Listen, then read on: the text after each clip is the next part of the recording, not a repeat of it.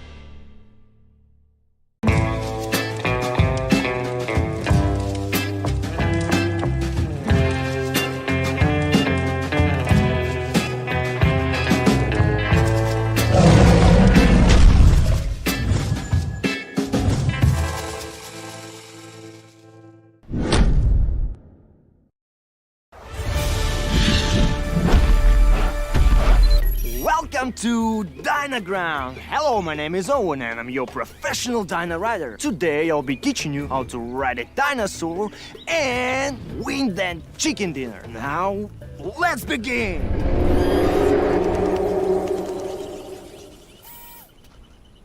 Relax, don't be scared. That's the sound of the mighty T-Rex.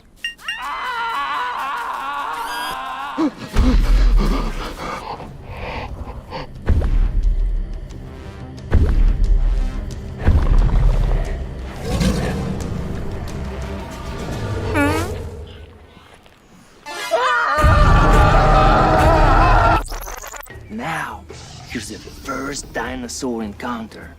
I want you to meet my girl Vicky, my sweet little raptor. Look how cute she is. Isn't she lovely? Vicky or raptors, they're the most vicious and fastest beasts in the world.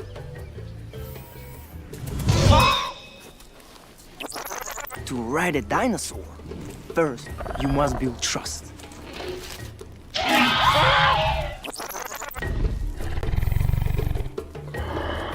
They are carnivores. They eat meat.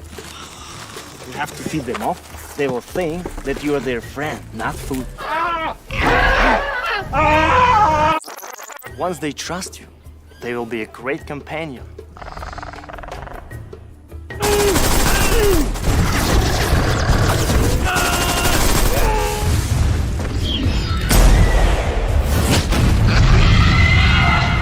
However, taming a dinosaur can be seen. Experience dinosaur taming and riding an all-new version of PUBG Mobile Dynaground. Explore Dino Settlement and Wild Reserve and embark on a prehistoric adventure in the Battle Royale game. Come and play now.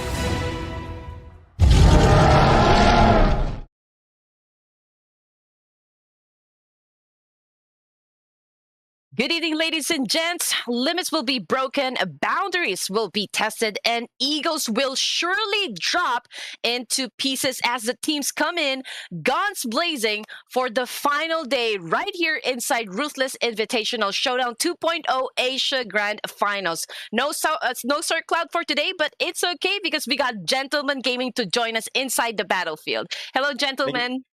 Yeah, thank you very much, Red Queen Gaming, and I'm really excited to be here right now. And to Sir Cloud, thank you very much for giving all of the viewers, all of the fans out there, the first 3 days of battle. But right now, we're going in for the last day for this tournament. I'm really excited on what's going to happen because from the first 3 days, I was actually watching all the games for the past 3 days, and it got me excited because of how the leaderboard went in roller coaster mode, all the ups and downs and all the leaders, especially for the top 3 of the leaderboard. So let's see if something will change right here in our overall standing, because this is where everything is like really at stake.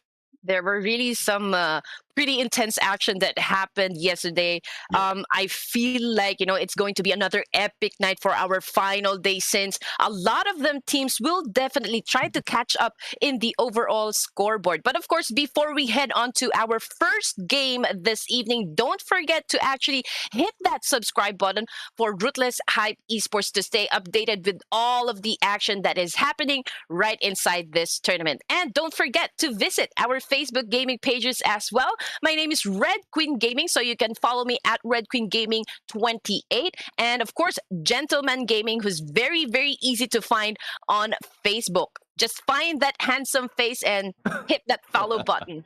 Yeah, I mean, I would not agree to you 100% with that handsome face. But follow, yes, please do give us a follow so that you will be updated on all that's happening. Like tournaments that will be happening in Ruthless, and as well as with our pages. There's a lot of things happening, especially in this second half of this year. There's a lot of happenings right now for PUBG Mobile. So hopefully you can give us all those following so that all the updates from all sides of the globe, especially right now, we are going to see South Asia and Southeast Asia battle. Oh, yeah. We've seen them for the first 3 days. We're going to see the ending for this 2 region, and we'll have to find out which ones are the best. Yes, and you know what? This is the final day, so probably these things will keep us at the edge of our seat. So I do hope that you have your favorite snacks with you, because it is going to be a long night. 6 matches before we end this tournament. And as you can see, all right, we are already at the final day, and the point system will be pretty much standard. This is basic. To whoever will win the chicken dinner will, of course, receive 10 points in total. I mean, I believe from the last year when I was invited as well to shoutcast in games under Ruthless, we're seeing a different point system. But this now, it's more on the eliminations that really matter. The placement point is not that much. Imagine it's only 10 points for the winner chicken dinner. So it's not that much, and easily can be captured on the #1 spot if in case a team got a lot of elimination. So hopefully the teams are fired up right now, because I'm really excited to see all those eliminations going on from the first part, from the first stage of the circle up until the end. I'm pretty sure they're going to rack up all those points. And why are they racking up all those points? Is because of this prize pool. We have a total of $3,000 on the first place. That will be a whopping 1,250. For second place is $700. Third place for 400, 250 for the fourth place. And not only that, we also have the MVP, fan favorite, as well as teams with the most winner chicken dinner. So that's a lot of moolah right here in front of us. Oh yeah, definitely. I was already talking about to Sir Cloud yesterday. Like if if a team wins the lion's share of this $3,000 prize pool, gentlemen, of course I would be thinking about like what gadget are they gonna upgrade, or like are they getting a new phone, or are they gonna treat the whole team to a barbecue session? Well, you can always invite Red Queen Gaming and of course Gentleman Gaming if you guys are open for it. I mean, that's a lot of money, I'm not gonna lie. And also, hopefully you guys already participated in the voting system. We actually have an ongoing favorite fan voting, so hopefully you shower your favorite player with some love and support. Make sure that you put him at the pedestal to win that $100. And we're talking about one specific player earlier before the broadcast, but I won't pull it out right here. Probably later I'll try to put that in the conversation. But thank you, Sir Cloud, for pointing that out to Red Queen Gaming, and I'm pretty sure she is doing her best to find him and all his socials. For those of you who don't know, all you have to do is watch the other broadcast. I won't tell you which day. I won't tell you which part. All you have to do is check out all the other broadcasts. So you'll have a little bit of sauce of what I'm talking about, and also to support the page, the channel as well. Because if you haven't, if this is the first time you're watching this, then you miss a lot already. Because 3 days of battle. Imagine 3 days of back-to-back-to-back battle, 6 matches each, and if this is the first time, well, you might just be going for the ending. So you need to track back a little bit for the start of the story. And speaking of story, there's a lot of story that has been made already in this game. Imagine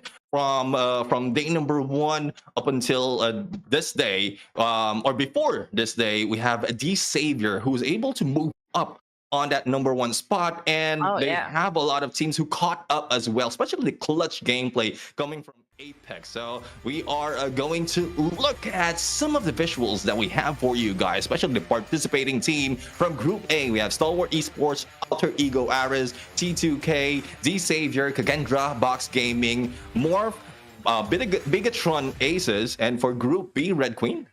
Yes, we have the SKYLIGHTZ Gaming coming from Nepal, Team Secret from Malaysia, and our front runner, which is For Miracle Vibes, coming from Mongolia, XERXIA Esports, VOIN Bulls 21 NFT Esports, Leo Esports, and of course RRQ for Group B. And for Group C, we have first CJ Evos, and we have the Team Infinity from Thailand. We have Genesis Esports from Myanmar, and CMF, GSM from Bangladesh, Boom Esports from Indonesia.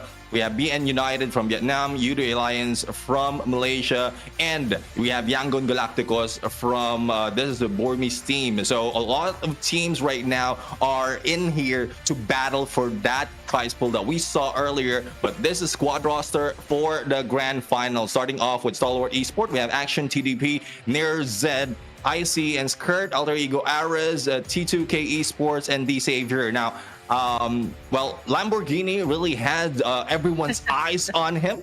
I don't know why you're laughing, Red Queen. I mean, everyone's has his eyes on him, because if I'm not mistaken, he's one of the top MVP from the past 3 days.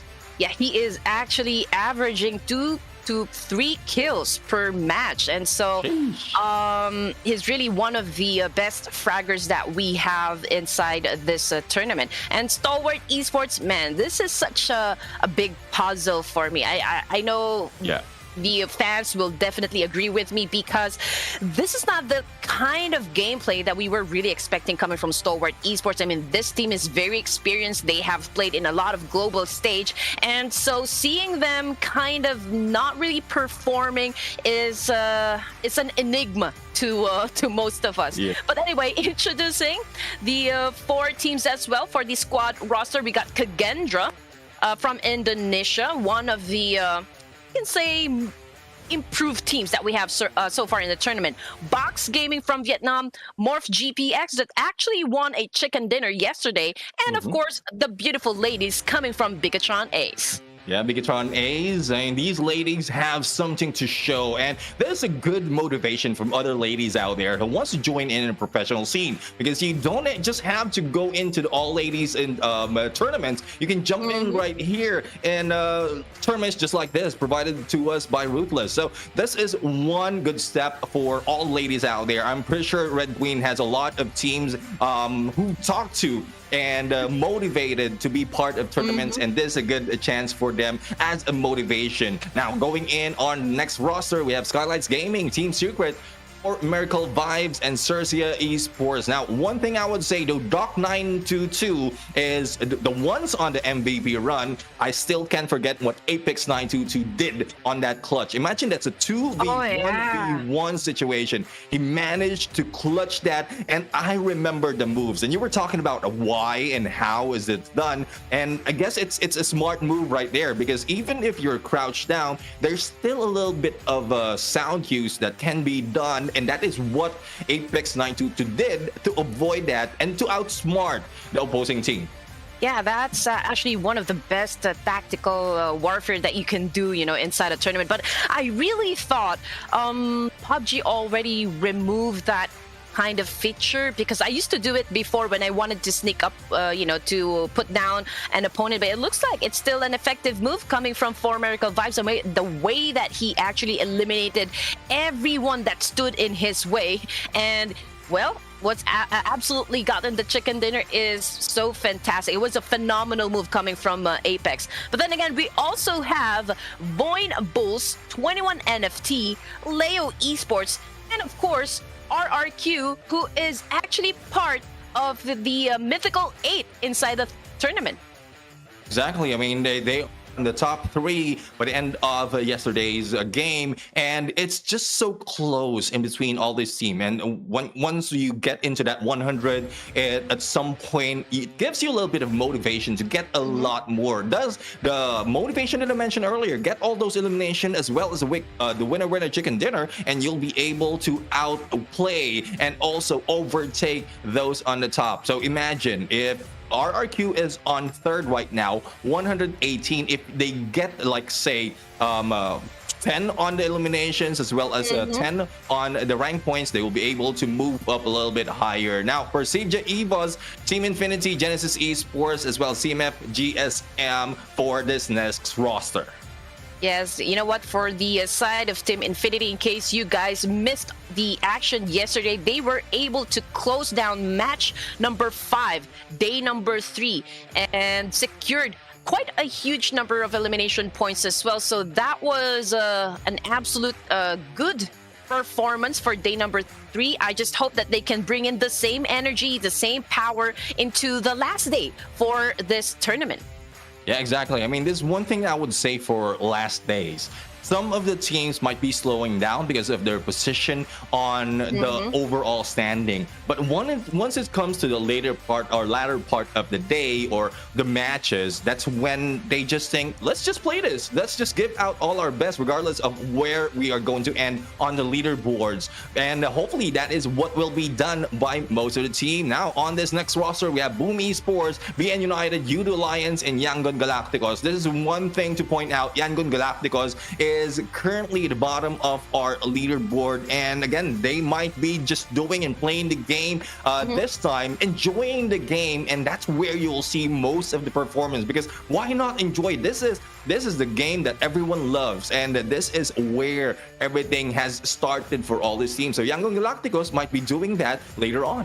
Yes, and BN United, Youth Alliance, both of these teams actually had an explosive performance yesterday. I just cannot say the same for Boom Esports. I mean, they started off really strong during day number 1, and it just kind of slowed after we've concluded day number 2. And right now, they actually moved down several spots, and so I'm hoping for a strong comeback for this team, considering that they are a hard-hitting team inside this tournament. And of course, we would be giving a spotlight to our overall tournament MVP.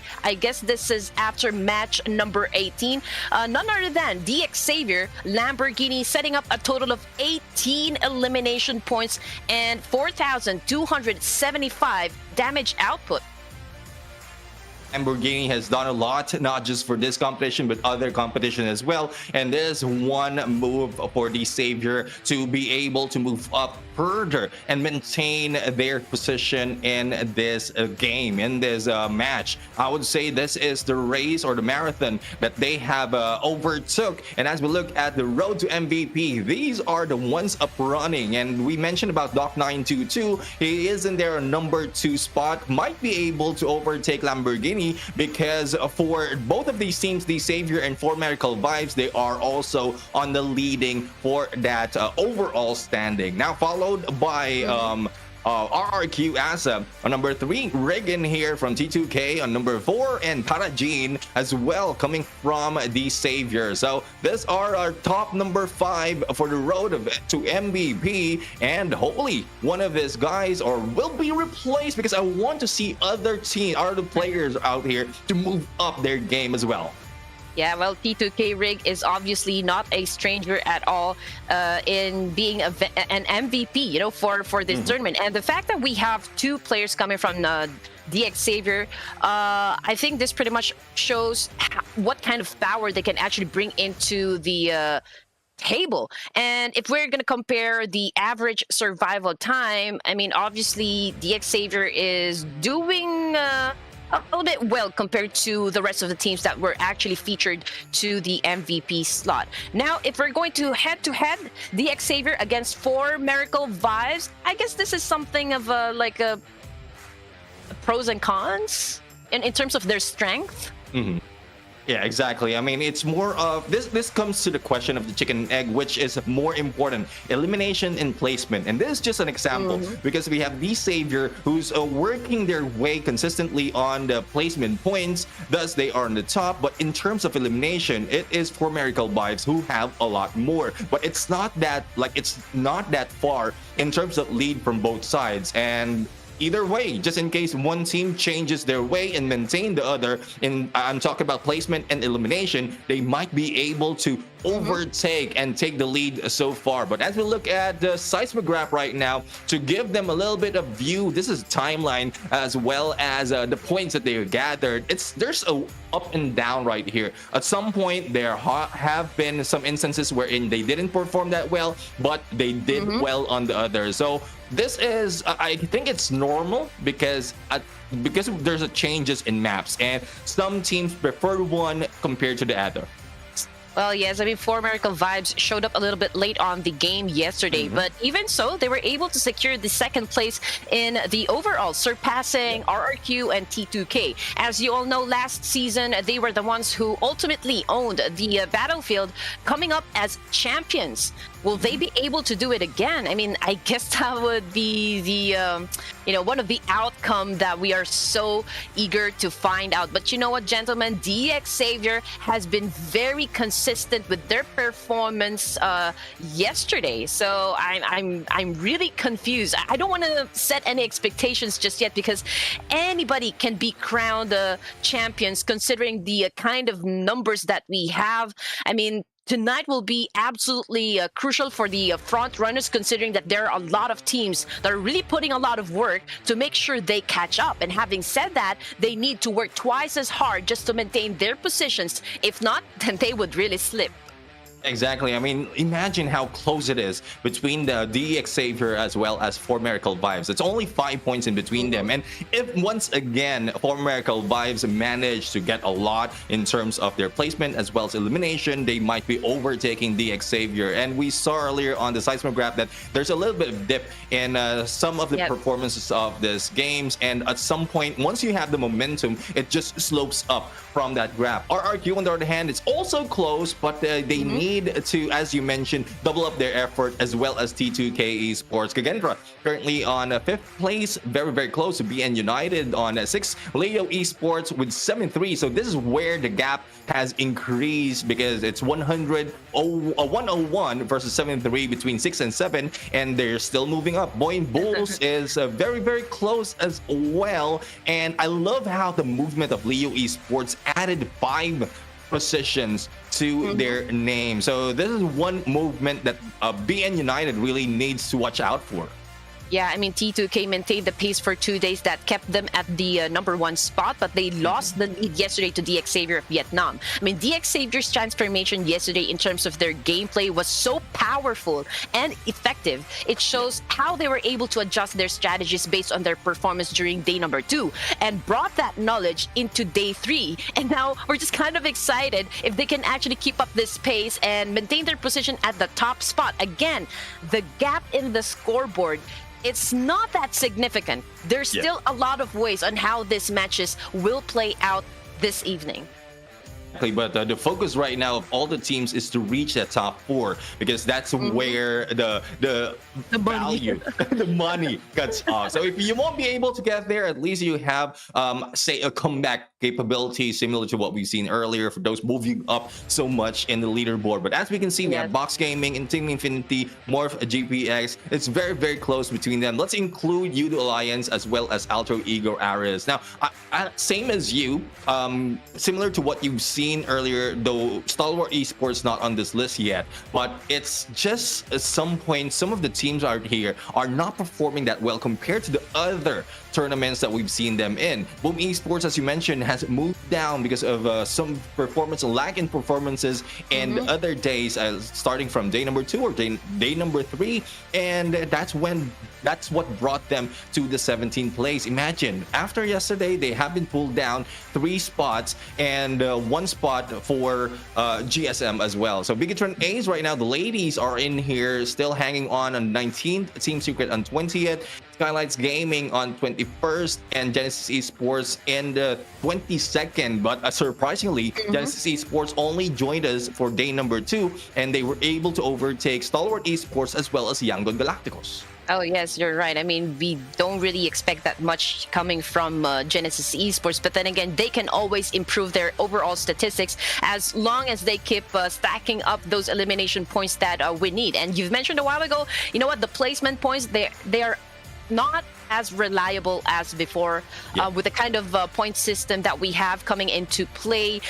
These teams are actually forced to lean towards a kill-based strategy rather than just depending on the placement points. So during the first 2 zones, I think this would be the perfect time for them to actually invest securing a lot of elimination points so that it would be easier for them to create that huge gap that we were talking about. So, you know, as we go along the way, nearing the end of the tournament, then that's the time you can perhaps, you know, relax and give a little room for mistakes.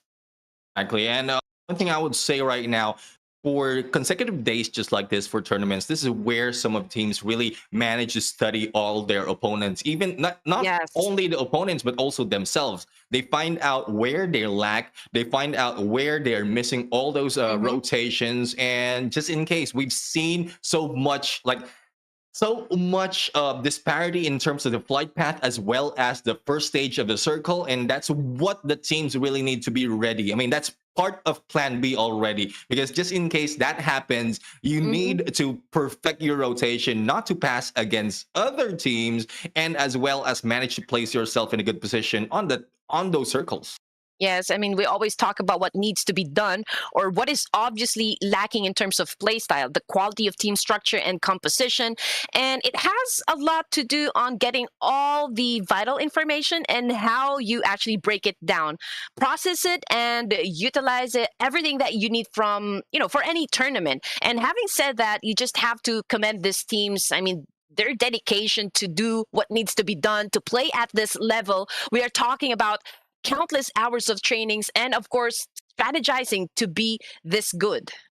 Exactly. I mean, mechanical skills is already in there. The strategizing really is a vital part because I've seen that firsthand. I met with some of the teams out here and I saw how they talk about after each match, all the matches that just happened. And that is when PMSL for Southeast Asia happened. So as we go in for the schedule right now, I guess this is where we find out if all those talks, all those strategies and adjustments will be done because we're going to start it off as always on ERANGEL, followed by MIRAMAR, and it goes all throughout the 6 matches. And guys, just set the expectation, this is the last day for this tournament, so don't go away. This is going to be hot.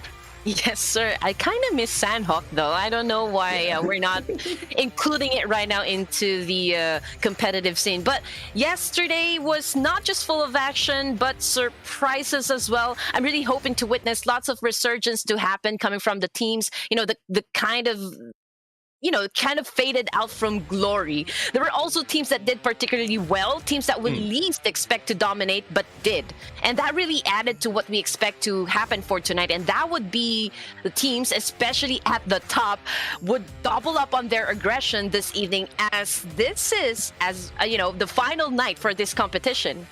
Exactly, and this time, these are the groups who will be playing. So Group A and B to start this day off. They will be playing the 19th match for this competition, for this tournament, and it will start off in ERANGEL, similar to what we've seen on the schedule earlier. So we'll have to find out who of these teams will be moving faster towards those play zone. Also, from the comment section in there, we like to find out as well which of these teams you are rooting for. So don't forget to comment as well as you make sure that you can follow the for because we part as well. We'll be given those teams who help the fans out there.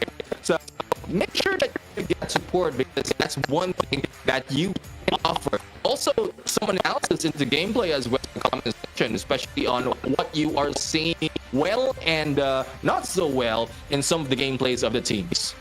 Yeah, I mean, it was a slow day yesterday for T2K, so let's see if they can make some improvements, if they went back to the drawing board last night to talk about like what kind of mistakes that they did inside the battlefield and how they can change the tone for tonight's event. And now we're just excited to kick things off. Of course, our first map this evening will be in the the classic map of ERANGEL. This is everyone's favorite. You know, you cannot really call yourself a PUBG player if you haven't experienced ERANGEL.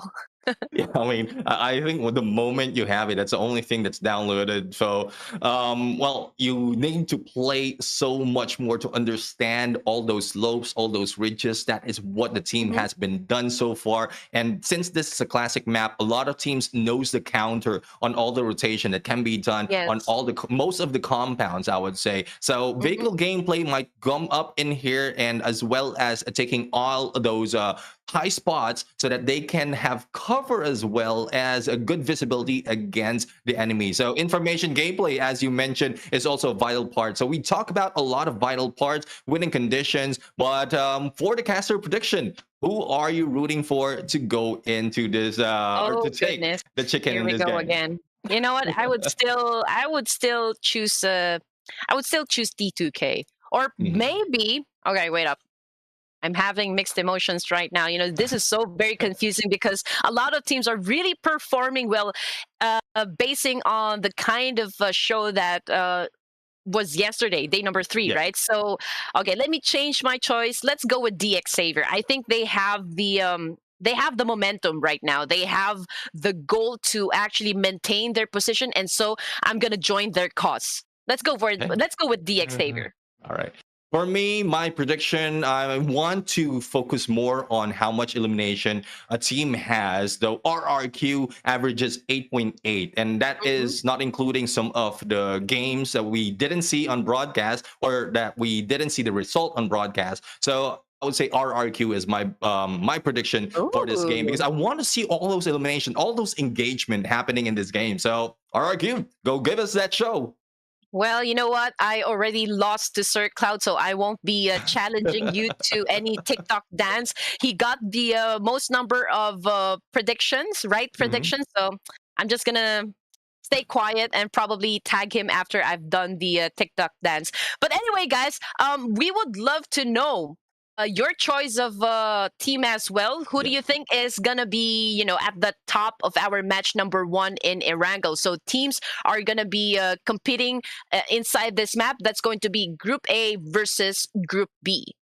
Exactly, and this is where we're going to find out which group. And I guess when we talk about which group is really considered as a group of that, it's Group A that has most of the top spots. So if Group A can be overtaken by Group B in terms of the title of Group of that, then this is where we find out. Because the last day usually brings all those energy, all those adrenaline coming from the teams who wants to get a lot of those elimination as well as the chicken. So this is where we are going to start it off. But I'm thinking that it might be slow from the start, because though they had made some adjustment and study on the gameplay of their team, they don't want it to be spoiled so much in the early set of this match. So as we are going to start the game in ERANGEL, we are going to find out which team from Group A or which team from Group A and Group B will be popping off this time. And the flight is ready, Red Queen, and it will be flying in a few seconds. ERANGEL map. Now let's talk about where most of the teams are usually going for the engagement. I think Shinky has a lot of occupants at this point. Not only that, we've seen a lot in the military base as well. So there's a few drop spot, even in Rosok, there's a few drop spot that can be considered hot drop in this game. So let's go and bring on the flight as we go on.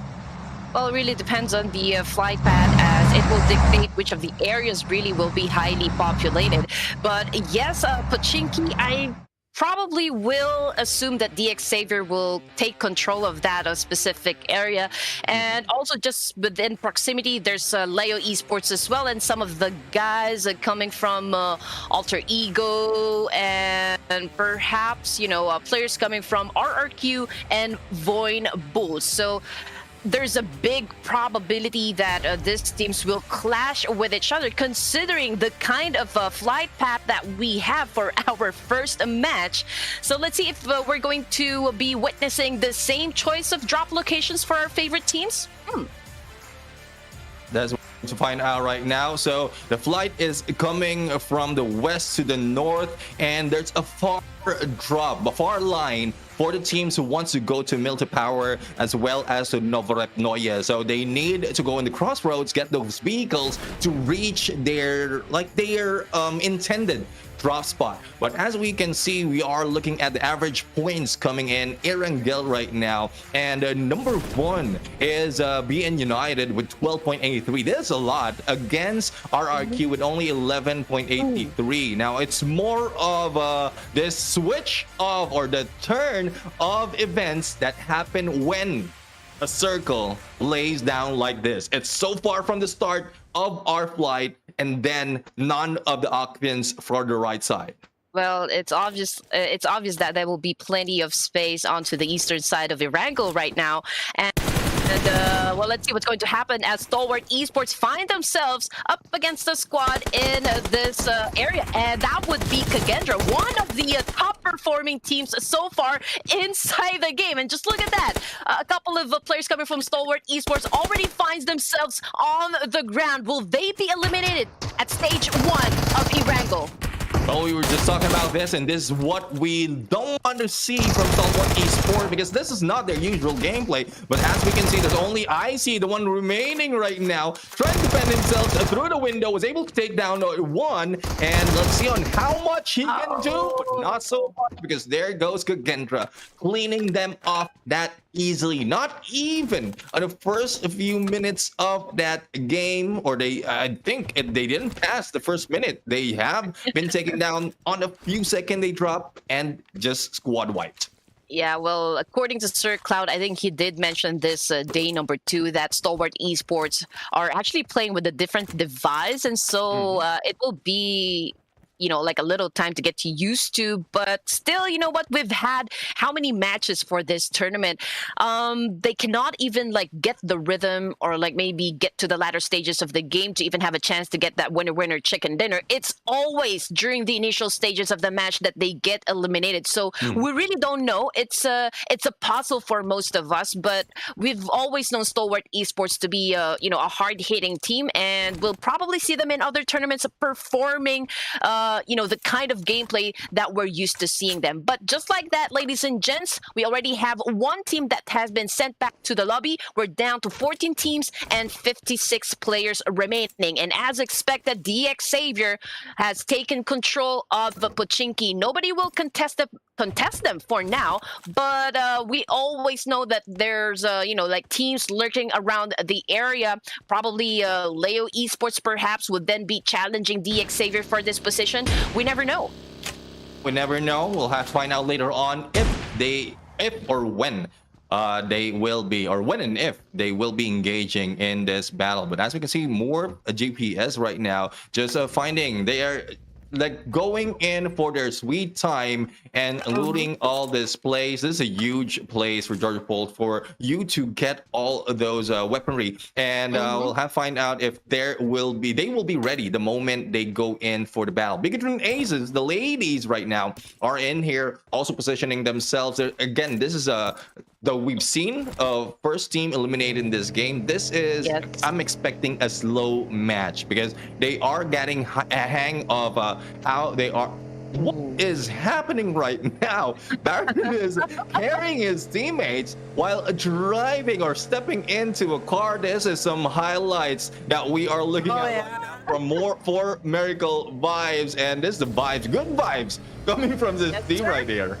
I mean, this is, well, you gotta be resourceful, and 4 Miracle Vibes is showing us just that. You need to be able to adapt to your surroundings and especially the situations. And there you go. With what just happened, with what they did, they were able to save their teammate, and now they can head inside the military base to go for the loots, to go for the resources that they need to prepare themselves in any engagement that will come their way. And we've seen, BIGETRON Aces just a while ago, and they always drop into the south of Jorgopol. Now we are waiting to see, because just onto the northern side of Jorgopol, there's also the players coming from MORPH GPX. If they chose to drop in that location, perhaps we'll be seeing them collide in just a few minutes. But of course, this is just the first phase, gentlemen. Probably, teams wouldn't be engaging this early. They would want to try to check the flow of the match before they really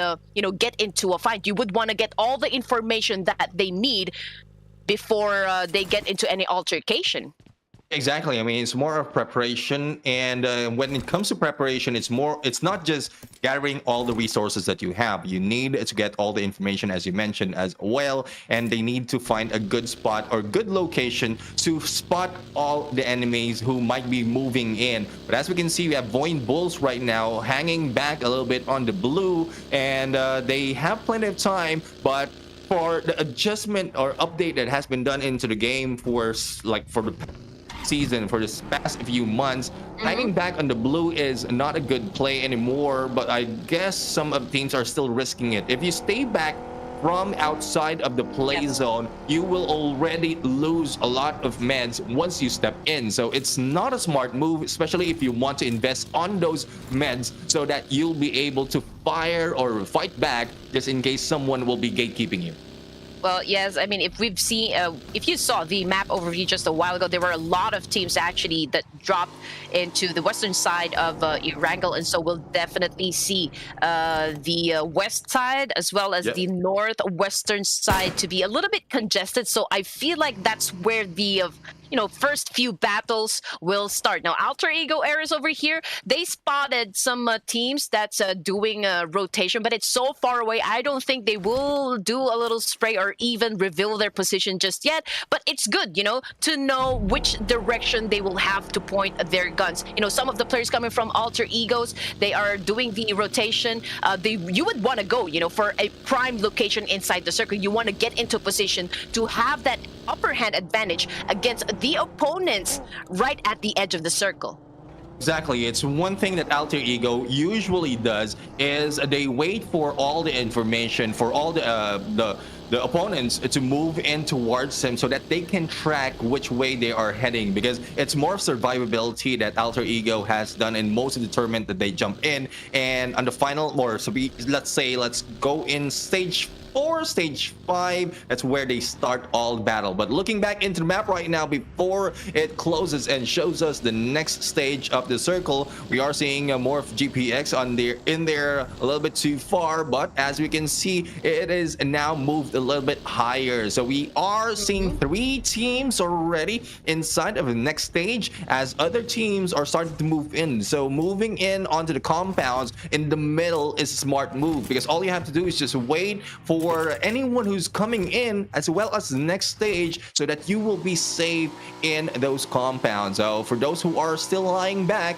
they need to move fast, because it will not look good just in case they will be caught off guard. Yes, you're right. But you know what? Box Gaming is actually still inside Yasnaya Polyana, and there's a big possibility that they will clash with the players coming from the XERXIA. 21 NFT, however, very much close with the guys coming from RRQ, and I think there is already an engagement happening because Nerpeko is currently on the ground as we speak. Yeah, Nerpeko has been taken down, and we'll have to see if the pickup can be done right now. And there goes elimination. Now healing coming from 21 NFT will be done, and 1 elimination already for RRQ. I guess I'm giving them the caster's curse right now. I was cheering them to go in for the elimination and not to be eliminated early. So, well, that's on me, I would say. I want to blame RRQ for that, because I should have pointed it out. They have a good chance to get all those points. I actually had the caster curse yesterday. Let's see if it's still on effect, you know, for Red Queen Gaming. But anyway, let's check what's currently happening with XERXIA. So right now, I feel like they are already in the middle of the circle together with the Box Gaming and some of the players coming from Team Secret as well. 21 NFT and RRQ also within the circle. Now we got Chu over here, did a spray, but unfortunately did not connect to his target. But you know what? He already revealed his location, so most of the squads is probably within the area knows that this compound has a player inside or someone is camping it. But KAGENDRA, oh no, this is not looking too good, because they found themselves up against Alter Ego, and it looks like it's going to be difficult for them to move forward past this.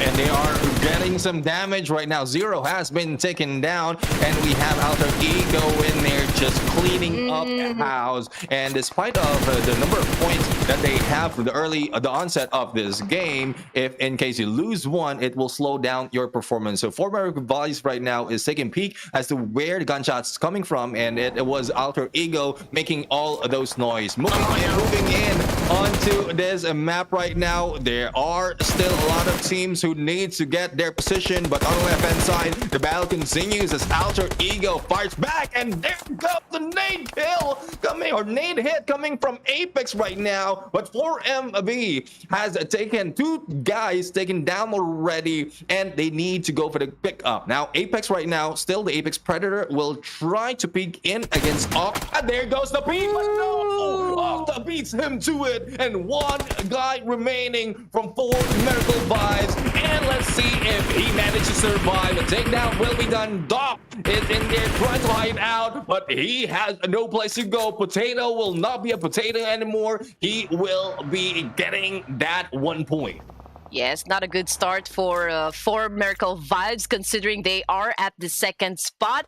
But you know what? For Miracle Vibes, they always pop off during the last 2 rounds for any evenings, but of course they need to reconsider that kind of strategy, because this is the final day. But anyway, Alter Egos survived that clash up against the 4 Miracle Vibes with all of the players still intact, but they need to get a move on since they are already being devoured by the blue zone. So let's see what's going to happen as they get inside the circle. I don't think anybody would say hi to them before they step in, but you know what, for T2K, okay, someone or like Turo Love did a spray, but I don't understand why he did not continue on inflicting that damage. He just kind of like gave up and went back straight to his teammates.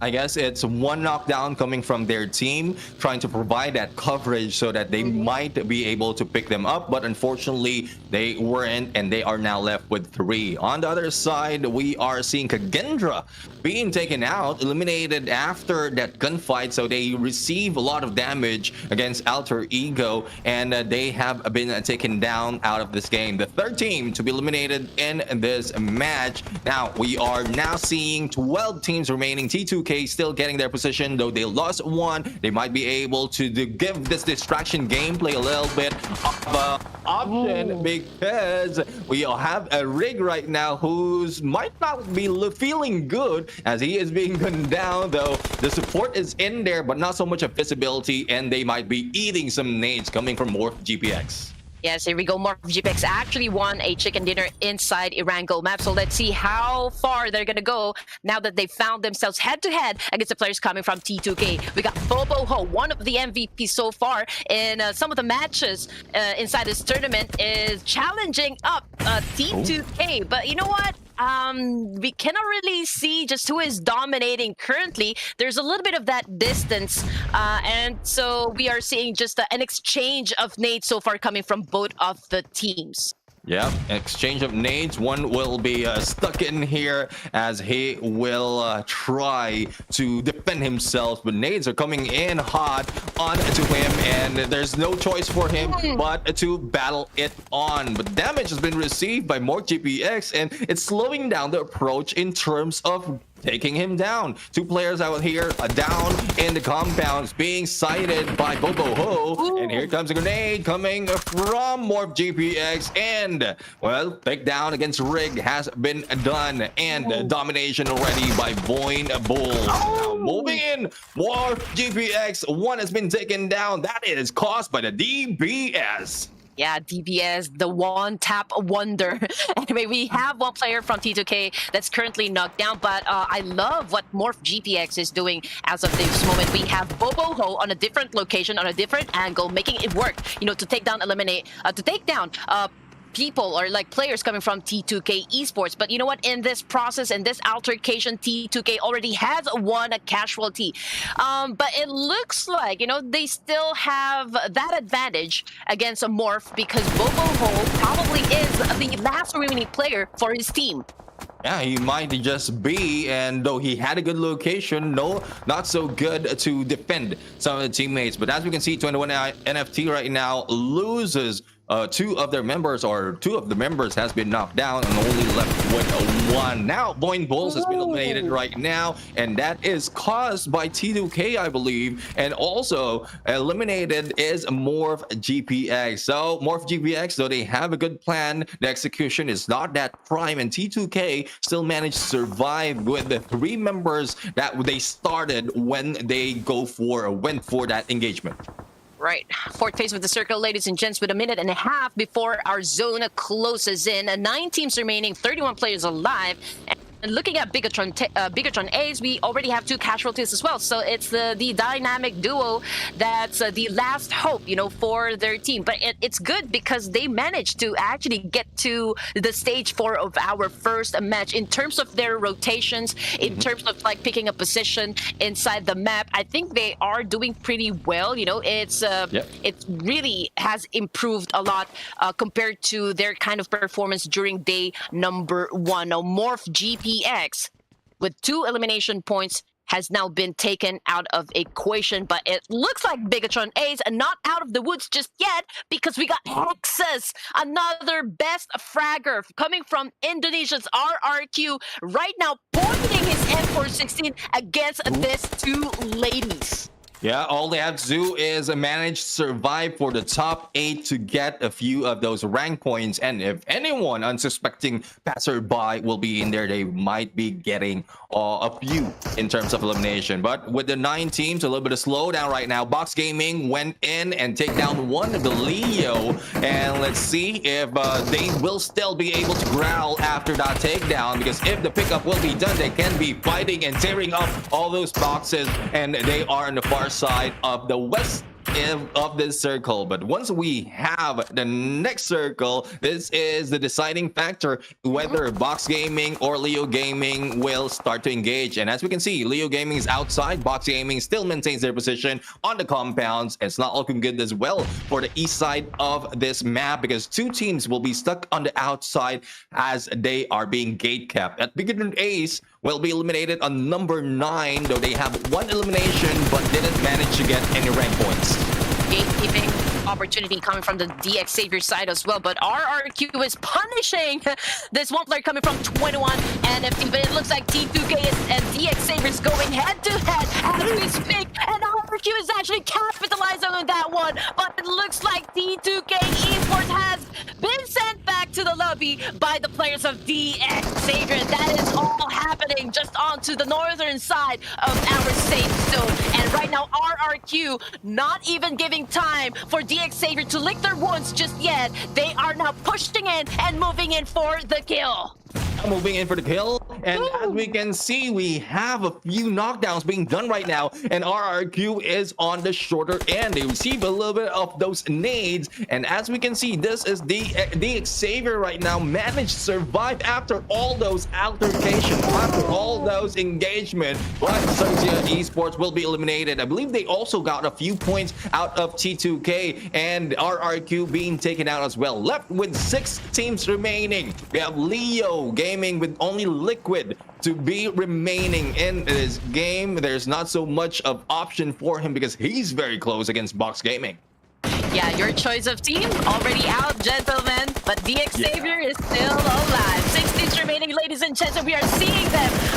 Box Gaming putting a lot of pressure against the players coming from Leo Esports, and there you go. Leo Esports with no elimination points whatsoever has now been eliminated from ERANGEL. Second to be eliminated, we got RRQ as well. We have next team who will be targeted by a lot, and Team Secret is the first one who will be shooting them off, being in there just on the ridge, and also backs behind DX Savior. So 2 teams, Team Secret and DX Savior, trying to hit down against XERXIA, and even if they have a complete squad and 5 eliminations, it's not looking good for them in terms of position. So they might be using up all those smokes just to manage to survive, and hopefully they have one vehicle on them so that at least they can move a little bit faster. But as you can see, the Xavier, they're just hanging back in there onto the edge of the circle, waiting for the movement to happen in a bit, and that will be happening in less than 30 seconds. Team Secret as well as the Xavier seeing each other as well. This might be the 2 teams who will be engaging later on, but the advantage will be on the Xavier, who's a complete squad. Yes, I mean, this is where the utilities come into play. This is the crucial part. So you need to be able to have like at least 4 to 5 smokes in your backpacks, just in case the zone lands into an open space, which no cover whatsoever. Now we've got Box Gaming over here cooking up that nade and plans to annihilate the players coming from the Xavier, but it looks like Levi's has the same idea as well. So let's see which of these teams will find themselves on the ground with this trade-off.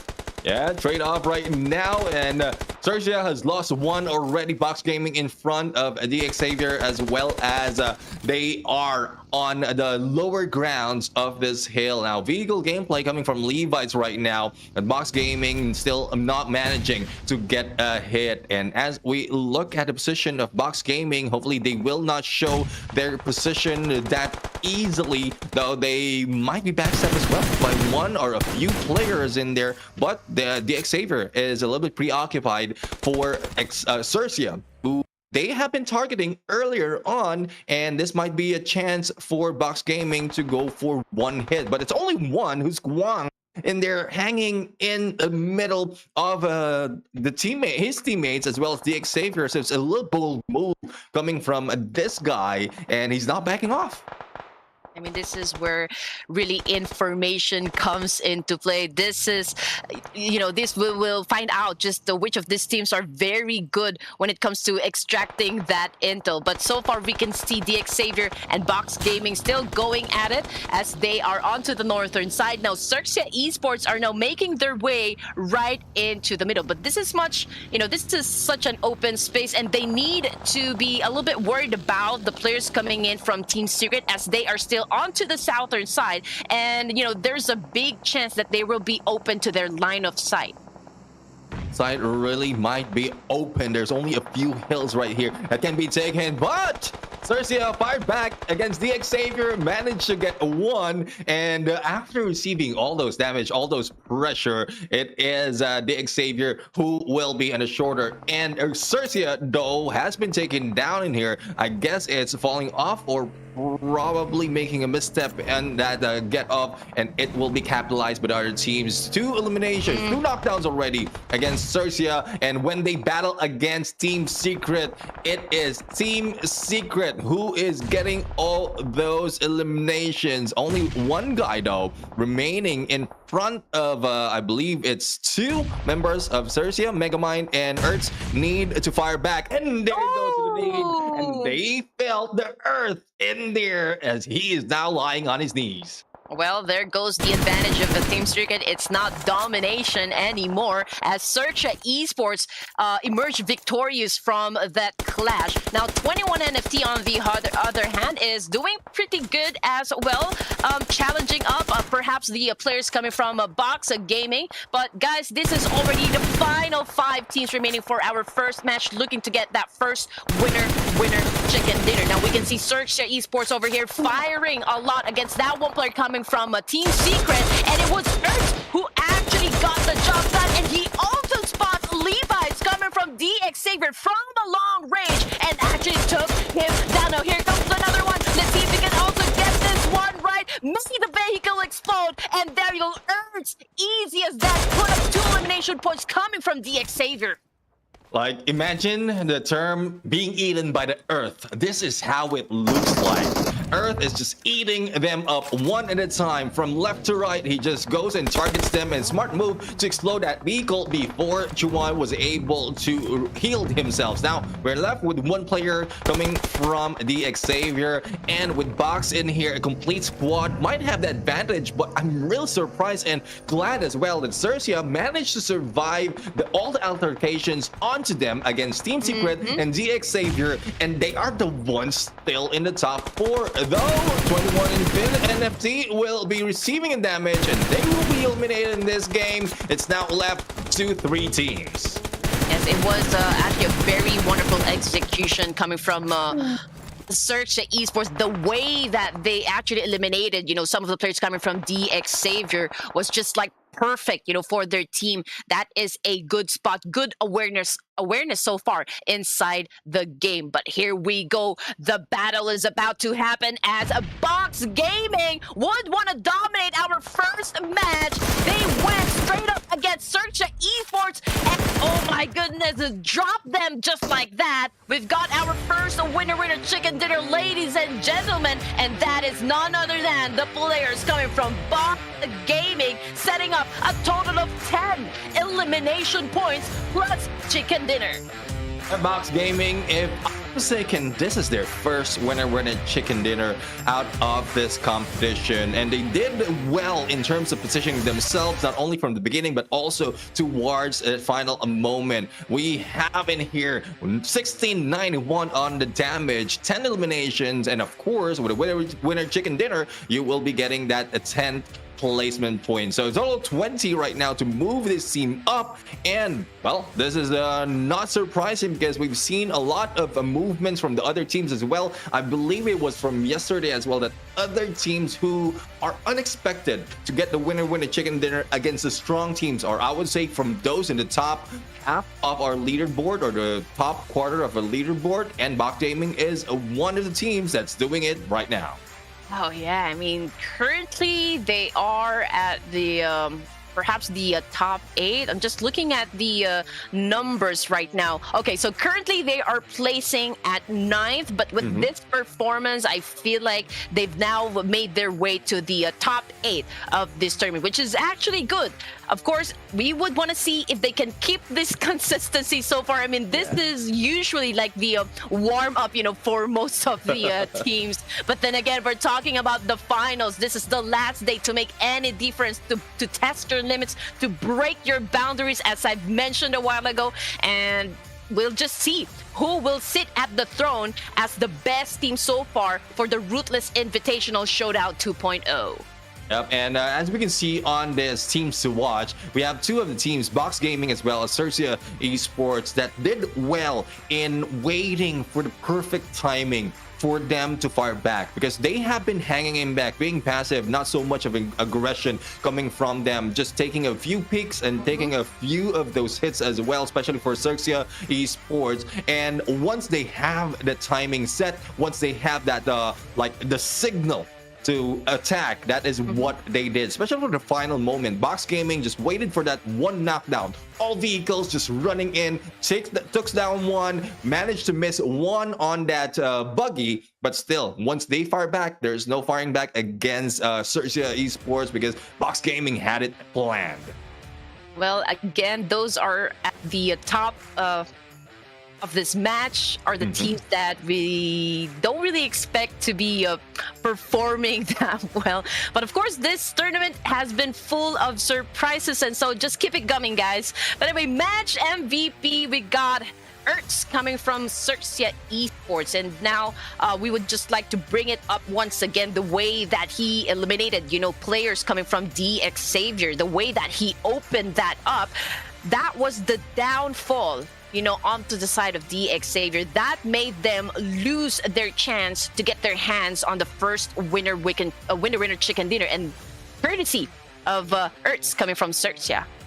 Yep, and well, again, for side of ERTZ, or for the entirety of XERXIA from that match, they have received a lot of damage. They lost a lot of resources already in terms of utilities, in terms of resources like meds, and again, I was surprised that they ended in there with 3 members on the final 2 teams of this game. Surprised and happy at the same time, because at some point, once you are in there, there's a lot of pressure, and I can feel the pressure coming from both teams. I'm pointing out Team Secret as well as XERXIA, who's giving that pressure, and they managed to get in there number 2. But let's not take it away for the winner chicken dinner taker, Box Gaming right here with 20 points. 15 points goes to XERXIA Esports. 21 NFT, managed to survive longer with a single player in there, got 9 points. Team Secret with 8 points, and that has been brought in mostly on elimination. Alter Ego with 7 only on elimination.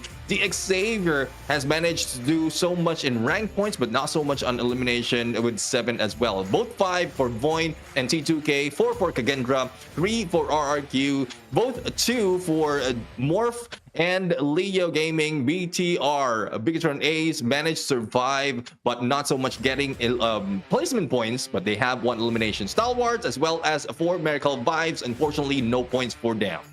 Well, XERXIA has always been consistent when it comes to ERANGEL match, and right now, today is probably their redemption day, wherein they get the winner chicken dinner this time. But you know what? 4MV or 4 Miracle Vibes not just going head-to-head right now with T2K for the top spot. They are also in great competition with RRQ and XERXIA this time. It was an explosive performance coming from XERXIA, back-to-back winner chicken dinner, as they opened up their matches yesterday.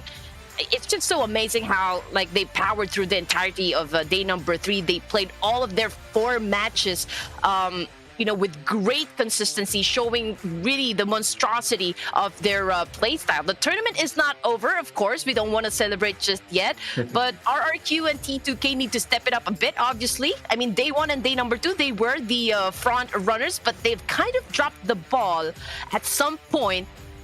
You know what? We don't have to worry, because there's still time to pick up the pace. They just have to do it fast. Yeah, exactly. If there is a time for them to do it, it is now. Though some of the teams like former Vibes didn't do so much because they didn't get enough points, but still managed to maintain their second spot. But unfortunate for them, the Xavier has already taken a huge lead because of they survived longer as well as got in a lot of points. Now, as we saw earlier, it's Box Gaming who moved up in there, I believe, from the second page to the first page, the top 8 of our leaderboard, and we have a Leo Esports who has been kicked down. XERXIA Esports, because of their amazing performance, moved up 5 spot. Alter Ego also moved up the same as 21 NFT Esports. MORPH though, as well as Team Infinity, and let's include Youth Alliance, who had been pulled down in here, and it's not looking good for the scene. Procedure Evos maintains, probably because they, I believe they didn't play for this game just yet. They're part of Group C though, so they will not be moving anywhere, especially most of the players or most of the teams coming from Group C. Yeah, well, I can say that those teams that has the best improvement, you know, during day number 3 would be Team Infinity, Yudo Alliance, Leo Esports, and MORPH GPX. And I'm really happy to see that some of the teams mentioned are really, you know, keeping up the pace of the game. It can be exhausting, you know, to play 6 matches per night, and maintaining that kind of speed, that kind of tenacity inside the battlefield is always gonna be a challenge, you know, for most of the teams. But if there's still more to come, you know, for our match number 2, again, just like what we've mentioned earlier, sometimes game number 1 is just the warm up, you know, for some of the teams. So we will be expecting an explosive match number 2, which will be happening in Miramar. And we are going in for Miramar for the next match. So hopefully you stand back. Some of the teams out here are just preparing, and they might be changing their ways as well, because this is a different pace compared to what we've seen from ERANGEL. So match number 2 in Miramar, there's a lot of changes and adjustments will be done. It might not be the same team that we are going to see in here perform. It might be a different team who will be moving up a lot of spots on that overall leaderboard. So hopefully you stay back in here and watch all those games. Don't go away. Make sure that you subscribe, and as well as like the stream, because a lot more will be happening in this games, Red Queen. Yes, so don't go away, ladies and gents. Stay right here watching this game. We'll be right back after this.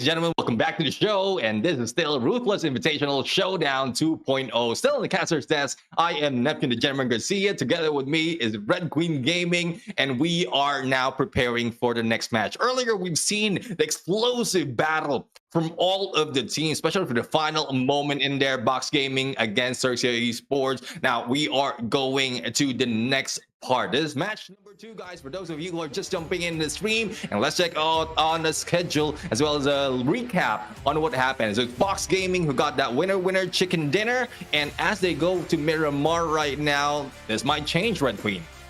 Oh yeah, definitely. I just lost my first game prediction, so I'm gonna make it up for our Miramar. But as mentioned a while ago, it was a slow day yesterday for T2K. I mean, the only time that they were able to make any difference was during their match in Miramar going up against Group B. So I've always said that they show great consistency when it comes to Miramar. I believe this map is their strongest map, but I feel like they struggle a bit though when they are faced with the teams coming from Group C. They usually drop around the area of Minas Generales and La Bendita, then rotate further east, wherein there's a high chance that they will collide with Gremlin Esports or Alter Ego. But versus Group B, they are most likely to clash with the ladies coming from BIGETRON A. Now, how the groupings really changes the gameplay of the other teams, because understanding which group will not be playing can give you an opening on the drop spot. And this time on the playing team, Group B will not be playing, so it's A and C right now. And love what you mentioned about all those points and rotation being done by the teams out here. And I would say the Xavier has a better chance in here in this match, because in terms of elimination, again, I'm just going into the numbers right now. In terms of elimination, they have 8.4 of average, and they are still followed by their the teams who's chasing after there is 4 Miracle Vibes, and I believe the clutch happened in Miramar as well, coming from Apex. So this is one thing, another surprise that might be happening, just in case they end up on the final, unless one goes down early. That's what makes it, you know, very hard to choose which of these teams would pretty much dominate, you know, any matches this evening. But here we go again, gentlemen. I made the first choice a while ago first, but you go ahead this time. Well, I'll be going for 4 Miracle Vibes. They have the momentum from yesterday, though they didn't do it in ERANGEL, but I'm pretty sure they have a good set of plan this time. Again, unexpected, because they lost a little bit early on at ERANGEL. Okay, but this is, I believe, Group A versus Group C, and teams that are actually performing, right? Is 4 Miracle yeah, Vibes. sorry about that. Yeah, okay. So, but for this Miramar map, I think it's DX Xavier, BN United, and KAGENDRA. That's, you know, I would say the top performing teams when it comes to Miramar map. But I would go on a limb here and still choose T2K, because I've mentioned a while ago, this is their strongest map. Yeah, looking at the numbers right now and taking out all of from those Group B, I guess apologies for missing that. I would like to go for the Xavier this time. I mean, they still are on the top in terms of elimination and not so much on rank point. And if they studied their homework well, they might have worked out on rank point already. Well, it was a beautiful back-to-back winner chicken dinner coming from DX Xavier. That actually, or like that play, led them to get the #1 spot. And so, in terms of like how much power they're willing to bring into the table, DX Xavier really has, you know, like a high chance of dominating Miramar map once again. I mean, they ended this game yesterday with a double-digit score and having the highest damage output compared to the rest of the teams that played the match. Yep, exactly. And well, 17 eliminations, it has been done. That is the highest that has been done in Miramar, and that came from yesterday, match number 2. So this is match number 2, and I'm looking for like the same pattern, unless the caster curse kicks in once again. But what's kicking in? The flame that will be bringing our teams to Miramar, and we're going to find out where they will be dropping, because again, we've seen so much of difference in gap from the flight path towards the first stage of the circle, and hopefully this changes this time.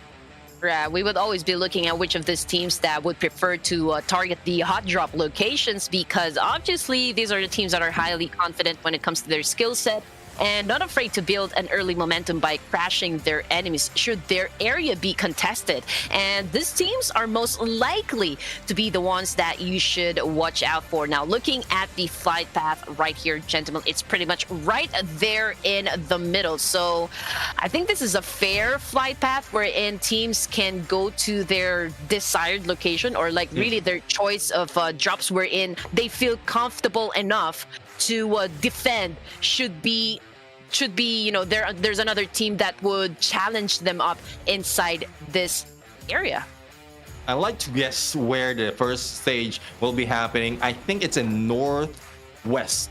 That would be the first stage of the circle. I mean, I'm just putting out a lot of assumptions right here, but I like to I like your point as well. This is straight in the middle. The flight path giving them a good chance to spread out and reach their intended drop spot. And it didn't go northwest, but it's still in north and it's still in the middle. So this is, I guess, this is what I wish for the start of this game. Make sure that the flight path as well as the first stage of circle converge. And this is what's happening right now, as a conversion will be happening between a few of the teams as well. It's Genesis Esports who hearing a few of those footsteps from Stalwart Esports. We always open up our game with Stalwart Esports getting, you know, challenged up by another team. So let's see which of these teams will, of course, dominated this clash. Now we've got Genesis Esports up against the players coming from Stalwarts, and we can already see Tom being knocked down. So we are left with just 3 more players, of course, to carry the team to victory as long as they can finish up the players coming from Genesis. Yep, one has been taken down as well for Genesis Esports, and it's now a 3v3 situation. Good position though, being taken earlier by Stalwart Esports. Right now they are spread out, and one will be taking the second floor. Probably a little bit of backup, but Icy might not be surviving. And there goes a takedown, and there's a surprise hit coming from Subs. Will not work, and he will be taken down. And Icy as well. Oh, double hit in there, and I think I heard a DBS being released as well. I call this the Dream Breaker shotgun, because there's a lot of dream that has been broken by this gun. Well, second time of this day that Stalwart Esports was the team to be first taken out of a match. Man, I mean, the wonders that DBS can do, I mean, you just really have to be accurate when it comes to your aim to be able to pull off, you know, a wonderful kill with a DBS. But look at what is happening between BN United and, of course, the players coming from Persija this time. So far, so good coming from the BN United. Everyone is still gathering information, of course, to know how they can go about this altercation. And it's pretty much the same coming from Persija Evos, but we've got Lynx over here. He has a Vector in hand. This is an SMG, but with only 19 bullets in that. Oh, man, that's a wonderful shotgun kill right there coming from Persija. And right now, Saw's on top of this building inside that balcony trying to put down his enemies, but unfortunately, his hits is not really getting to his targets. And we'll have fine out. Luxy right now is trying to take a few shots right here, and it's a very risky position. Though Luxy has fallen down, received a little bit of damage though, but they are preparing their approach. 2 players remaining for the side of BN United, though. BN United is on the top 4 of my list in terms of average elimination takers overall, but it is not showing this time. Sauce right now is being rushed by 2 of the players. Shots being fired right now, and I think Sauce will not have any of those meds on him. A good parkour move coming from the top floor onto that second floor, and I think he might not be able to make it, as it is now Porsche, the only guy remaining in this fight. If he has been spotted, and it looks like it, a grenade might take him down. So who will ultimately own a pick out of this time? Persija Esports with the push. BN United has now been sent back to the lobby. The second team to be eliminated out of Miramar. And we are just at the stage 1 of Miramar with 3 minutes and a half before our zone closes in. Now, as early as this, earlier we saw that from Erangel that we had within a minute. One team has been taken down. So similar pattern emerged for Stalwart Esports. This time, BN United is the next entry to that takedown. Now, 13 teams remaining in this fight, and we are about to see some of the teams. Well, they will not be moving so much because of the placement of first stage, so they can or might be getting good position. Box Gaming right now, I think they spotted one. Master Smile will not be smiling after that hit, and Kwang will be taking him down. And Box Gaming still on the momentum after that winner chicken dinner. I don't think they're slowing down this time. Yes, Box Gaming looking to assume another 4 elimination points as early as now. It looks like they are dominating this players coming from Genesis Esports. Now we got Gosu with a micro Uzi, just went on top of this building right here to gain a little bit of that vantage point. But so far so good. I think Genesis Esports will survive that altercation, although Master Smile won't be included in this match. It's time to get away from Genesis Esports, and hopefully they'll get a good position, probably a high ground. They will be waiting for the other teams because passiveness comes in if you lose one of your members. And KAGENDRA right now is also on the way to beat Genesis Esports on the ropes, but as soon as one of, I guess, is West Scary who gave them a signal, KAGENDRA wasn't able to go in for those damage. Oh, I spoke too soon. Damage received, but I guess they will be surviving for the long run. Yes, sir. I mean, DMRs, once again, Mini 14s. This is the top sniper rifle that you would... oh, sorry. This is actually the top DMR gun that you can probably use in Miramar, considering that it uses a 5.56 millimeter ammo that is perfect in controlling that recoil compared to an SLR or an SKS. This is the perfect gun to have for those long range of fights, and I think it has proven a point so far with the KAGENDRA doing a little bit of that tap fire up against those rotating teams. But anyway, we've got KAGENDRA just inside Hacienda del Patron. Okay, they are actually just onto the northern side where Genesis Esports right now currently is staying, but they need to be a little bit have a sense of game awareness since Box Gaming is not too far away.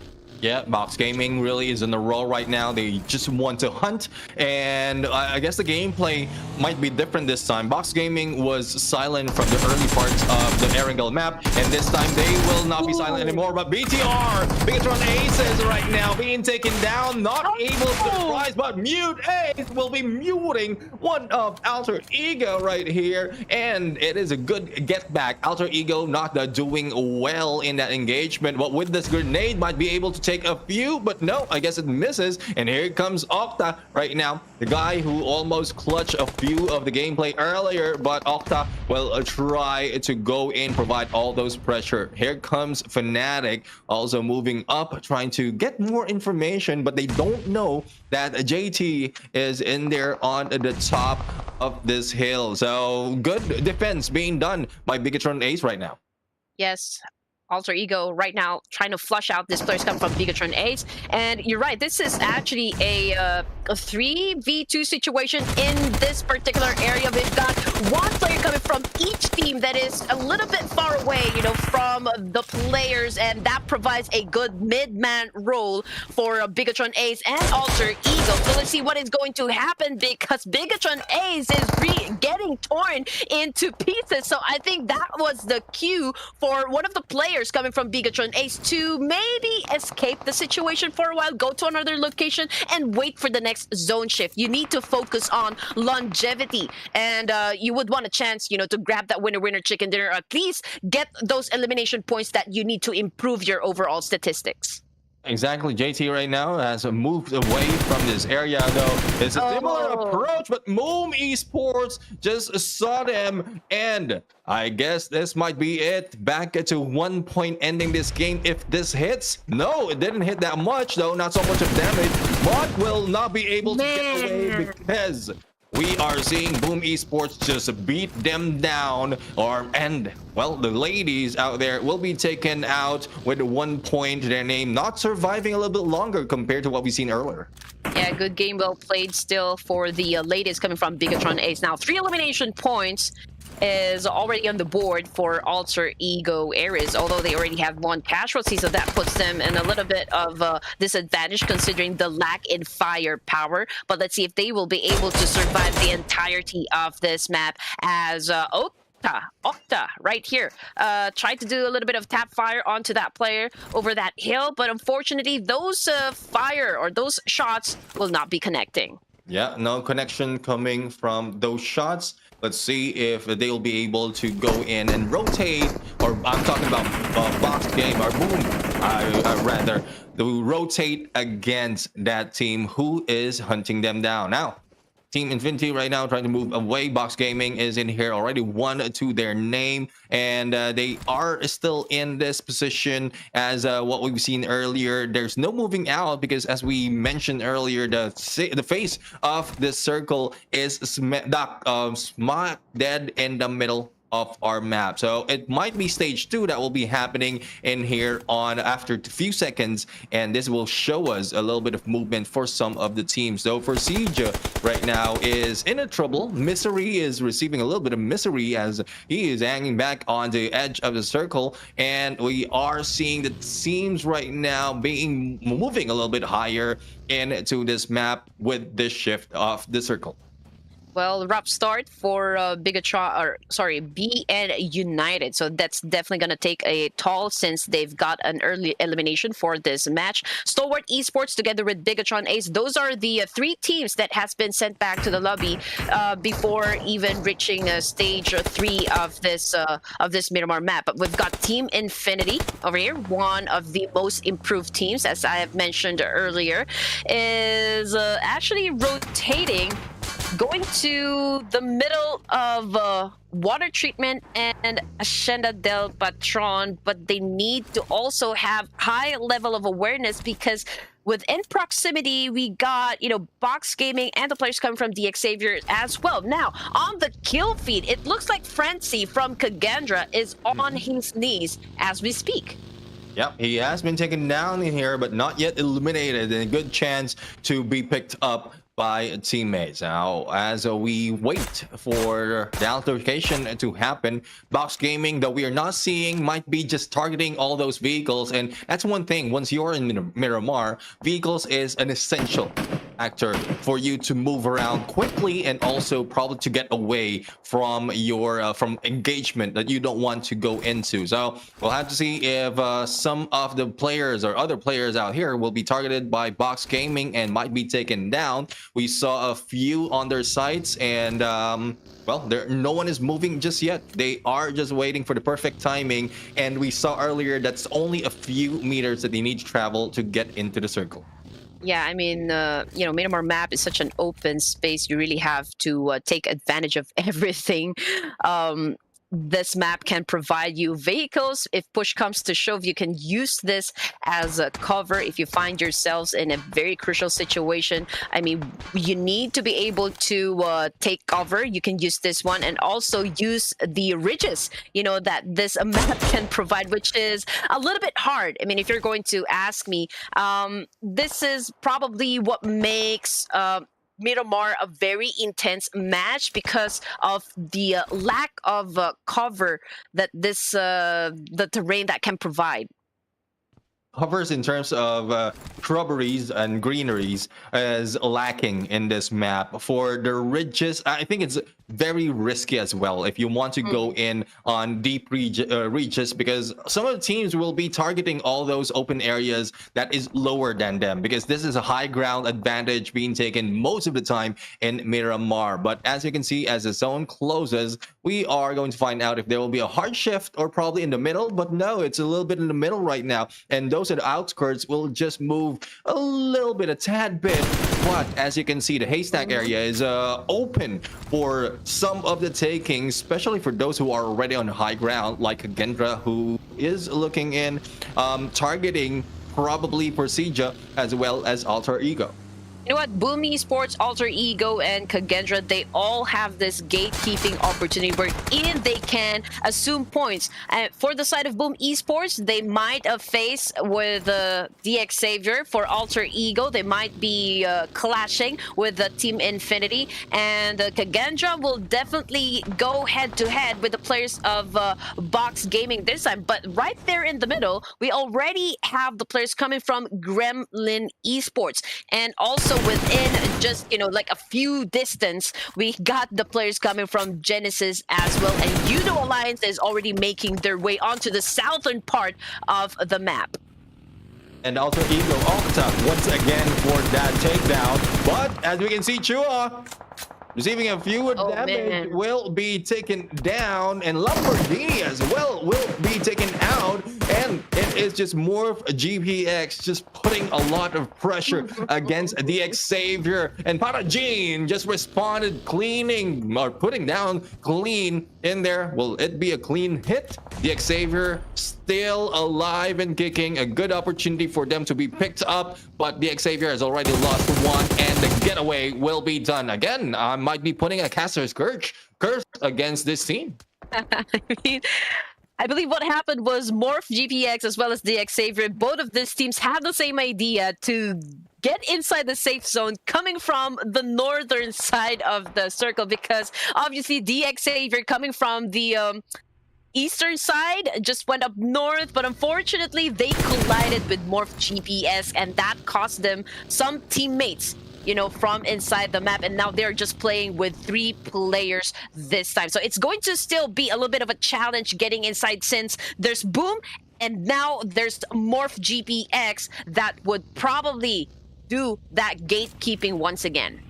Yep, they will be gatekept right now, and let's see if they will be pushed and a move being done just to hunt out DX Savior. But a good split coming from Levi's right here, a little bit too far from the rest of the teammates, and probably that will be a good spot for him to take down anyone who's going near for the 2 of the players. Judo Alliance, on the other hand, is receiving a few of the damage, but on the other side, Octa again going for those eliminations. 4 eliminations already for Alter Ego, and I guess 3 of those has already been taken by Octa. This guy really has that potential to be a damage dealer in this game, but the battle has not yet ended between these 2 teams of DX Savior and MORPH GPX. Still surviving. Lamborghini almost hit, and Pepank right now just putting all those pressure. No flank though happening and being given by MORPH GPX. They don't want to risk it. They just want to be safe in the middle as the other teams rotates toward them. It's amazing because MORPH GPX, this is not really their map. They always find themselves getting eliminated early as soon as they step into MIRAMAR. So to come this far, I think they pretty much have adjusted, their kind of gameplay and the way that they would handle, going up against the teams that are inside this map, which is Group A versus Group C. Now we got Kagendra, okay, one of the players. We've got Flyboy spreading his wings on top of that house, trying to spray onto the squads that are pretty much just near them. Fnatic over here spotted some players coming from Box Gaming, and it looks like Box is in big trouble as 2 of their players is facing the ground. Yeah, they are facing the ground right now and just waiting to bleed out, as Team Infinity might be backstabbing right here, though he is just alone. Logan is being the snake that might take down a few of the players, especially Octa, who will be hanging back in here, and he's not being seen. Logan right now for the backstab, and Octa been taken down. Though he went in for the other side of that roof, and there is still Potato, who is hanging back a little bit too near in here, but Logan has taken the insides. A grenade might be thrown, the sights on him, and let's see if he'll be able to manage to clutch this game. Logan needs to transform into Wolverine. That was a perfect sneak-in attack coming from Logan, but unfortunately, Alter Ego Potato stood on his way and put him down on the ground. Alter Ego remains to be victorious from that clash, and now Kagendra over here with 4 elimination points so far, making a way inside the circle, but it looks like they're going to be faced up with some of the players coming from Gremlin as well as Persija Esports. But you know what? For the side of the Xavier, they have found a place wherein they can hide, but it is open as well, gentlemen. I saw some of the players just hiding behind the haystack. Yep, they're just hiding behind a haystack. Might be providing a little bit of surprise attack. The Xavier had a good sight of MORPH earlier, but this time they are being stalked by T2K. They are hanging on the edge. One vehicle gameplay as well on the outside, probably to clean up a little bit. MORPH GPX will be dying out, or Clean will be dying out from that blue. And well, I guess it's only 2 or 3 left for MORPH GPX, and they only managed to get 1 elimination point from the Xavier. T2K still targeting a few of the Xavier, and one reason why I want to point out, because the Xavier is my prediction, so hopefully they will not be targeted that easily. Okay, I hear you. But anyway, 10 teams remaining, ladies and gents, and 33 players alive. 5th phase of the circle. I mean, the zone is already shrinking, and these teams are really colliding with each other. It is small enough already for all of these teams to coexist, and so eventually, you know what, they will have to go at it. They will have to eliminate each other, and so we can find out just who will be on top for our match number 2 this evening. Now here it comes KAGENDRA with the move. We can see Flyboy over here trying to annihilate some players inside of that building, and now we're jumping into T2K Esports as well. 2 elimination points to their name. That's TrueLove and XMPL. And right now it seems like they would want to assume points again, ladies and gents, and those are the players coming from Yudo Alliance. Yeah, Yudo Alliance is just hanging back in here onto the edge, and they have time though to move away, but with how T2K is just waiting for them to move out to be targeted, there is little to no chance for them to move up in there slowly and safely. But the Xavier right now, I guess I called on too early. 1 has been taken down already, and 1 left to their side. T2K right now still on their 2nd elimination, and oh, I saw a few from Yudo Alliance, and they are being taken down. It is not T2K who targeted them, it was Persija Evos, but right now T2K will be meeting up against aggressive and pressuring MORPH GPX. All right, here we go. There ain't no rest for the Wicked coming on the side of T2K. We can see a lot of nades flying again. This is a 3v3 situation because one of the players coming from T2K is a little bit far away, but it looks like, you know, onto the side of MORPH GPX, they are going for multiple angles this time. This is actually one of the best things that you can do so far. T2K Esports, they are on a split defense as well. TrueLove with a shot. One of the players coming from MORPH GPX goes down, and the one bites the dust. This looks like to be T2K Esports dominating MORPH GPX because they have been taken out of the equation right now.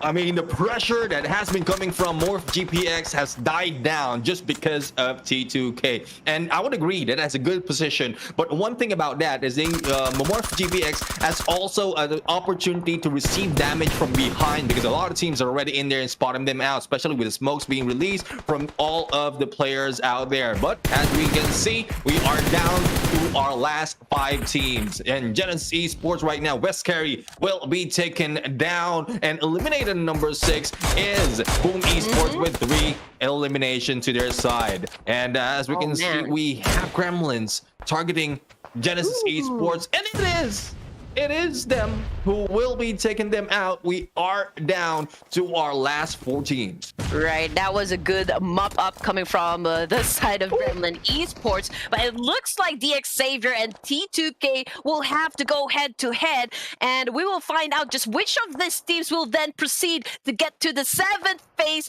of the circle. Now we got TrueLove, okay, pointing his gun at Pathogen at this point in time. Rig is bleeding out there in the open, but it looks like XPL has the best chance to go for that revive to pick up his fallen comrade. Pathogen, on the other hand, I don't think he will be, you know, I mean, the odds are not in his favor, gentlemen. So it's going to be a little tough, you know, for Pathogen to actually survive his situation. But let's see what is going to happen as we are now down to just 4 teams remaining.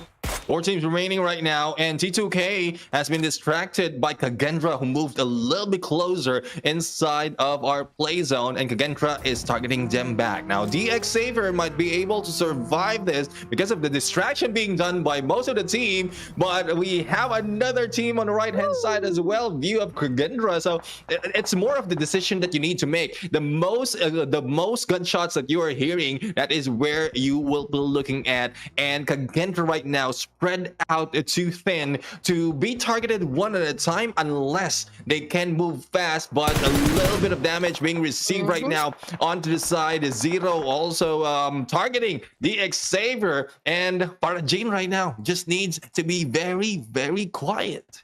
KAGENDRA looks like coming into this game guns blazing once again. 10 elimination points, with Flyboy having the most number of kills. Oh my goodness. But you know what? We've got Gremlin Esports inside this warehouse. They have a little bit of an advantage because they have a cover, they have a refuge. Same thing goes for T2K. It's KAGENDRA that actually needs to move a little bit forward, but we still have to wait where the next circle shift would be. That would pretty much determine how we would end this match. And I guess it ends it for my prediction, and there goes XERXIA, 0 elimination, and managed to get the rank points. We are now left with 3 complete squad, and well, Gremlin right now is a good position to probably defend themselves, but they will not be moving that much anymore. T2K is taking the compound, and XMPL is in there on the far side to get a little bit of view from KAGENDRA. So whether who wins who, KAGENDRA will just lying back in there waiting for a chance to third party, and they don't have to move. They have 11 eliminations already on their side, and all they have to do is take that winner chicken dinner. This is actually very tough onto the side of T2K Esports as well as Gremlin Esports. They are so close with each other, and you're right. You know what? KAGENDRA, what they need to do is just wait. You know, play their cards right. Just be patient on which of these teams will actually survive the altercation, and just, you know, wait like the vultures that they are and pick up those leftovers. But so far, Turulov onto the side of T2K Esports has the most number of kills for T2K. Now, my team prediction is actually T2K. I've always known that T2K is very good, you know, and performing their best when it comes to Miramar. And let's see what's going to happen, because this is a fair fight, gentlemen. It's 4 versus 4, but T2K Rig has just been taken down, but Memo onto the side of Gremlin Esports as well. So whoever gets to do the reset first and moves in for the fight, then I feel that, you know, that would be the team to dominate.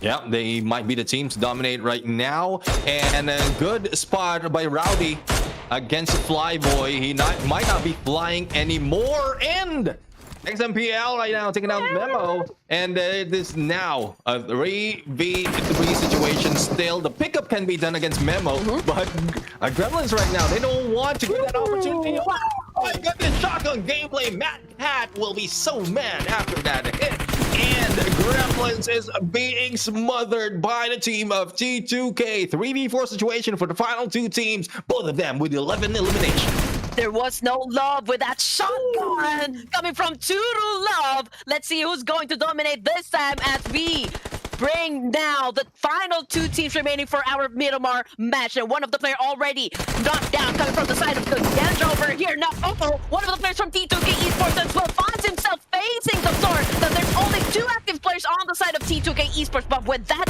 11 elimination points so far, it doesn't even matter if they close this in with a chicken dinner, because that is a huge number of points. But I can say the same thing with KAGENDRA. Right now they have the number advantage, gentlemen, and it looks like T2K is about to lose the fight.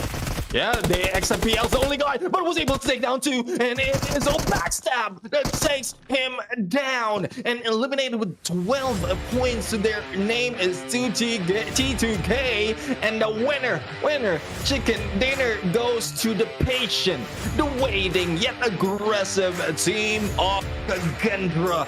They have been in there waiting for the perfect opportunity for the final moment, trying to hit everyone inside, and yet they get this win. But that was close. That was close for my team prediction.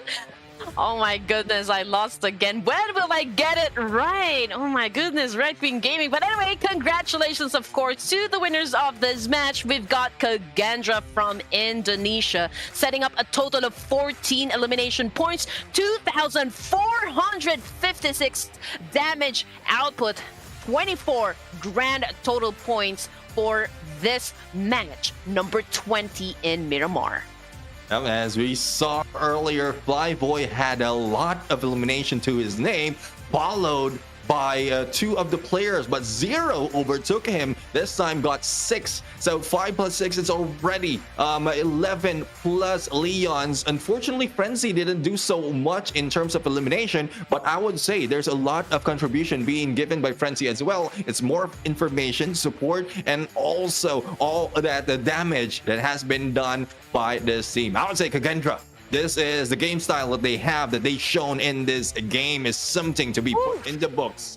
Oh my goodness. They are currently actually placing 5th in the overall scoreboard. But man, oh man, we're just waiting to see, curious even, if they can maintain, you know, this pace, this high level structure of gameplay for to get to even, you know, put themselves up to the start. But anyway, here are the teams. Watch out. First, we got KAGENDRA, 2K per stage. And of course, we have Genesis. This Esports is also a part of the teams to watch because of how much it did damage on the onset of this game. But as the eliminations and damage, though this is usually hand in hand, 2K right now a little offset in terms of eliminations and damage because they targeted a lot of teams from afar, and that's the damage output is so much compared to their elimination because a knockdown might be happening but hasn't been confirmed just yet compared to what we are seeing how balanced it is for KAGENDRA. They get on for the hit, they go in for the complete elimination, and thus they have a lot more in this game. But still, it was very, very close for you, Red Queen, to get that. But still, T2K did a good job because every position that they're taking, anyone who is contesting them from the onset before the final moment, they were able to push out. But this is also with the help of XMPL right here, our MVP for the game. 1121 in damage and 3 on the elimination. I guess it's more of the damage being dealt right here that has been offered by this guy. You know, we also have to commend the game style or the gameplay coming from Alter Egos. I mean, they didn't get the winner chicken dinner, but they were able to set up quite a number of points, 7 to be exact, and also very high when it comes to their damage output. So pretty much that will be added to the overall scoreboard. That will help them, of course, with their rankings. Now, if we're going to the match summary, the highest elimination goes to True Love coming from T2K. We also got XMPL coming from this Nepal team. We've got KAGENDRA Leon with the highest assist. Highest healing done goes to Misery coming from Persija Esports. And of course, we've got highest knocks goes again to T2K XMPL.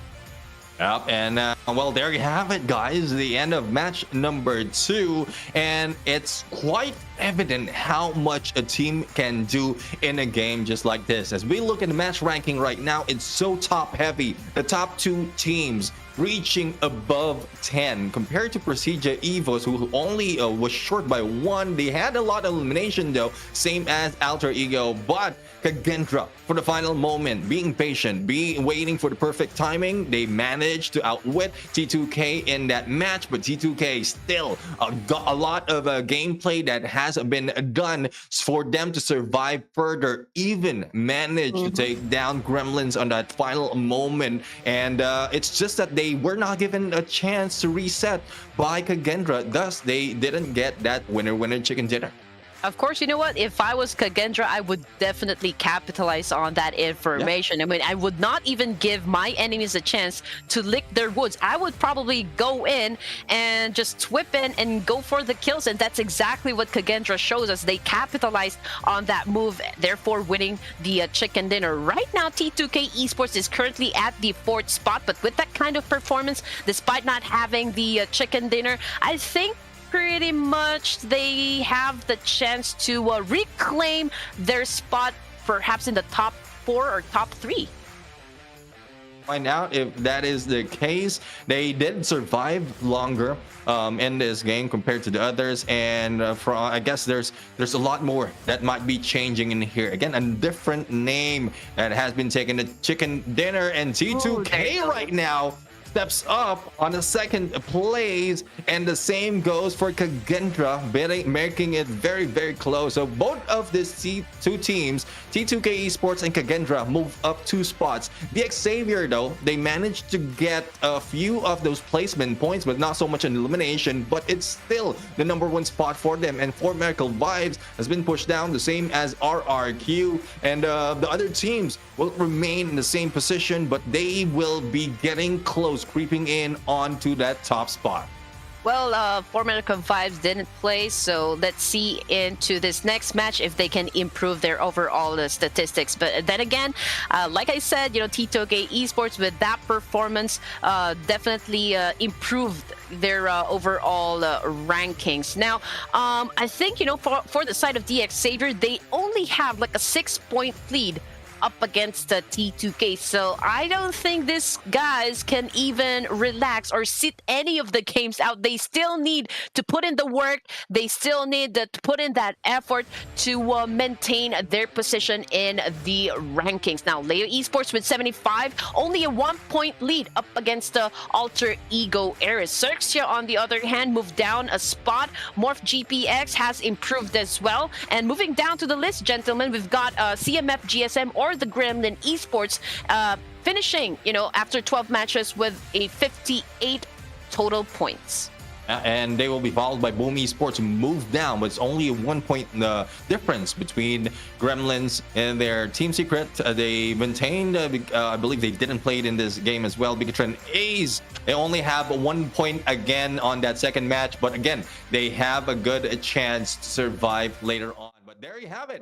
That is our Miramar, first Miramar for this night, and it's really getting exciting because though we have a clear view on who are the teams who are strongest in each map, they are changing over time. Some of the teams really don't care about things like statistics. They just have what it takes to study their gameplay, adjust to it, and look for a good opening against the opponents. But after 2 matches, we are down back to ERANGEL for the next match, number 3. We're just going for a quick break. Don't go away. Please stay in there.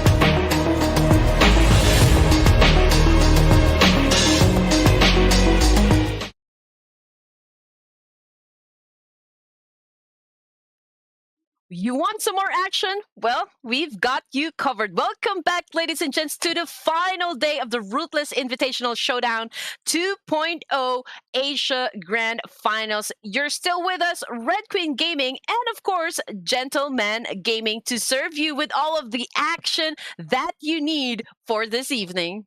I mean, certainly action has been shown, has been seen in this game. A lot of turn-ups has been done by the team, especially from the previous match, which is KAGENDRA. And despite of the effort being done by T2K, though they had a lot in terms of points and moved up to that number 2 spot, brought themselves closer back to that number 1, KAGENDRA just beat them for that MIRAMAR. So this might change later on. And again, T2K might be taking over that number 1 spot after this day.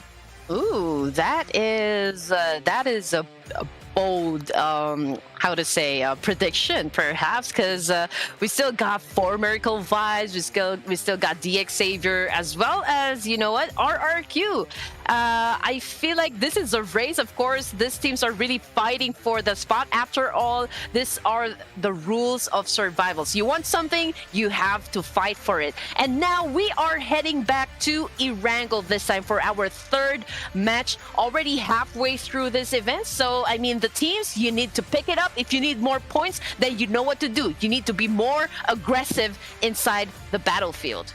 Yep, and Group A will be sitting this out, and Group B and Group C will be the ones who will be playing this time. So we won't be seeing a few of the teams right now moving in terms of leaderboard scores, and they might be taken down in here. And once the other teams will be moving on getting all those points. But predictions right now, I mean, from the earlier part, predictions doesn't get me worried, but this time, I mean, it gets me worried because the moment I call out a team who will be moving up or who might be getting that win, they didn't do that much. Yeah, similar to what we've seen from DX Savior, they got placement, but not so much on elimination. So, Group B and C. I mean, I want to, again, it's not based on numbers anymore. I just want to go and choose, but I would say Team Secret might be getting this one. Wow, I did not see that coming, but okay. You know what? When it comes to ERANGEL, and this is Group B versus Group C, I've always seen BN United, XERXIA Esports, Leo Esports, as well as 4 Miracle Vibes perform really great in this map. And so if you're going to ask me who would be my team prediction this time, I feel like being United, of course, they would want to make up for the lost points just a while ago, because their match, they opened up with an early elimination. So I would, again, join their cause into getting that winner chicken dinner for this ERANGEL map versus Group B versus Group C. Yeah, I mean, I just blurted out a team right there, and not saying that Team Secret don't have what it takes, because they are part of this competition. They have good runs as well on the other competition. But like what we keep mentioning on the last day of every tournament, some teams show up on the last day, and this might not be the last match of this game, but if they made those adjustments this time around, the second time of ERANGEL, they might be getting that perfect timing and perfect mix of getting that chicken as well as a lot of elimination. But as we look at our map right now, the flight path will be coming in from the west towards the southeast right here, and those who will be going to Yasnaya and even Severny might have a long way to go, but they still have a chance to reach it. On a long drop, on a late drop, they can reach that. Yes, we will always be intrigued, you know, at the fact that there may be teams that would surprise us, towards the end of the game, and Team Secret might do the trick. We don't know. But anyway, this is a similar flight path to the ones that we had previously, and so I can say that RRQ will probably head on to around Rozoka perhaps, and Leo Esports again with the car play, just dropping around Gatka area. Same thing with Gremlin Esports. I think they chose to drop alongside the coastline of Ferry Pier, just onto the West Bridge, coming from the southern part area of the map. But then again, it's as expected. We've got Team Infinity inside a military base, fighting off with the 4 Miracle Vibes. So again, these teams have already battled it out quite a number of times already. So let's see who will emerge victorious this time around. Yeah, I'll have to find out who will emerge victorious. And a knockdown has been done already. We are down to 14 teams, and well, usually have 15 if not 16 teams right here. So I guess, and I didn't see Team Secret as well, so I guess it's a little bit too early though to say that a curse has been pulled once again. But I don't know, it might have just been my curse right here. I would not like to pull out any predictions anymore, but I don't think production will be letting us in there. But as we can see, the first blood has been pulled by Boom Esports, and they are still in a battle against Genesis Esports. Again, Genesis Esports, early on, they did the same, or happened to them the same way, and they lost one of their players on the onset of the game. And it's not looking good for Genesis Esports right now, though they like, there's no pressure for them because they only entered the tournament on the second day, but I'm pretty sure they wanted to do a lot more. I mean, Boom Esports, they're very comfortable when it comes to Rozok, so I'm interested to see how Genesis Esports would have kind of defend themselves up against these players. Now, for the Team Secret, gentlemen, I think they headed down Primorsk area and Quarry. They are on a split drop, or they did a split drop so far, very near with the players of Gremlin Esports as well, who dropped alongside Ferry Pier. But going back to Team Infinity versus 4 Miracle Vibes, so far Team Infinity still has a complete set of players. Now we've got Mir, okay, with a Tommy gun, and also M249 as his secondary. Wow, those are powerful weapons, I might say. Best assault rifle so far, plus a machine gun. Oh my goodness. If you don't put any players down, I don't know what kind of game you have. Yeah, I mean, at least give him an opening to go in for the takedown. But again, it's 4 Miracle Vibes that we're talking about right now, and we'll have to find out if they will be outsmarted right here in this game by Team Infinity. As we are just waiting for the engagement to happen, a good flank being done by Style, probably a flank to backstab 4 Miracle Vibes right now. And Apex will be spotted right here, and there goes the hit, but no takedown just yet, and just a few more hits, and that might be the initiation waited by Team Infinity. Yes, that was a huge damage inflicted by Team Infinity. So far, we are experiencing a little bit of a standoff between these two teams. I mean, it looks like they're not done yet with getting all of the information. I mean, you don't want to rush any judgments. You don't want to be reckless at any point.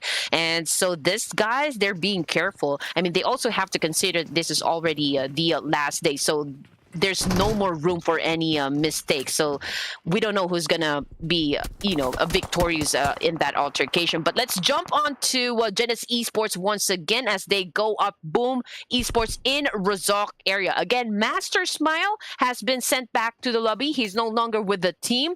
And you know what? Coming from the side of Boom Esports as well, there is one player that's currently knocked down inside that building. And it will be very difficult, to go for that pickup since it is a little bit exposed. Yeah, exactly. And that's what's happened if you go alone, go for the rush, and you will be spotted by an enemy. And it's very difficult to get back. And Apex right now managed to hit down Team Infinity, but the takedown will be done against ease. Now we'll have to see. Right now, cleaning house for Miracle Vibes being taken down in here early into the game. They might have lost the miracle that they need to move up higher into leaderboards because it happened several times already. Magic did not work this time on to the side of 4 Miracle Vibes as well as Apex. I mean, he had always lived up to his name, Apex, being the toughest predator so far. But let's see what's going to happen with them onto the next matches to come. I mean, the day is still not over. but they have to figure out a way on how to come up on a more effective plan this time on how to dominate, the next matches. But for the side of Genesis Esports, they were able to knock down one player coming from Boom, and it looks like West Carry sealed the deal and actually put one elimination point so far under their belt. But Boom, they're still alive with a disadvantage because they are left with just 2 players. And up against Genesis, the win is a little bit questionable. Yeah, I mean, it's too early as well to go and stand up just like this because you lost the opportunity to go and get all the resources. But the lost opportunity will be happening for the side of Yudo Alliance. We are now 2 left, and there goes a hit, but no! There's a takedown against one from Kremlins, and I am taller right now. Proves that I am taller in this game. He is taller in this game, and let's see if Galuk right now will be able to go for the hit, but manage to take out on that tree as Memo hides out. Now they need to stick together. They have an exit strategy, which is a buggy, but they need to do quick on recovering their lives. Oh my goodness, this is not looking too good onto the side of Yudo Alliance. We got Memo over here cooking up that nade. He's about to throw that one out, but unfortunately, he completely missed those players coming from Yudo Alliance. Now, Yudo Alliance, you need to make Sir Cloud proud. This team coming from Malaysia is up against Gremlin Esports as we speak, ladies and gentlemen, with the 2 players remaining on the side of Yudo Alliance. That was a good essential knockdown coming from Yudo with that DBS. They remain on top. Despite on a 4-2 deficit, CMF already out of the game. I guess Sir Cloud is proud, loud and proud right now after that engagement. Yudo Alliance with 4 elimination to their name. Again, the Dream Breaker Shotgun DBS has been pulled in there, taking down 2, and the final nail in the coffin has been put in against Yudo Alliance, against the opposing team of Yudo Alliance in that game. So Gremlins has been taken down right now, and let's see the battle between these 2 teams. Boom as well as Genesis Esports is not yet over. They lost a lot of resources and time already. How much more can they take? Yes. All right, here we go. There's a bridge fight happening between VOIN Bulls up against BN United. Oh, that nade was on point. One of the players coming from BN United got knocked down. What VOIN Bulls is going to do is answer back once again with another nade coming from Vonky over here. Oh my goodness, this is mayhem between these 2 teams. It is not at all possible to go for any revive at this point in the game. We can see Voinky popping up some smoke to conceal his position so far to get a little bit of an advantage, and of course to buy some time to go for a quick reset or revive. But oh my goodness, it is not looking too good onto the side of BN United. Yeah, and this is a 3-team battle. We have BN United, VOIN Bulls, as well as XERXIA Esports on the other side. And the moment that the BN United spotted one on the other side, spotted XERXIA Esports, they just pulled out. So they need not to be pressured. They need not to be like regretting that decision, because the moment that a disengagement happened between XERXIA as well as VOIN Bulls, they might have a chance to go for the third party. But XERXIA Esports also moves out of the way, and these 3 teams managed to survive, but not so much a complete squad. Oh man, it'll be very difficult for BN United, to get back to the main island this time. I mean, VOIN Bulls, XERXIA Esports, these 2 teams are definitely going to make sure of that one. But you know what? VOIN Bulls already at a disadvantage as well. They're only left with 2 players. They already have 2 casualties. So it's also, beginning to look like a big question mark on their side, since, well, we still have a lot of teams with a complete squad, or with a complete squad, and maybe 3 players in their team. We've got RRQ, we've got Team Infinity, if I read that right. I think they still have a complete set of players, but it is not the same, for the other teams that that already lost members. Yeah, they lost a few of their members, and well, we'll have to find out how well will they be able to defend themselves. Again, I mentioned earlier that once you lost a few members, you will be a little bit passive But I guess with this last day, not everyone is going that route. They are putting out a lot of aggression, but compared to the other teams, RRQ is going for that longevity, as you mentioned, or survivability, because they are not going into an engagement and just going for a good placement. Team Secret, on the other hand, I thought I will not be able to see them, but they are spotting Team Infinity right now, and they have caught them on the outside of the blue. Possibility of a gatekeep right now, but they will be moving because they don't have that much of resources. Yes, we've mentioned it from the get-go that the score in terms of gap is not that significant, so I guess there's a lot of opportunity for the other teams to catch up, you know, with a number of points, especially those that are on the top 8.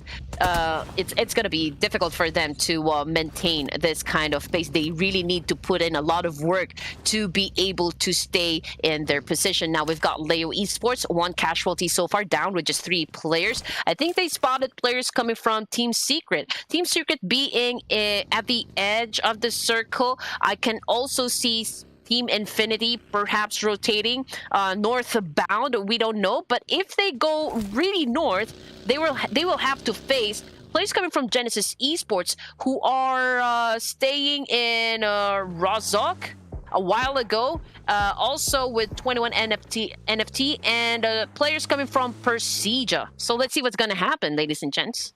Yeah, let's see what's going to happen, because a lot has been happening so far, and a lot might be happening right here. It's a little bit of a quiet moment that is brought into this game after all those engagement that happened. And well, this is just the calm before the storm, because in a few seconds we are going to see the next stage of circle where everyone of the 12 teams will be gathered together. Hopefully for those who have the compound will manage to defend them, otherwise they will be taken down. But there we go, Genesis Esports right now will be rushing, but they will be taken down as well one at a time. But no, Team Infinity will be the guys who will be taken out of this game. And though Genesis Esports lost 1, they still have another who picked them up. But we have Onstar right now who's just moving around trying to go for the pickup, probably a clutch, but the hit in there by Master Ichi, giving him the master. And I think that was just in a perfect moment of losing ammo for that UMP. Oh man, well, he's called a master for a reason, but you know what? When it comes to a DBS game, it's so lethal, it's so powerful that it can stop any player from the get-go. Oh man, that is one gun you need to master if you really want to carry that one as a secondary weapon in your backpack. But anyway, 4th phase of the circle, we are left with 11 teams, but it looks like Leo Esports will then be challenging what remains of Genesis. But right now we've got Master Ichi all alone in this shack, and Nova keeps on making it rain with a lot of nades. Where is the backup? Is a little bit too far though, will be distracted by Slipknot, and we'll have to find out. Master Ichi will be surviving, not so much of a hit, but no, Slipknot was able to take down slim chance for him survive, and there goes elimination. I believe there's only 1 remaining in here. Master Ichi, the only guy who's defending the name of Genesis Esports, but they will be brought down in book number 1. Genesis will be back to the lobby. Nova exploding like a supernova, eliminating Master Ichi in the process. 10 teams remaining, 31 players alive with 2 minutes on the clock before our zone closes in. And as you can see, 4 Miracle Vibes, Team Infinity, Gremlin Esports, as well as the players coming from Genesis. This 4 teams has now been eliminated. Onto the side of Leo Esports, we are left with 3 players. Same goes for BN United. And you know what? For Boom, we only have 1 player left, so that is the lone wolf for his team. Boom will not be booming that much after the waiting game that they done against Genesis Esports. And again, that's what we're talking about. You wait that much, you lose resources, lose people as well, and you don't want that to happen to your side, and you will be waiting for the perfect moment for you to move in, or you might be taken out early in this game. But the guys waiting for the perfect moment, RRQ, again, they have been silent all throughout, spotted in there by BN United, and I guess the silence has been broken already. BN United will start triggering as well as targeting this team. Not only that, Procedure Evos will also be on the other side. Timing, positioning. I mean, these are just some of the ingredients, for a perfect recipe of chicken dinner. So that really will matter most as soon as you guys find yourself in a very crucial position. Will your location work out to your advantage or not? But of course, we always have to depend on where the circle will land. Is it going to favor you or not? We don't know. We still need to consider, luck as a big factor as well, affecting your kind of play style inside the game. But it looks like, onto the side of XERXIA Esports, they will have to move on to another location, or perhaps they're going for some resources. They would like to replenish what's inside their backpack before they head on out from this area. And VOIN Bulls, you know what? They're just waiting for XERXIA to make any mistakes so far, and they are definitely going to capitalize on that one. Once you make a mistake, the opponents will be capitalizing on that.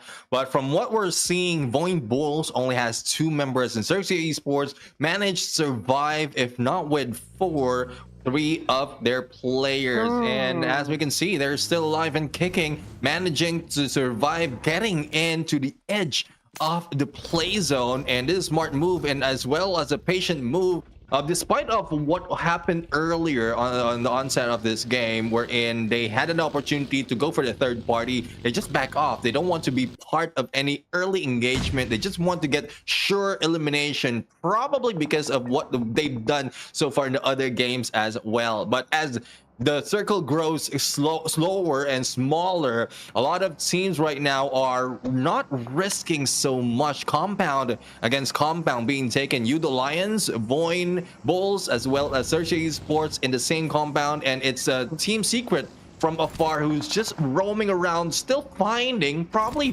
finding a landlord that they can get a house from. 21 NFT is looking to challenge up VOIN Bulls, and this looks like they're not even aware that there is one player just camping inside this area. So that was like an element of surprise that worked to their advantage. Now it looks like Boinky over here with an S12K trying to put down players coming from 21 NFT. Let's see if he can be successful. Right now he switched on to FPS view so far. Okay, he is being thrown a lot of nades from that staircase. He was able to evade the first time. Let's see if it's gonna work out through the entirety of this clash. I mean, there's like a thrilling move going from Boinky right now, heading in front, but I think one has been taken down in here as well. Here comes Maxius right now, will be taken down, nade in hand, not having the guns out, and Boinky right now going in for the capitalization of the mistakes being done by 21, and the chase down, ring around the rosy, and there goes 21 NFT. Going against VOIN Bulls after mistakes has been done. They managed to survive, but managed to lose 2 of their players as well. I still would want to commend, the kind of movements that Boinky showed us. I mean, that was a good display of reflex. That was just wonderful. I mean, he got pushed, but he was able to actually keep it long. He was trying to counter, but it's just so unfortunate because, well, that was just like perhaps too much firepower for just one person. But anyway, jumping into Procedure Evos. Okay, so they have taken control of this compound onto the northwestern side of the zone. There's still a little bit of distance in between teams, but most of the forces are actually a little down south. So we'll probably be seeing a lot of clashes happening in this area in a few minutes as soon as we jump into another zone shift. But coming from the kill feed, Nova from Leo Esports was actually gotten by the blue zone. So after eliminating Master Ichi, I think he didn't have that vehicle to go from his position getting inside the safe zone. So that was just like an unfortunate play. for Leo Esports. But here comes 21 NFT XERXIA firing that M249, but Megamind has a DPS in hand, and we've mentioned how lethal this shotgun is, and that put a period on to that player. XERXIA is already out of the game. Yeah, out of the game. Trim Remedy right now trying to remedy his situation up close and personal, but managed to go for the takedown against Chopper with that Molly, and we'll have to find out if he'll be able to go for another one against a Megamind, but the back exposed against the opponent, the opposite side. The enemies on the other side is trying to take advantage of that good movement in there by Earth to anticipate where he will be coming from, and still XERXIA managed to survive with 4 players. They have been silent earlier overall, but the moment that they waited for that battle to end, that's when they pushed against 21 NFT. You know what? I don't even know where those shots came from. Was that from Team Secret or like from RRQ just a while ago that put down that player? I think it's from Udo Alliance, having Udo it back Alliance. exposed, yeah. And the grenade was just, I don't know if it's an anticipation coming from Ertz, but the grenade was just so primed that the moment he pulled in, that's where he has been taken down. But Udo Alliance, I think they have been taken down in here as well. XERXIA managed to get 4 eliminations, not so much elimination for the final 5 teams that we have right here. Yes, ladies and gents, 5 teams remaining. Stage number 6 of the circle with 1 minute and 14 seconds before, again, we jump into a new one. Now, we got XERXIA Esports being fired at by the players coming from BN United. That is a break so far. He has them on his line of sight. Max, of course, relaying all the information back to the rest of the team. We also got Team Secret, Zai, pointing his fingers onto the players of XERXIA. So, man, I mean, they will have to do probably a cleanup if they want to get inside. But you know what? There's a little space. It's just that it's a little bit open. Yeah, there's a little bit of openness in the space that they're having, and the split right now being done by Team Secret is 2-2. Outside for the takedown against Megamind, and this might be it for Chopper as well. Only a few HP, but managed to survive and hide behind that vehicle. But the vehicle gameplay so as can only do so much in here, and this most is revealing position of the other player. Taken out by Zai once again. 2 down already. Pickup not yet done against Megamind, and I guess this is a move being done by the silent and secretive Team Secret. Man, that is not a good position at all for XERXIA Esports. They have nowhere to go. If they go on to the north, there's RRQ, and if they go down south, they will have to deal still with the players coming from Team Secret. And you know what, for Team Secret, it was just a lucky position for them because they really worked on assuming those elimination points. But you know what, it is not too late at all. XERXIA Esports is still alive. It's just that Ertz is bleeding out there in the open. We're not even sure if there's a teammate nearby that could go for a pickup, but then again, you know what, the zone is already coming, and it will be a big challenge, you know, for XERXIA Esports to get inside. But you know what, I mean, they may have an opportunity or like an opening because Team Secret is right now battling it up with the players coming from BN United. Break goes in for the attack, DBS on his hands, but unfortunately he gets tagged, and XERXIA Esports also losing some members. Porsche is still alive, got the job done, finished someone coming for XERXIA with a DBS, and now Porsche is trying to do a massive spray down against Rosemary, or this is Misery rather.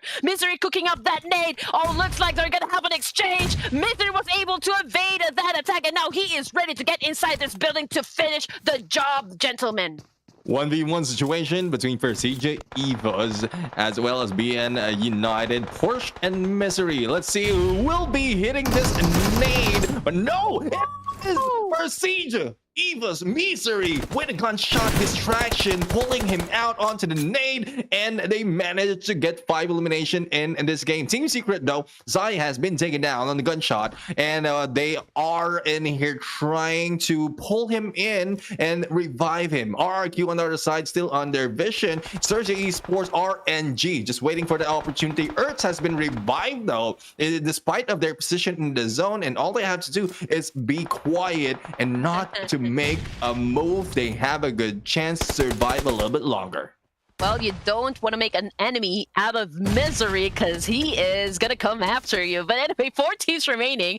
These are the final 4 teams for our ERANGEL match. And again, this is the third match thing. Now here comes Zai with an attack against XERXIA Esports. And now that was the end of the line as Pubg Esports puts a stop on XERXIA's momentum. And that brings us down to 3 teams remaining. These are the current position of our teams. Team Secret, they have the compound to themselves, so pretty much they are safe. They have that advantage. Same thing goes for Pubg Esports. Now RRQ needs to find a way to get in safely if they want a chance to grab that chicken dinner, but so far it is a little bit open. Yeah, it's a little bit open, and they are on the side of the blue as well. 1 guy or 2 guys remain for the side of Pubg Evos, and they will be the next target, or the trajectory of RRQ is towards them. No, Misery is taking down their Peko, and it is now down to 2 players for RRQ. Misery now just waiting for the opportunity again in hand, and next link right now for the hit. It is Misery who cleans that up. And there goes RRQ being taken down. Team Secret for the rush. 1 has been taken down. Portrays Renir moving in onto the other side, but there goes Sai for the takedown. But it is Team Secret who gets this winner chicken dinner. And I would say 1 point goes to me in terms of that prediction. Oh my, oh, you're right. Oh my goodness, you're right.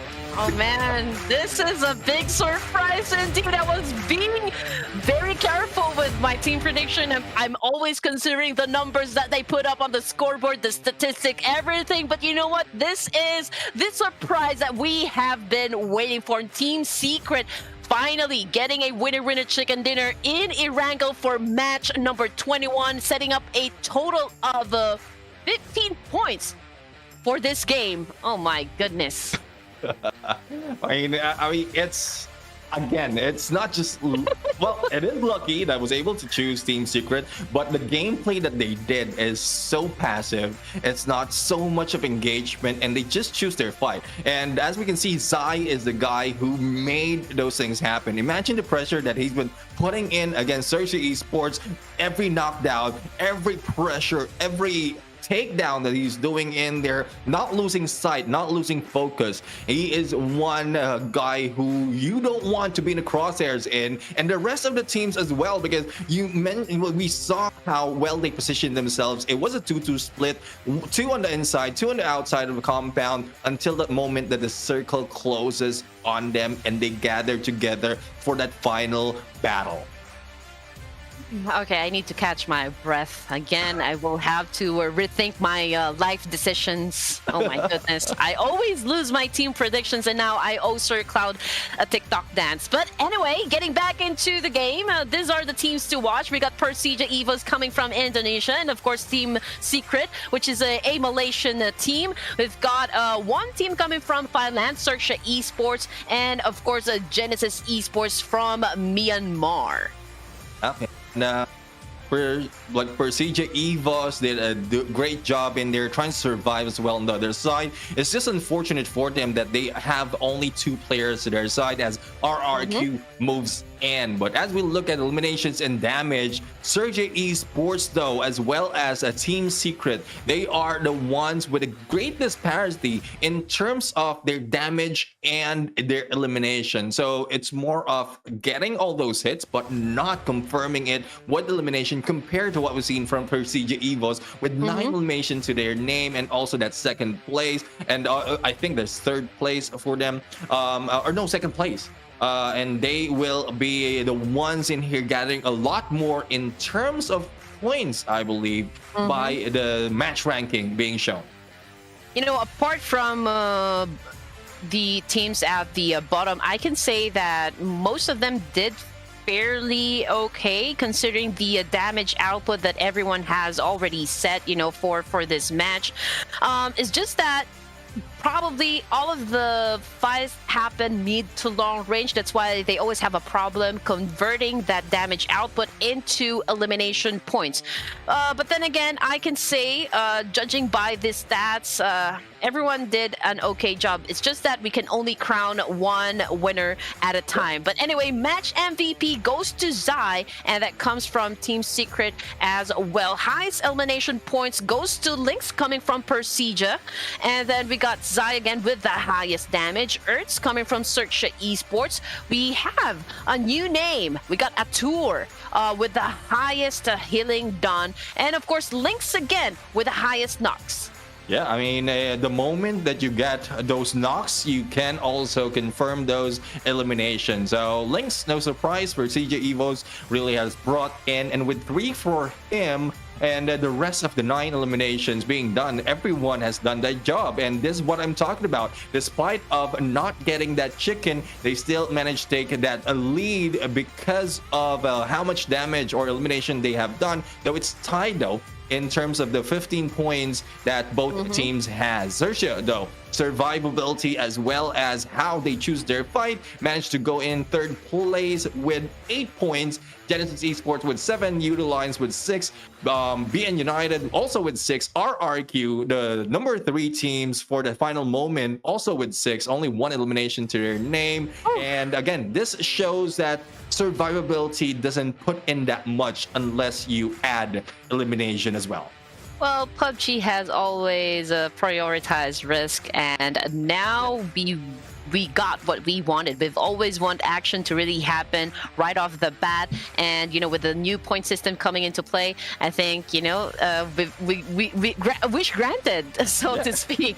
But anyway, with the amount of throwables used, I mean, this is something that I always find very impressive coming from you know, South Asia and Southeast Asia. I mean, they really utilize everything, especially with like the nades. They would want to weaken the defense first by breaking their armors, you know, with those explosive, and then flushing them out from building, or like flushing them out from certain areas, and then that actually goes in for the kill. That's the second move that they will do. If the defense is already weak, then that's the right cue for them to push in and seal the deal. Sealing the deal with extra damage coming from those throwables, as well as survivability in there. But going into overall standings, there will not be any much changes in here, because Group A are sitting out of that match, and RRQ moved up a little bit because of their survivability. They are very, very close to KAGENDRA. For Miracle Vibes, though, in here, 124 being brought down to number 5. BN United stays the same in terms of their position. Box Gaming and VOIN Bull. But as we see, XERXIA Esports tied up to that number 8 spot. Leo Esports has been pushed down in here, but on the 10th for CJ Evos moves up 4 spot in here after that survivability battle. Alter Ego though as falling down a 2 spot. Team Infinity 1 up on 13. 21 NFT Esports down on 14. Utilines 1 up on 15, and MORPH GPS 4 points down on 16. So a lot of changes will be happening because of how close it is on the total points between all of the teams from 9 to 16. Well, that is right. And we also have to like put a little spotlight on the players of KAGENDRA.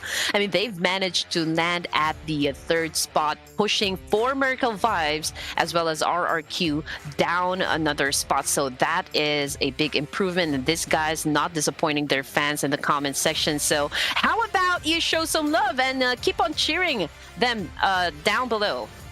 Exactly. Put in the comment section which team you are cheering for, and all the fans out there. Again, it's more of again, you might not think that there's a lot of happening if you support all this team, but you don't know how manifesting and thinking that a team will be doing well can do. I mean, imagine me. I just thought of Team Secret taking the winner chicken dinner, and they did. So manifestation does a lot of things in teams who needs all those effort. But there's not so much of effort that will be happening right here, because all you have to do is sit back and hang tight, because we're going for the quick break. We'll be right back.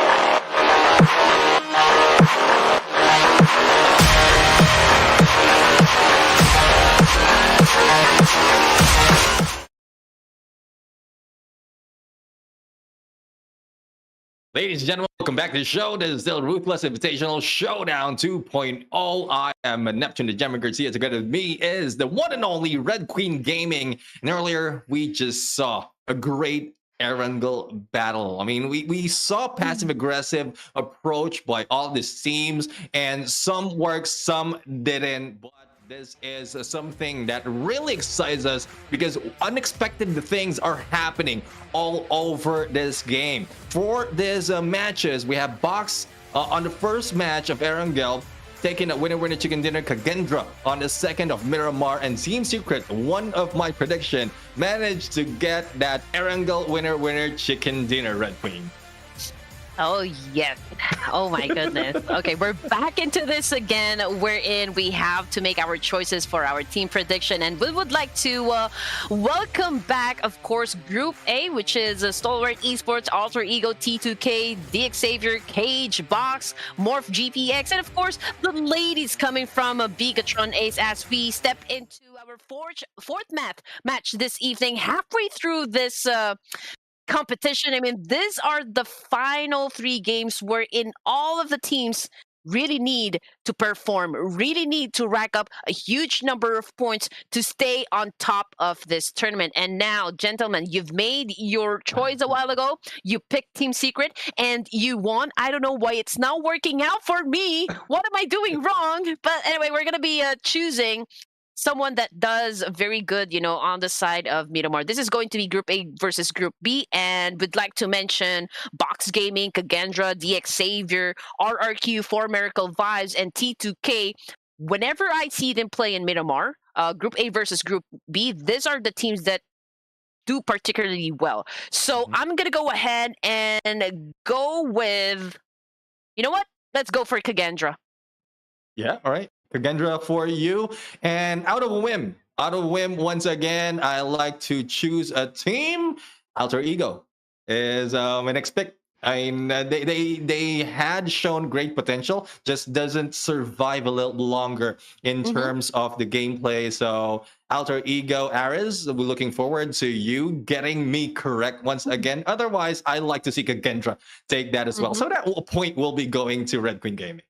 Yes. Okay. Oh my goodness. That is just like brutal to be saying that to me. But anyway, I have that much faith when it comes to KAGENDRA dominating this fight. After all, they have been improving their overall gameplay so far. So I just hope that, again, they bring in the same kind of monstrosity into the game. We all know what they can bring into the table. And so Indonesia's KAGENDRA, please work it out for Red Queen Gaming and catch that winner chicken dinner. Yeah, I was thinking of this song, Work It Out. No, it's a walk it out though, but they can work it out in this game. And in 20 seconds, the flight will begin in Miramar. Again, there's a lot of different dynamics to this map, and it will start off from the flight path and then the first stage of the circle. Everything else is more of the adaptability of the team. So those who adapt well and change their approach depending on the situation, they will be taking advantage of this game. So the flight begins right now, and in a bit we're going to see where it will be coming from and ending as well. And once that's happened, I guess we have more insights on the dropping spot of these 2 teams. You know what? MORPH GPX yesterday actually scored that winner chicken dinner, putting out a total damage of 2,297 with 10 elimination point. And also they got the MVP for that match, which is Bobo Ho. So let's see if they can do the same thing all over again right now, that as we are dropping into our 4th match this evening. And as you can see, the flight path is over to the northwestern side going east. So I think this is still a forgiving map, plenty of spaces to go around, but probably we'll be seeing the same drop points, you know, coming from our favorite teams. You know what? We've played this games several times already. What you want to avoid is being too predictable. I mean, it can still add up to like a win or like a loss in any competition. You would want to have a little bit of alteration when it comes to your play style, or like mix match your choice of drop point, and not be too predictable in terms of like rotation and which areas to actually dominate. But as you can see, the teams are already plunging down onto the areas. Box as well as KAGENDRA, RQ, Alter Ego, T2K, pretty much right down there in the middle, with San Martin being the focal point. As to which team will be moving up quicker in this game. But speaking of quick, we have a Chua in there from the Savior taking down Liquid in there, just turning him into gas with that spray, and elimination confirmed already. And Chua, though, doesn't have any meds on him just yet. This is a good start for DX Savior, and he has not been spotted by the other players of Leo, but we'll have to see if any engagement will be happening right now in this area.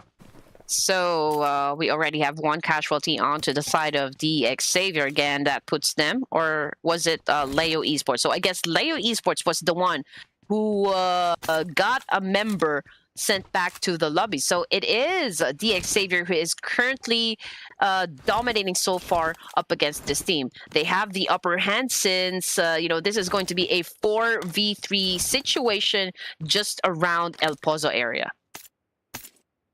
Let's just see on a 4v3 situation as Nova right now just walking it off.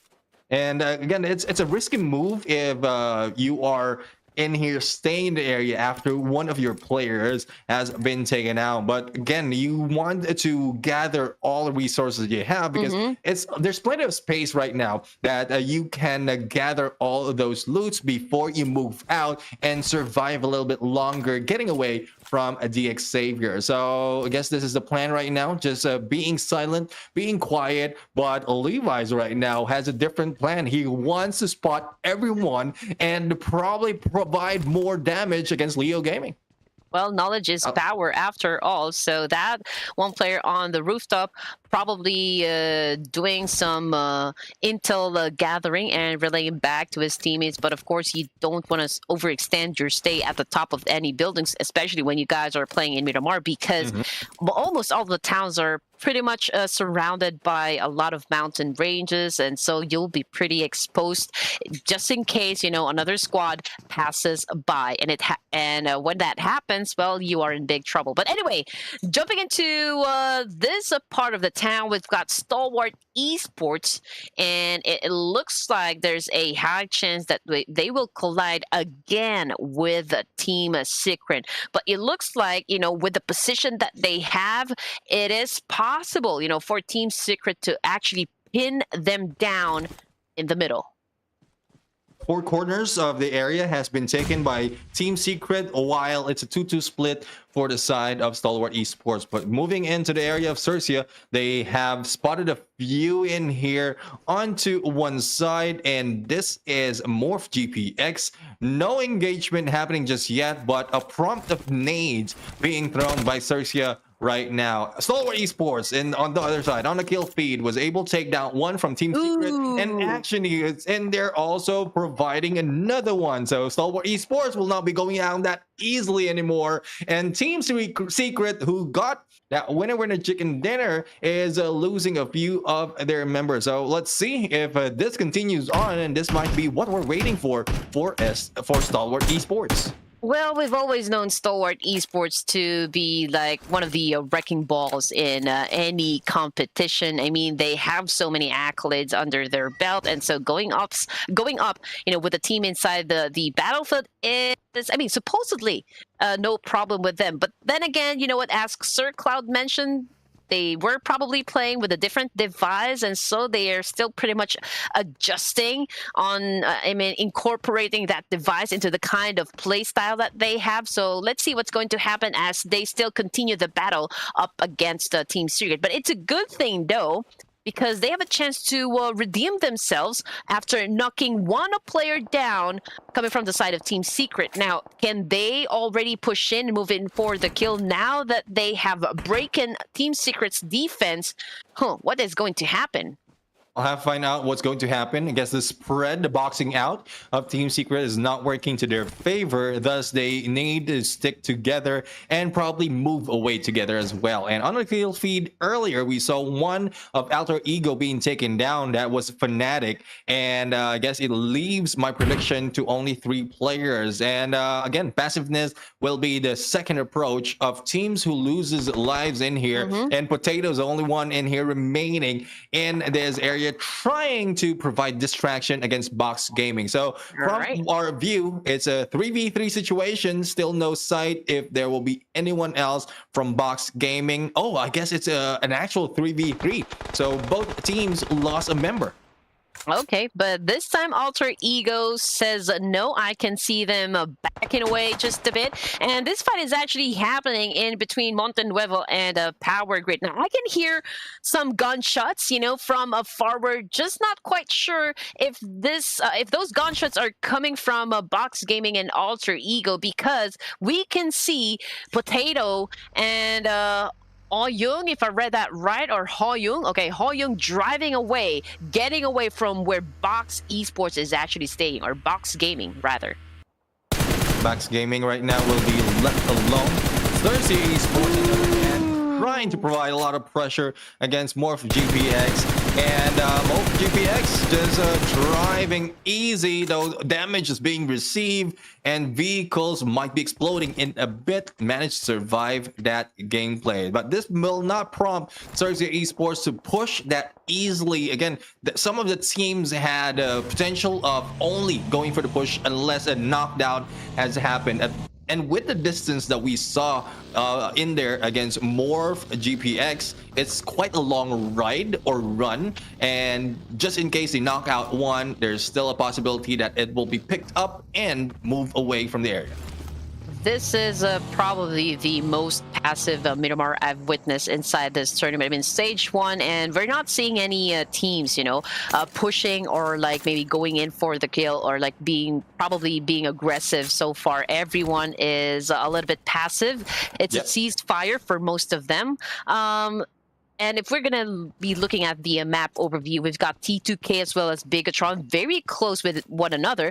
But of course, T2K also needs to be aware that N21 NFT is also making their way into the circle. And so I can say that there might be a fight or conflict happening between these two teams. But of course, T2K, you don't want to get there in the middle. You don't want to get sandwiched in between two teams, because that will definitely not work out for you. Exactly. I mean, it's very difficult to focus on one already complete squad. What more if you have to focus on multiple squads targeting you? So as we see Box Gaming right now on the high ground, spotted by Team Secret. The battle continues between these two teams when we thought that they've already pulled out from each other. But as we can see, Box Gaming is also having their high ground advantage against Team Secret and moving towards the slopes or along the slopes, just making sure that they have a few hiding spots. And it's quite an open area, though. Anyone from coming from the other side might take them down. Well, you know what they say, the desert takes the weak. And right now, Box Gaming, they have an advantage up against Team Secret. But of course, they need to be careful, because I just saw another team on the opposite side of those mountains. So they probably have the same line of sight. If I'm not mistaken, those are the players coming from RRQ. But anyway, let's see what's going to happen as Box Gaming still extracting some more information, gauging or assessing the situation, whether or not it is safe or it will be good for them if they crash that compound. On to Leo Esports. We already have one casualty so far. We've already mentioned that one. I guess they are still not done trying to face up with the players coming from TX Savior. I mean, this is a major standoff between these two teams. None of them is currently moving. None of them is being aggressive so far. And as you can see, we've got Slipknot a little bit bored trying to climb up that staircase while on crouch, which is, I can say, very interesting. It's very interesting. I mean, I'm quite surprised. From the start of this day, we've been shown a few of different game style and play style as well. But right now, VOIN is giving a different play style against 4 Miracle Vibes. And as he has just been hanging in there, one Baron just passed by and managed to be taken down. But we'll see on what response will be given by 4 Miracle Vibes right now, as VOIN Bulls is in there. But no, he will be taken down. And I believe this is a different team. I believe that's a RRQ who just went in for the battle. But no, it is 4 Miracle Vibes in here, still in this area. Yes, here we go. This fight is actually happening just south of Power Grid and right at the edge of the circle. So far, 4 Miracle Vibes, Dog, again, making his wonderful moves, was able to take down one of the players coming from a VOIN. And now there is really no time or no chance for his teammates to go for that quick pickup. So let's see what Apex is going to do on his corner. Wow, a jump shot plus a kill with a UMP. That is just phenomenal to watch. That's a combination of jump and drop shot, because you jumped and dropped against the enemy, but still we have 2 down for the side of 4 Miracle Vibes, and VOIN Bull still providing a lot of pressure in this game. 2v2 situation though. Oh, let's make that 2v1, and Apex, the only guy who is alive, might be able to clutch this once again, but there's no silent moves anymore for this guy, and eliminated on number 15 with only 2 kills is 4 Miracle Vibes. Man, oh man, I mean, we've always known 4 Miracle Vibes to pop off, you know, during the last few rounds, but it is going to be tough for them if it is that's going to still be the story, you know, for 4 Miracle Vibes. I mean, obviously there was a decline in terms of like a firepower onto their side, so we don't know what's going to happen or how they're going to end up, or like from what position are they going to end in this tournament. But so far, well, you know, coming to the side of the Xavier once again, ladies and gents, nothing is still happening, but this might be the final chance for them to eliminate each other, considering that the zone has already moved and that placed them right at the edge, gentlemen. But it looks like Leo Esports already lost patience. They are now on offense. Let's see if they can down this one player coming from DX Xavier, which is Pubg. But Pubg, you have to take note, this is one of their best fraggers. Now, Yezota just throwing that nade. Oh, Pubg is very low in HP, and now he goes down with the DBS once again. And on your screens, the ladies coming from BIGETRON Ace has now been eliminated too. Up and 2v2 situation right now, unless Slipknot will be picked up, and there goes Slipknot just hanging back and bleeding out. A good chance for Leo Esports right now to hit them with one shot, but I think they just missed that opportunity. Take them down. Chua as well as Levas is just closing in, and this might be a 1v2 while the other guys were distracted into going for the pickup. So Nova right now is in here, and Chua goes in for the hit against Yedewara, and there goes a 2v2 once again. The difference though is Slipknot needs to recover, as Chua is so aggressive for this rush, might not be able to survive. Oh man, he is doing the hero gameplay so far, you know, coming from DX Xavier. It is going to be a 1v2 situation right up inside that building, which of course puts DX Xavier on a little bit of a disadvantage. But let's see what Nova is going to do. He knows there's only one player coming from DX Xavier that is actually inside that building, and now Leo Esports gets that information, puts down one player coming from DX Xavier, and now they are going after Levi's. Levi's right now is in here. Will he be able to clutch this? And there goes the hit. He will be hit, but no Levi's takes him down. The pickup can be done with only a sliver of health, but the zone is moving against them. They need to go for the pickup and recover that quickly, as well as move in closer, but they will not be stuck in the open. But those stuck in the open right now is T2K against RQ, and with just that push, T2K has been taken down. RQ getting those 2 eliminations their side despite of only 2 players left. we're not sure if they were actually caught off guard, if they didn't know that there were two players coming from RRQ who is actually on top of that mountain. But then again, when you're in Miramar, you need to be able to find a good spot on top of any mountains, because giving up the higher ground, that would be suicide for your team. And now that was a great clutch, coming from DX Xavier, coming from Levi's. That's the the saving grace, that helped their team to have a chance to get to the latter stages. We are now at the fourth phase of the circle, ladies and gents, and that is a very expensive mistake coming onto the side of T2K, because they lost two members of their team, and now Tudolov getting a lot of damage coming from Hexen, but it's so fortunate because he was able to evade that one. But can he last? No, he cannot.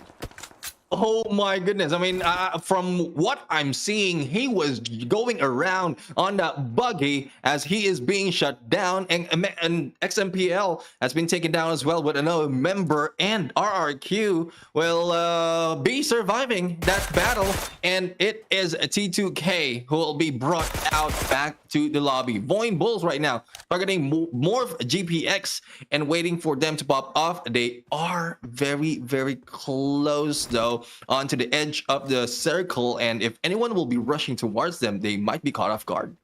Well, we got STE for a change on the top of Miramar with a complete set of players, so that puts them on a little bit of disadvantage. But oh no, I think I spoke too soon. I may still have Jinx. the caster curse. Oh my goodness, they're getting a lot of shots, and right now, oh man, this is not good. This is not looking too good onto the side of Stalwart Esports, gentlemen. Yeah, I mean, I hate it when we casters jinx a team who's just slowly performing and doing differently compared to what we've seen earlier. I mean, this is the longest time for this day that we've seen Stalwart Esports survive, and it's a good sign though. Hopefully they will be able to continue on as we look at the next stage of the circle. A lot of teams will be gathering up, but this is so much of open space. A MORPH in there was able to take down one of XERXIA, and 21 NFT right now spread out might be able to take a hit on either Stalwart Esports and Stalwart Esports Action, as well as Icy moving in between. So a lot of risky moves being done, and I guess this is the reason why they are being taken down early. Well, if 21 NFT plays this right, they have the opportunity to assume 8 points, just from this battle. We've got Team Secret inside those compounds and Stalwart Esports out here in the open. But then again, these two teams are now sandwiched in between 21 NFT and Box Gaming as well. Yeah, I mean, being sandwiched is one thing that you don't want to happen to you. Team Secret now has a good line of sight against 21 NFT, as well as Stalwart Esports, and the Monster Truck will be in there. It is a takedown against Stalwart Esports being done by both teams, 21 NFT as well as Team Secret. This is what we're talking about, though you don't want to be stuck in between teams, but a pickup will be done right now by 21 NFT, and it's not just Stalwart Esports as target. 21 NFT is also on the line of sight, not only by Team Secret, but we are seeing a few in there, which is Box Esports. Okay, we got XERXIA over here making that vehicle explode. Of course, he would want to shut down players coming from Team Secret and make sure that they won't be going anywhere. But there you go. Stalwart Esports has now been eliminated. Man, I mean, can these guys take a break so far? I mean, no good games whatsoever for Stalwart Esports. And now Twin and NFT, they are enjoying, of course, all of the resources provided by that team, searching or ransacking the boxes. The bot is over to the top of that mountain. Now we've got Team Secret still right down below inside of this compound, and now they are probably thinking, gauging what to do next or what the next steps may be, because they are being surrounded by a lot of squads in this specific area. And if we're gonna look at the the board, we already have like DX Xavier, RRQ, T2K. We've also got 4MV and BTR, as well as Leo Esports. They are no longer inside this match. This is already the 5th phase of the circle with 8 teams remaining. And with just 2 seconds before the zone closes in, where will it land?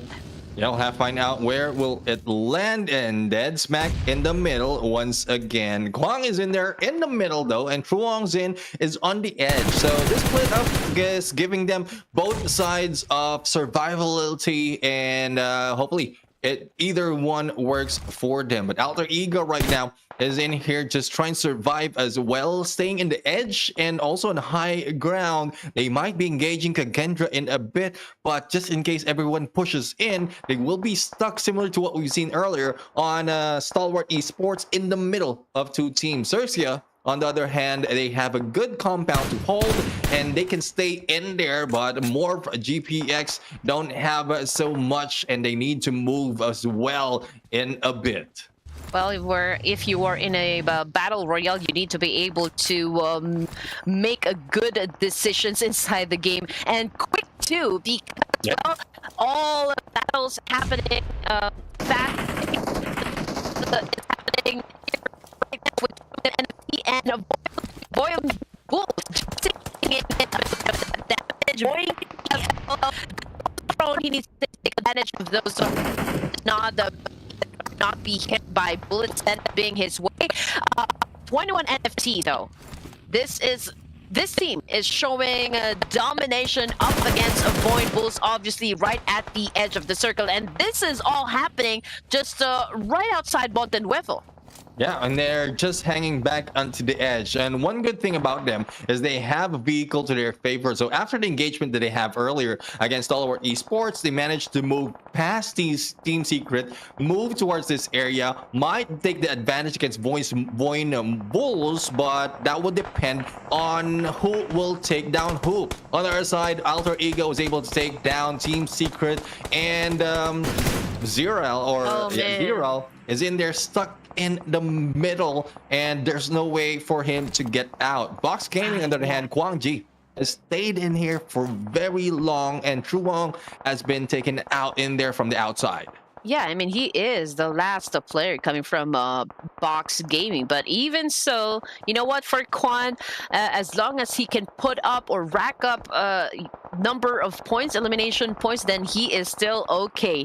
Now, Alter Ego Airs, it looks like they're doing well as you know, as they go through battles inside this map. This is already the 6th phase of the circle. Now, jumping back to KAGENDRA, okay, it's a little bit difficult to get inside because obviously it's so open that it exposes them to players coming from Alter Ego and Quan from Box Gaming. But here comes the attack coming from Octa, but Octa goes down. One of the players coming from KAGENDRA goes down as well. Frenzy now trying his best to actually eliminate players coming from the opposition, but let's see what he's going to do because there are only 2 players remaining active onto the side of KAGENDRA. Now Frenzy throwing in that nade and checking out if there will be other teams that will be pushing his way.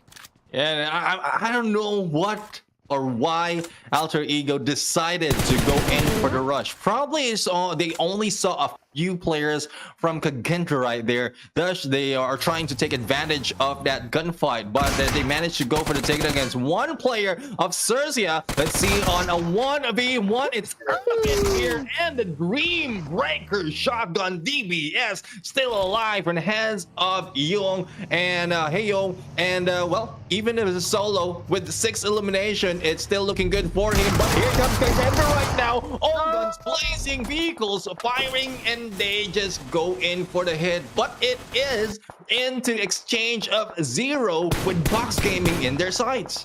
Just look at what Quan is doing. I mean, he's pretty much right there in the middle, the only player that is actually right inside the zone. And right now, he's just really picking off, you know, some of the players stealing some kills coming from all the teams inside the map. And this is, you know, like a wonderful strategy to have coming from Box Gaming. I mean, he should just pray that none of this team will actually find out where he is and crash him there right in the spot. But ladies and gents, XERXIA Esports has just been eliminated, and that brings us down to just 4 teams remaining and 9 players alive with 47 seconds on the clock, 7th phase of the circle. Domination goes to KAGENDRA with 5 elimination points.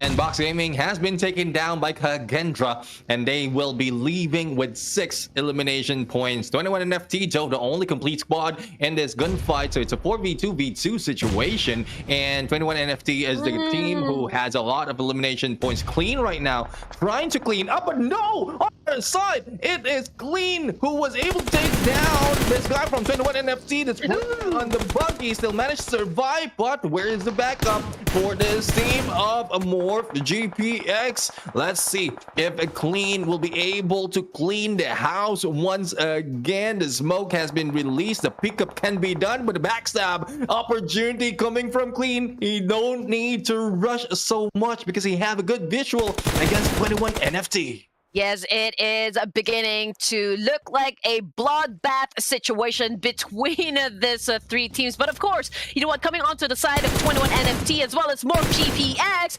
well, they need to do a mopping so far, and that mopping comes from 21 NFT. And it looks like, you know, the battle still continues, and it's shaping up to be a great mayhem situation because we can see a lot of chaotic situation coming from this 3 teams. Now, Frenzy pretty much has one player coming from MORPH on his left side. We've got a Peto.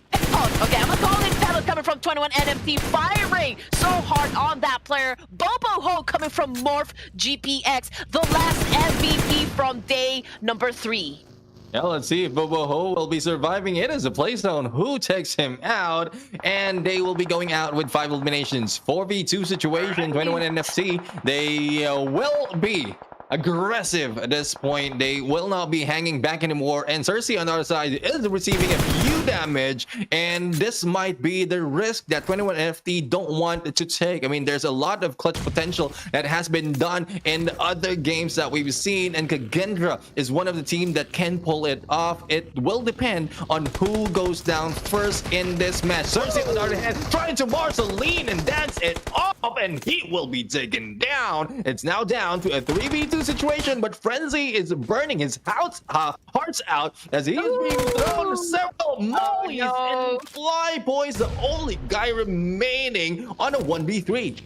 21 NFT remains to have that advantage. Of course, we are down with just 1 player coming onto the side of KAGENDRA. KAGENDRA already has a total of 6 elimination points so far, and we've got Flyboy over here as the last player remaining. The saving grace coming from the side of KAGENDRA. Right now, 3 of the players coming from 21 NFT goes its way, and there you go. Too much firepower for Flyboy right there, and he is no longer spreading his wings. He got knocked down, and therefore 21 NFT emerging victorious from that clash, getting the winner chicken dinner. And from the start of this match, it was very quiet compared or apart from other teams or a few teams. And this is in the mid of the game where 21 NFT started it off, taking down STALWART Esports, and from there taking good position as well as bringing down a lot of teams. 10 elimination to their name, and together with a winner chicken dinner points, they will be getting 20 for match 22. 1797 for the total damage. And with this MIRAMAR, we'll have to find out if there will be other changes in the leaderboard after this game, because so far a lot of teams who we were expecting to get that winner chicken dinner or probably a lot of points did not, and those unexpected ones again did so. You know what, 21 NFT, this is actually their first winner chicken dinner in the tournament. And again, you know what, for my team prediction, I chose KAGENDRA for a reason. I know this is one of the heavy hitters, of course, inside the competition, but then again, they landed 2nd place. Another almost call for Red Queen Gaming. I feel like every time I say or like predict a team, they always land in second. So I don't know what's going to happen for our fifth match this evening. But anyway, oh my goodness, boys and girls, children of all ages, we are now officially announcing that Ruthless Invitational Showdown 3.0 Asia is happening with a total prize pool of $3,000 starting from July 20. I love this. From 20th until the 24th, it is going to happen. And we're talking about the playoffs. Grand finals will be happening on 25th to the 28th. And again, we're not even done with 2.0 and 3.0 is being introduced. I love how it's playing out this time. And I guess with this set, it's pretty much similar to what we've seen so far in 2.0. So doesn't this make you excited, Red Queen Gaming, as well as the fans out there is viewing this?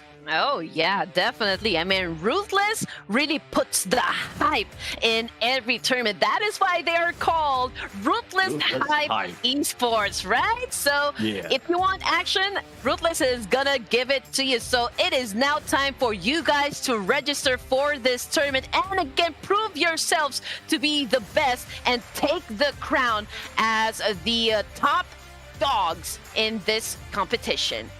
Yeah, I mean, it's a good thing to be part of tournaments just like this, and the playoffs team is teams who will be part of that already. So only a few in here, and oh my goodness, I'm seeing a Filipino flag out there. Pubg Esports will be in there, part of the playoffs team. Oh, now I'm happy. Now I am completely happy because I can see a Philippine flag that has a chance to actually dominate this tournament. But then again, these are the teams that you'd probably see playing around inside the battlefield. I can see Vampire. I can see, Thailand's FaZe Clan, one of the dominant names so far in the in Asia.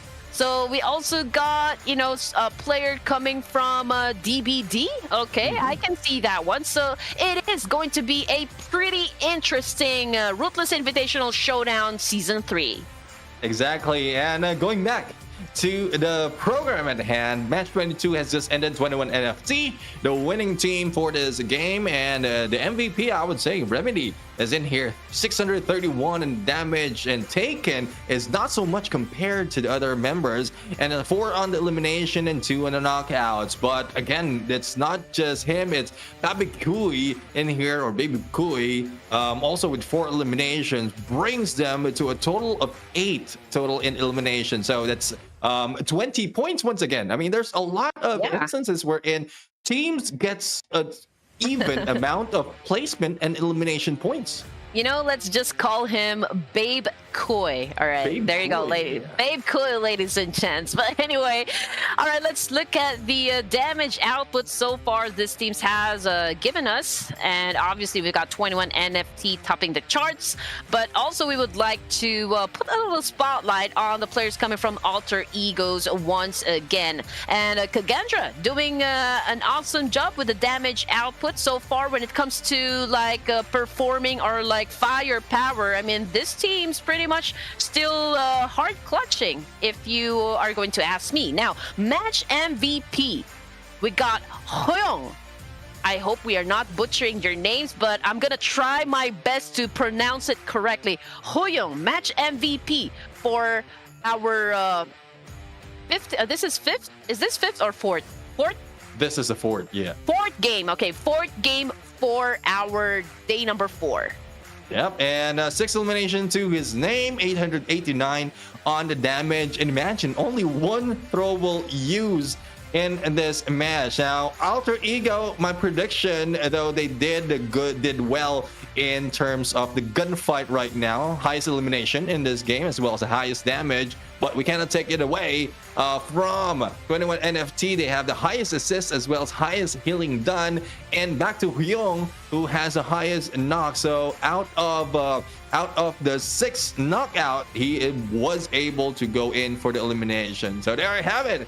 After the match, these are the players that you don't want to face off, especially in Miramar. But later on, we're going to see how they do in Erangel. But for that match ranking, as mentioned earlier, pointed out, 20 points will be taken by 21 NFT. KAGENDRA will take 12 points in balance on a rank points as well as elimination.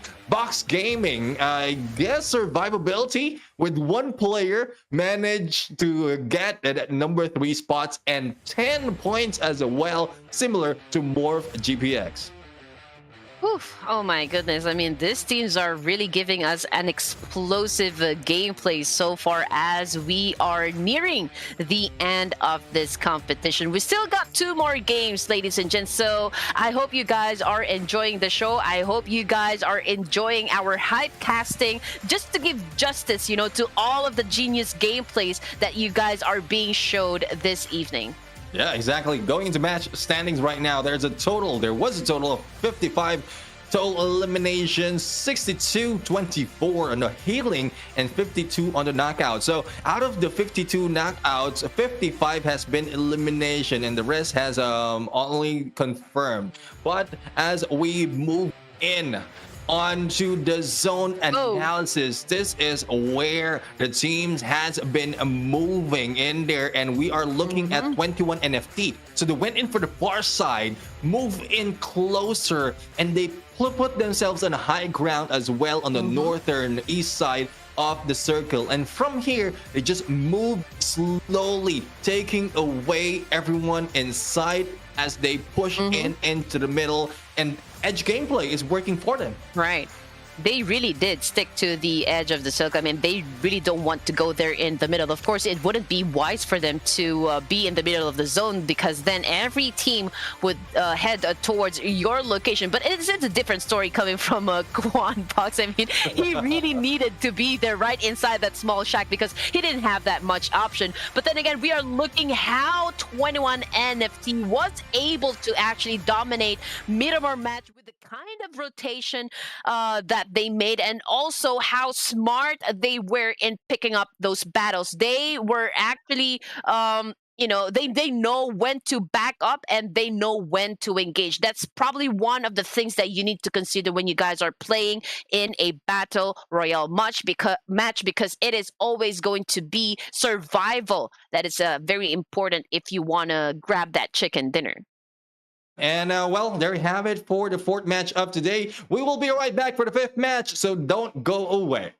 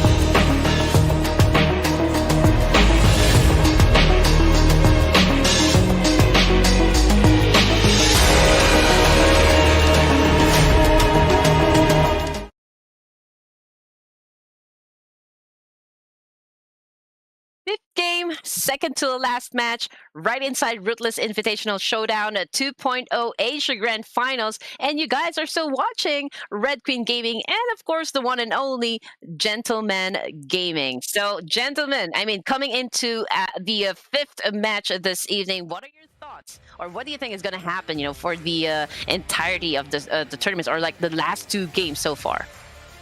I really couldn't tell anymore what's going to happen, because as we look at the recap on all the 4 matches right now, these are the teams who were not who's really not part of the top 4, and this is probably because of them just enjoying the game and trying their best to go back into the basics in the winning games. And I guess we couldn't tell anymore as to who is going to get the next winner chicken dinner. This is now Group A and Group C, and I guess with a prediction, it will make it more difficult for us to choose, because again, there's no pattern that's emerging right now apart from T2K and KAGENDRA doing well in most of the matches.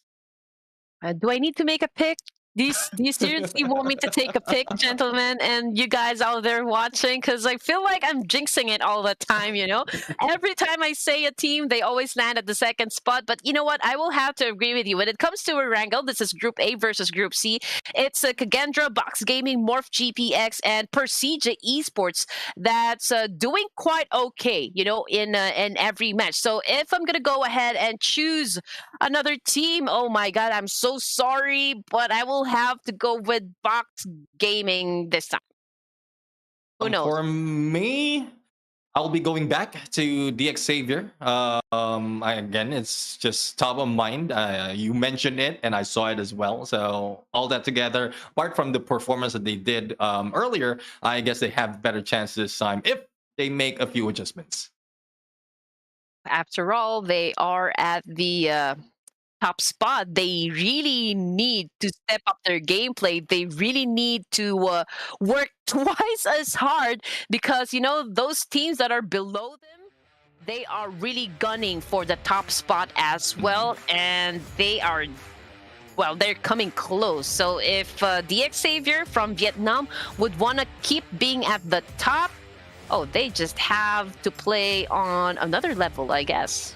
Yeah, I mean, they are starting out good because of the positioning that they're taking on the onset of the games. And once, if they can work on rotating better compared to what we've seen earlier from Pubg, they can be a little bit cautious, probably start off stage 4 before really engaging and showing their aggressive side. But we'll have to find out. I mean, there's no stopping them if they want to go for aggression, but there's no stopping the flight, as well as we are going back to Erangel, the El Clasico map of Pubg Mobile. And we'll have to find out if there will be any thing that will change our mind or surprise us in these matches. Well, for your choice of team, the XERXIA will probably head on I think Pachinki, if I'm not mistaken, but I have a high feeling they will be dropping around Pachinki area as well, given the flight path that we have, very similar to those of the previous matches.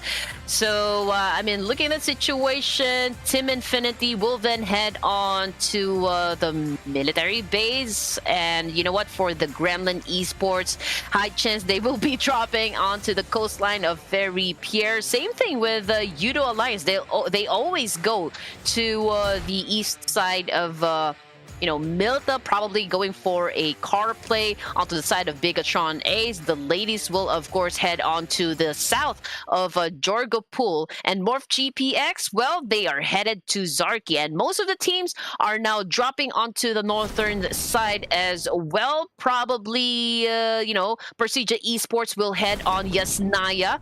And some of the teams will head on Razok. So that's the hot drop locations that we have so far, or like the point of impacts for our flight path. Yep, and Boom right now is going to Rosok and Alter Ego. Usually they take that area of a mansion but they will be moving in on to Roshawk as well, and early engagement might be happening right now. Stalwart Esports against man. KAGENDRA. This is not the first time that we saw this. Stalwart Esports really want to start this off, or probably KAGENDRA just wants to give them, but DBS already in hand of Flyboy. It's not looking good for Stalwart Esports if in case he has what it takes to go for this clutch. So it's a 1v2 clutch possibly, but he is blinded a little bit. It also hit with an 8. Again, even with the DBS, if you are outmanned, you will be outgunned. Oh yeah, that is super true. Right there, tops with a melee. He's trying to hit that player with a skillet. Oh my goodness, the disrespect, ladies and gents. But anyway, you know what? Gauging the jump distance, of course, is one of the crucial things that you need to do to be able to get to the guns first. Of course, you would always want to have that advantage, because if you get to the weapons first, then there will be no problem for you. But you know what? Onto the side of KAGENDRA, oh man, I mean, even if he has a DBS, he got shot down by a nade. But you know what? For Lamborghini, he pulls out a sword, and that's what he used to get the job done. I mean, he just stabbed that player right through the heart. Yeah, I mean, I guess it's just a payback, because I saw the kill feed earlier, and one guy from the XERXIA has been taken down as well with that melee weapon, with the machete. So I guess it's just a payback right now, and well, good thing for Lions. Flex is in there, was able to hide out, and that's one thing. Even if they want to go and get into compound, you want to prioritize in vehicle as well, and I guess that's where the altercation started for the XERXIA as well as Lions. So, well, there's no choice for him just to hang back in there and probably wait a few seconds or minutes before moving out in the open. Yes. So getting back into Rozhok over here, ladies and gents, it's pretty much a similar case. Boom Esports going up against Genesis. But if I read that correctly, probably one of the players from Genesis took a little bit of damage, but it's okay. They are still safe. Everyone's still complete. You know, both of the teams all have their players intact. But we got Master Ichi on top of the roof, of course, assessing the situation, getting the right information, because again, knowledge is power. They need to be able to have an established communication so far on how to go about every altercation inside of the map. But as you can see, we got Master Ichi as well as Master Smile. It's just right there, staying put with a good trigger discipline. Okay, they're right there getting everything that they need before they get into any engagement. Same thing goes for West Carry. This is the same position so far that he held you know, during the previous ERANGEL a while ago. And again, we'll just have to see which of these teams will then fall down to the ground. Is it going to be Boom Esports, or is it going to be Genesis this time? Yeah, I'll have to find out. I mean, we are seeing a few of the players from both Genesis Esports and Boom Esports just hanging back. I mean, it is a standoff. No one's moving. It's only West Gary is just moving around. So I guess they're taking time or taking turns as to who will be moving around and looting where. But there's no taking turns right now against T2K, because Persija Evos has taken down Misery. And well, as much as I want to take out the Misery in my life, I don't want to be Misery to be taken out that easily, because they need to have a little bit of fighting chance. But with that, two players in there who had a chance to pick him up, then this might be a chance for PJ or Persija Evos to survive. Again, if we're going to talk about T2K's gameplay, we've seen a little bit of a slowdown in terms of their pacing, in terms of like picking up their fights.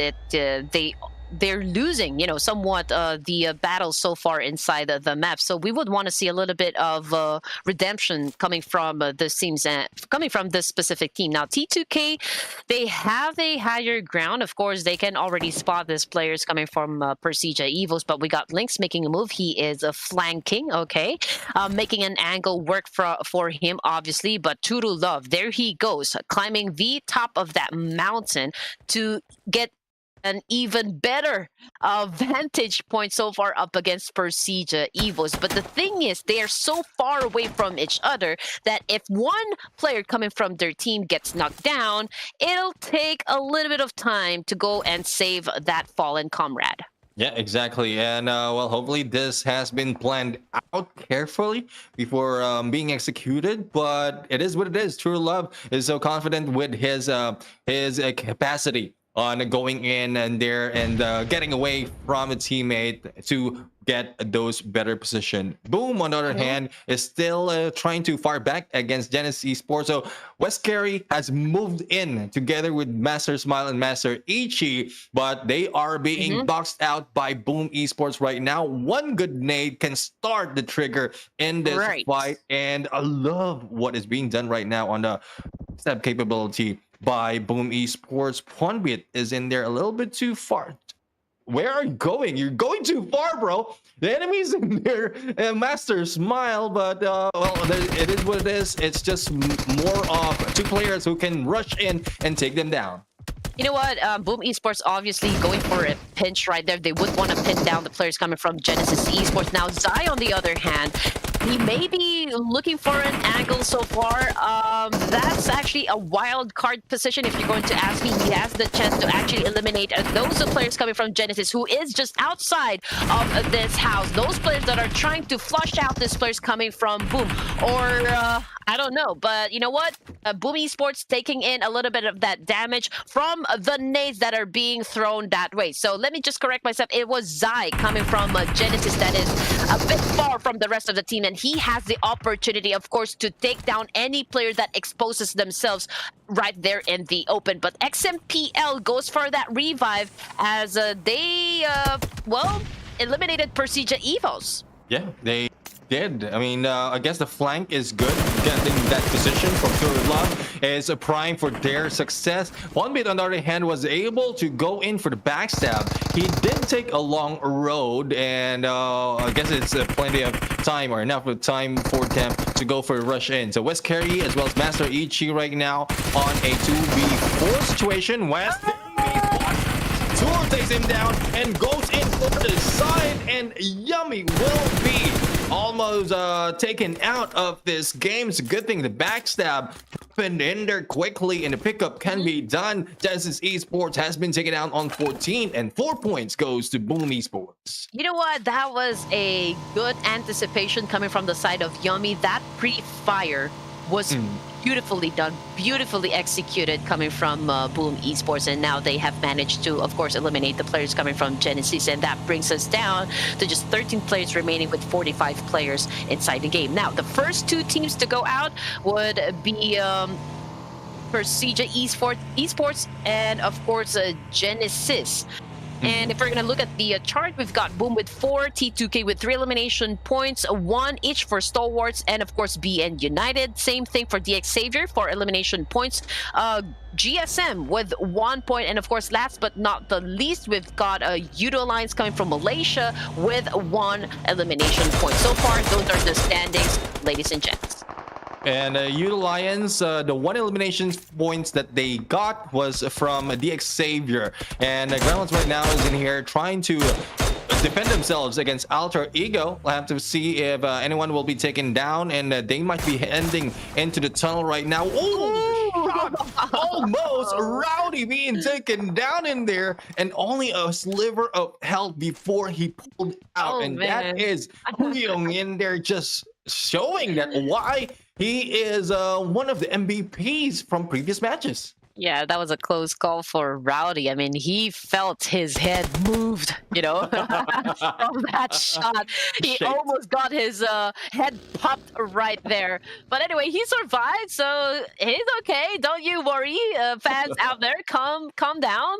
Anyway, 13 teams still. We got Box Gaming over here. Of course, this is my choice right now, and it looks like they are a bit dominating. They have the advantage compared to the rest of the teams, considering that they have already put up a total of 4 elimination points. Now, DX Xavier has the same number of points, but what makes them a little bit on the disadvantaged side because they lost one player already in the game. So that puts us with just 3 players left on the side of the Xavier. And now, ladies and gents, for our map overview, we've got Box Gaming coming in from the northern side of the map, and it looks like they might clash with, of course, Alter Egos, Gremlin, as well as T2K and BN United.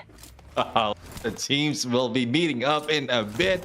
And for those who are hanging back, I mean, BIGETRON Ace will be hanging back, I guess, with the presence of other teams. They don't want to go out in the open early into that movement, into that rotation. So let's see on how it will work for them. And being United right now taking a rig from T2K, and this might be a long-range engagement. A pickup can be done, but you don't want to risk it, especially with being United just roaming around, even taking the tunnels. And let's see as to how this will end, because in the shelter they are just safe in the middle, or probably close to the middle of the next play zone. But Gremlins right now, Memo didn't get the memo that there's 3 players, 4 players in front of him. He might be spotted and taken down, and the teams on the other side, or the players on the other side, is too far from them. But it's Rowdy who will be taken out again. It's Alter Ego Octa who took the shot, and it is the start of the battle. Not looking good for Gremlins. And again, Team Infinity versus 4 Miracle. Sorry, that's a DX Xavier. DX Xavier with a jump shot and a shotgun kill as well. Brigade is really racking up some kill points right there. He goes into that smoke shot. Okay, backs away a little bit because he is low in HP, and Levi's is taking in position, but he goes down as well. 2 of the players remaining come from DX Xavier, Pathogen, and Lamborghini, making it work for them. Lamborghini throws in that molly, and down goes Nier coming from Team Infinity, and now they are eliminated out of the game. But of course, we have a new challenger. Those are the players coming from Boom Esports. Now, the Xavier, they haven't had the time to reset just yet, and Boom Esports, of course, will take advantage of this fact.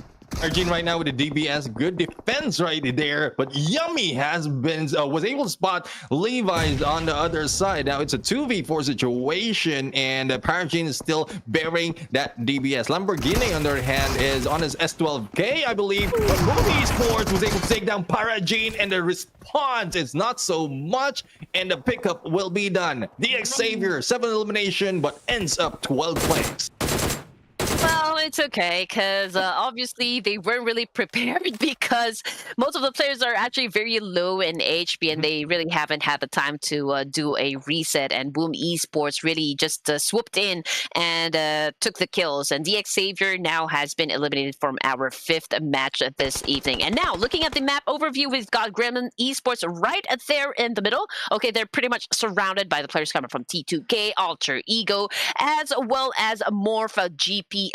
On the other hand, we still got KAGENDRA right outside the circle, as well as Udo Alliance, and the ladies coming from BIGETRON Ace.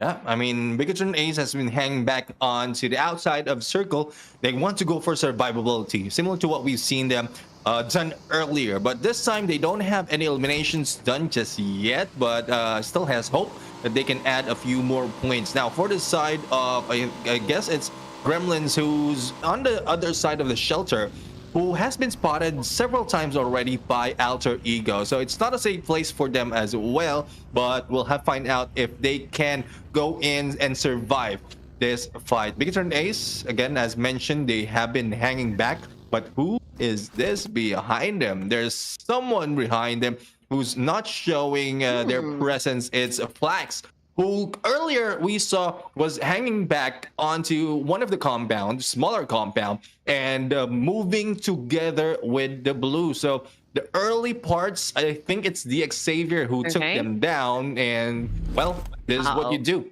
There's no chance really but to try to survive and get those placements. On the side of flags, and he knows that there's a team just right in front of him, and he didn't want to risk it. We just saw him get back to the blue zone. I feel like it's the not the ideal way, but the smartest thing to do so far. But we've got T2K right up inside this building, ladies and gents, and it looks like Pubg Gaming Esports will now then challenge the rest of T2K. We already have one player that's currently knocked down, so it's XMPL and Turulub. This dynamic duo will then, of course, get head-to-head or battle it out with the remaining players coming from Box Gaming, but they are at a disadvantage. Ladies and gents, we got Duke throwing in that nade, wants to inflict greater damage up against the players coming from T2K, and that is the same idea that Zil has. Oh man, they are being flushed out right this moment. Yep. All the grenades are being used right now by Box Gaming to flush them out. To love right now is just hanging back in the corner, and no signs of anyone on the side to take being taken down just yet. But Box Gaming, one has been taken down on the XMPL, and XMPL will be knocked out as well. But no, it was the clutch gameplay. Such gameplay coming from T2K, and not quite sure if there's some help coming from the outside, because I saw a glimpse of Alter Ego, but that was a 4v2 situation, and T2K managed to survive. Okay, and there goes Red Queen Gaming's prediction once again, ladies and gents. But it's okay. I mean, it's a good thing though from the side of T2K Esports. They were able to survive that clash, and so we have a chance to see them, grab a piece of that chicken dinner. But so far, we are down to just 10 teams and 33 players remaining. And now, I think I will have to agree with you, gentlemen. There might be a little help, that came from the side of Alter Egos, because, well, it was obvious that some of the players were outside that building, and that pretty much exposed them to the line of sight of Alter Ego. So that was just an unfortunate situation for them, but a very good clutch, coming from Turul Love. So what's up, Turul Love? What's good? What's good? And we'll have to find out what more is good for all this teams, because after that, I guess, well, I'm not quite sure, because if I was playing that, after that, my hands will be shaking and will not be able to move for a few seconds or minutes. So I guess T2K doesn't have that problem, and we'll have to find out what more they can offer in this game. Boom Esports, on the other hand, is trying to put up a little bit of pressure against KAGENDRA right now, and nades after nades being thrown at them, but they don't need to go in deep because they might be caught off guard. All they have to do is just guard this area, the entrance, so that they will be able to survive all the gunshots coming from the outside. You know what? This is the part where Shelter becomes a double-edged sword. I mean, yes, it has quite a number of resources, abundance in loot even, but, it has a lot of choke points. So it'll be very difficult for, the players to defend this particular area. And we've got a Boom right inside a Shelter, and of course, the BIGETRON ladies would want to come in, so they are now knocking the doors down. But let's see what's going to happen. But I will always be rooting for the ladies of BIGETRON A's, because I can see a lot of improvement coming from this team. But you know what? Boom Esports, they are not being patient. They went in to challenge up KAGENDRA, but in that process, they got eliminated. Oh man, that was a beautiful on-point nade coming from KAGENDRA, which brings us down to just 9 teams remaining inside stage number 5 of ERANGEL. Yeah, I mean, I don't know what decision is best for that. Do you rush in all together, or you rush in one at a time? Either way, you are on a choke point that can be spotted by KAGENDRA, and with a sight on the entrance, you would know what will be happening in a few, as well as sound cues that happen there with the footsteps as well. But well, BIGETRON A's right now might be the next in targeting KAGENDRA, but this time they are trying to take out one of the players from STALWART Esports, who is so far away from them. So they might go in for the knockdown, but the confirmation is difficult to do. right. And most of the forces, actually, if we're going to look at the map, are onto the western side area. T2K is onto the northeastern side. They are a bit far away from the rest of the squad, so there's plenty of space, plenty of options from the side of T2K. I can pretty much say the same thing, you know, coming from STALWART Esports. They are just right down there onto the south side. Everyone that they need to take down is just right up in front of them. Now, onto the side of MORPH and GPX, they are now about to get into battle with the players coming from Alter Egos. But of course, they need to be having a high level of awareness because T2K can come in anytime and flip the tables on them. Definitely. I mean, the distance that T2K has is so prime that they can hit the surprise button, but there's no surprise right there. We have MORPH GPX being taken down because they are off. Alter Ego, on the other hand, is just roaming around trying to take and chase down gremlins into this area once again. I mean, let's see if anyone else will be falling into the trap of moving in and trying to surprise anyone in this shelter. But with this blockage already in, it will be difficult because the moment you step in there, shots might be fired or nades can be pulled and you'll just like bleed out in the open. So hopefully they have good decisions and make good decisions in this gunfight. You know what? This is bad for the team. This situation is really bad for the teams. But you know what? This is good for us because we love action and we love to see action. And we would love to witness what kind of clutch moves this squads are ready to show us. And right now, just looking at their position, man, I mean, Gremlin Esports as well as Yudo Alliance, they are sandwiched in between Alter Ego and KAGENDRA. They are all pretty much very near with each other. And it looks like, you know, they are about to open a Pandora's box, so we just have to wait for the pandemonium to start. Yeah, well, have we wait for the pandemonium to start, for the chaos to start and end as well, because so far a lot of gunshots are being fired, a lot of utilities being thrown back and forth, but when we look in the left-hand side, none is popping up speed, so it's more of wasted resources, and there you go! There you go. A's or BIGETRON A's, they're able to go for one knockdown and hopefully this pay off. And there goes Mute A's with that one elimination point for them. I mean, they put in a lot of effort already in targeting STALWART Esports, and it's no surprise that they will be taken down in there. But BIGETRON A's needs to be careful because they're also being targeted by Alter Ego. Well, you just have to give it to the ladies. Come on, guys. I mean, they are doing a good job so far. I mean, they are really no pushover, so to speak, and we have pretty much established that one, you know, from day number 1 up until now, boys and girls. Anyway, again, the T2K, they have plenty of space to move around, and they don't even need to worry about anyone coming up from behind. And as we go through the final zones, you know, for each map, a lot of strategies will definitely come into play, and we can already see some, you know, BIGETRON A's, they are taking advantage of that small hill. Of course, that provides cover for them. Same thing goes for BN United, but you know what, they are a little bit exposed onto the side of T2K, and Alter Ego knows that as well, and they are now trying to shut down a T2K, preventing them to get inside the zone, and of course just keeping them up, you know, at bay.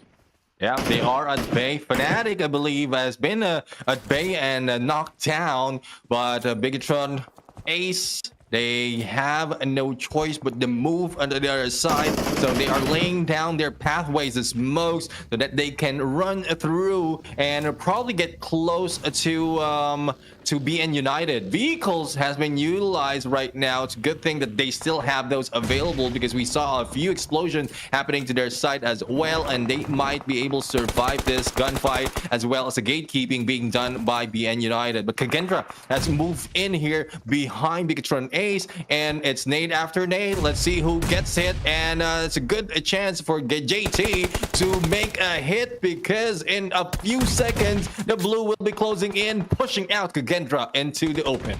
Yes, you're absolutely right, gentlemen. I mean, if you're inside and the circle favors you, then it's a good thing for your team. But if not, well, you just have to get out, and you have to deal with the ladies coming from BIGETRON 8. But I think it's no problem onto the side of KAGENDRA because they were able to actually put down one player coming from BTR. Now, we are checking if BN United is currently dominating, and it looks like that they are. But you know what? Grenader goes to Leon, this time coming from KAGENDRA, down to just 6 teams and 14 players remaining. And again, we still have 50 seconds before we move into stage number 8. But slowly, we are seeing teams battle it out, and Alter Ego eliminating P2K from that clash. Man, that is crucial.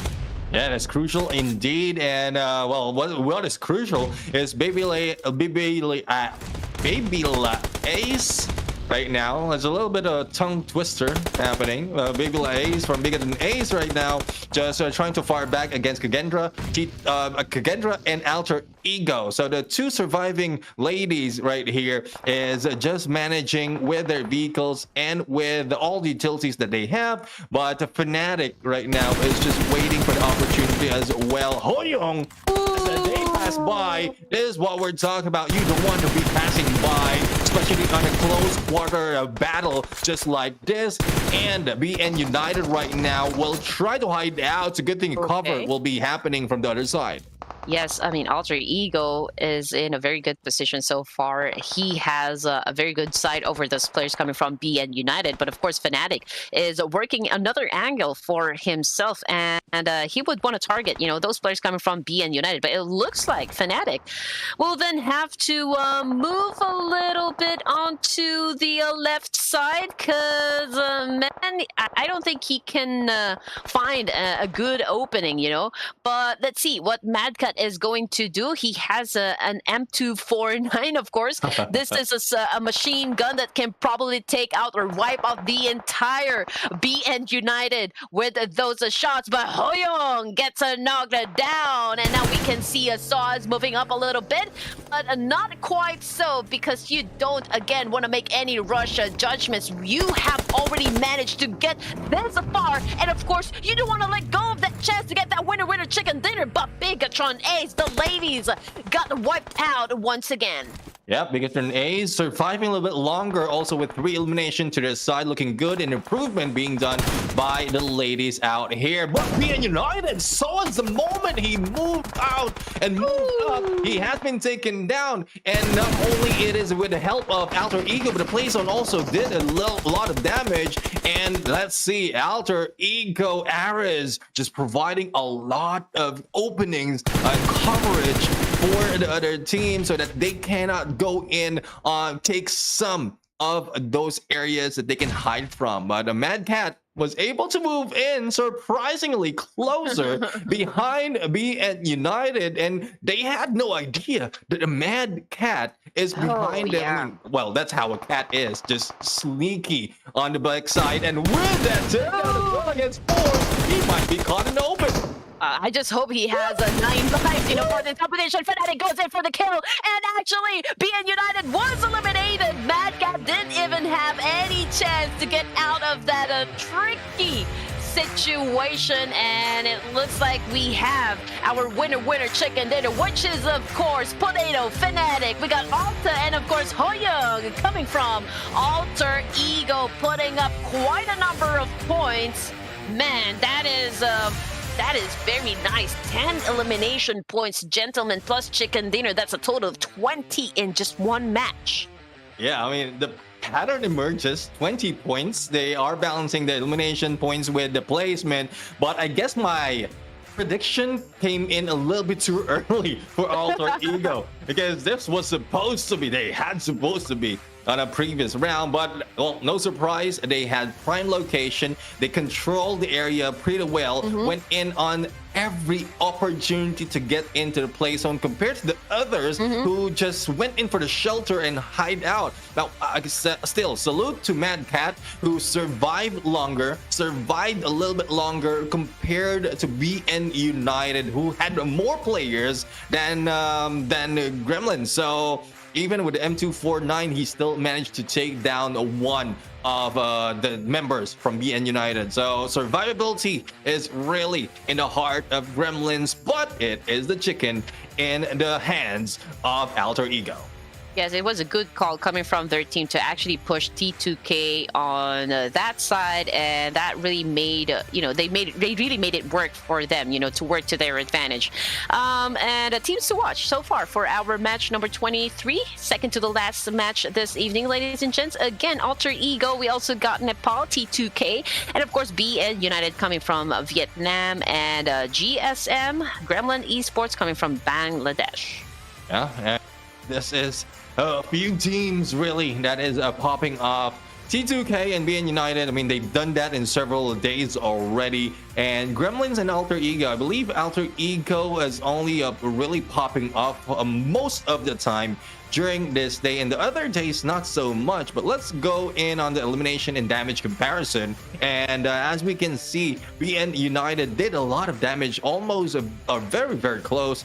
T2K, but not so much on elimination points. So thus they are being gathered by T2K mostly compared to BN United, and 10 and 9 for Alter Ego T2K. I mean, no surprise, they are the teams to watch out for. But I'm looking at BIGETRON Aces right now. They have done so well this time, and the final or last to the final, second to last game that we have for the final day, and 3 eliminations in this, and improvements overall has been done. But no surprise, Octa for Alter Ego is MVP. I mean, most of the time he's doing most of the damage in games. Yes, sir. And you know what? Most of the teams really put out a high damage output. So in terms of like putting in the effort and the work, no problem with the firepower whatsoever. But we rarely see, any of the teams put out higher elimination points compared to the damage output. But you know what? If we're gonna take a look back onto the chart just a while ago, I think there was one team that was able to do that, higher elimination points compared to a damage output. So that only means that they were able to actually steal some kills, coming from the knockout from the other squads. But anyway, match summary. We've got the highest eliminations going to XMPL from T2K, and the highest damage, of course, with 994 goes to Octa coming from Alter Ego. KAGENDRA 0 with the highest assist, and Octa once again, ladies and gents, with the highest healing done inside the game. XMPL, of course, this exceptional player again with the highest of knocks. Yeah, I'm going into match ranking right now. Total of 20 points being gathered because of that winner and chicken dinner and 10 elimination from Alter Ego. T2K, on the other hand, tied it off with BN United on 11, and T2K in second place, BN United on third place. Gremlins Esports is in here with 10 points on number 4. Boom Esports, same as KAGENDRA, gathered 8 points in here, and another tie between DX Savior as well as BIGETRON Aces with a total of 7 points. STALWART Esports this time moving a little bit higher for each match with 3 points, same as Alliance. And surprisingly, Alliance, they started off with only 1 player remaining after DX Savior took down 3 and still managed to get 3 of those points. You know what, from the get-go, gentlemen, it was always the Vietnam and Indonesian teams who are rocking out, the top half section of the overalls, with some of the exception, coming from Mongolia as well. Now, I'm curious to see, as soon as we,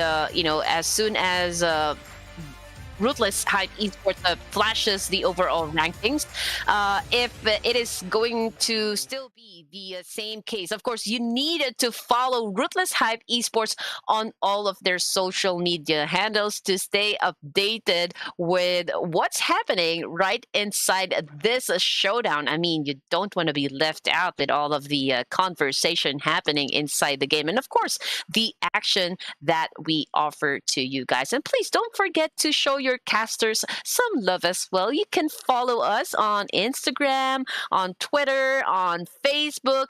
All you need to do, and this is very easy, go to the search box and just type in Red Queen Gaming. And if you see our faces pop up, then please do follow that page, because it is us and we would love to engage with you guys with every tournaments, with every conversation regarding PUBG Mobile. And now, ladies and gents, we will have to take a very short break, so please don't go away.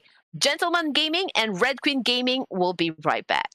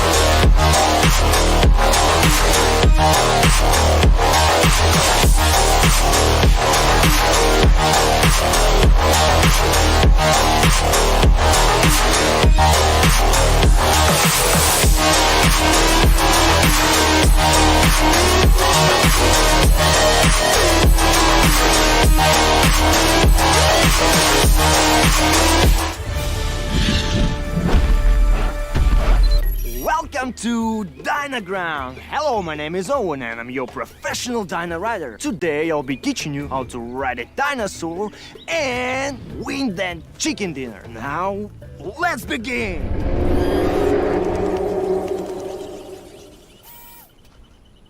Relax, don't be scared.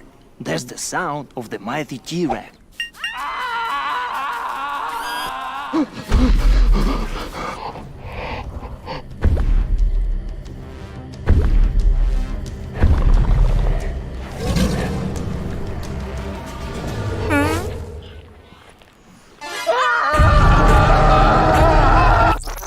Now, here's the first dinosaur encounter.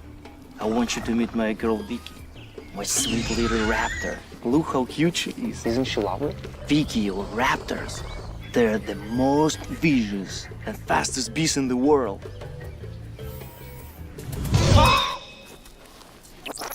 To ride a dinosaur, first you must build trust.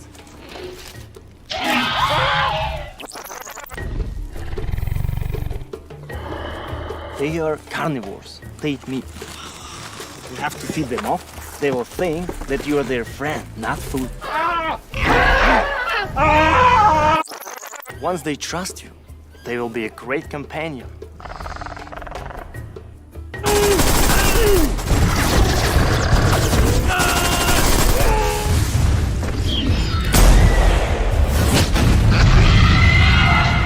However, taming a dinosaur can be seen. Experience dinosaur taming and riding the all-new version of PUBG Mobile Dynaground. Explore Dino Settlement and Wild Reserve and embark on a prehistoric adventure in the Battle Royale game. Come and play now.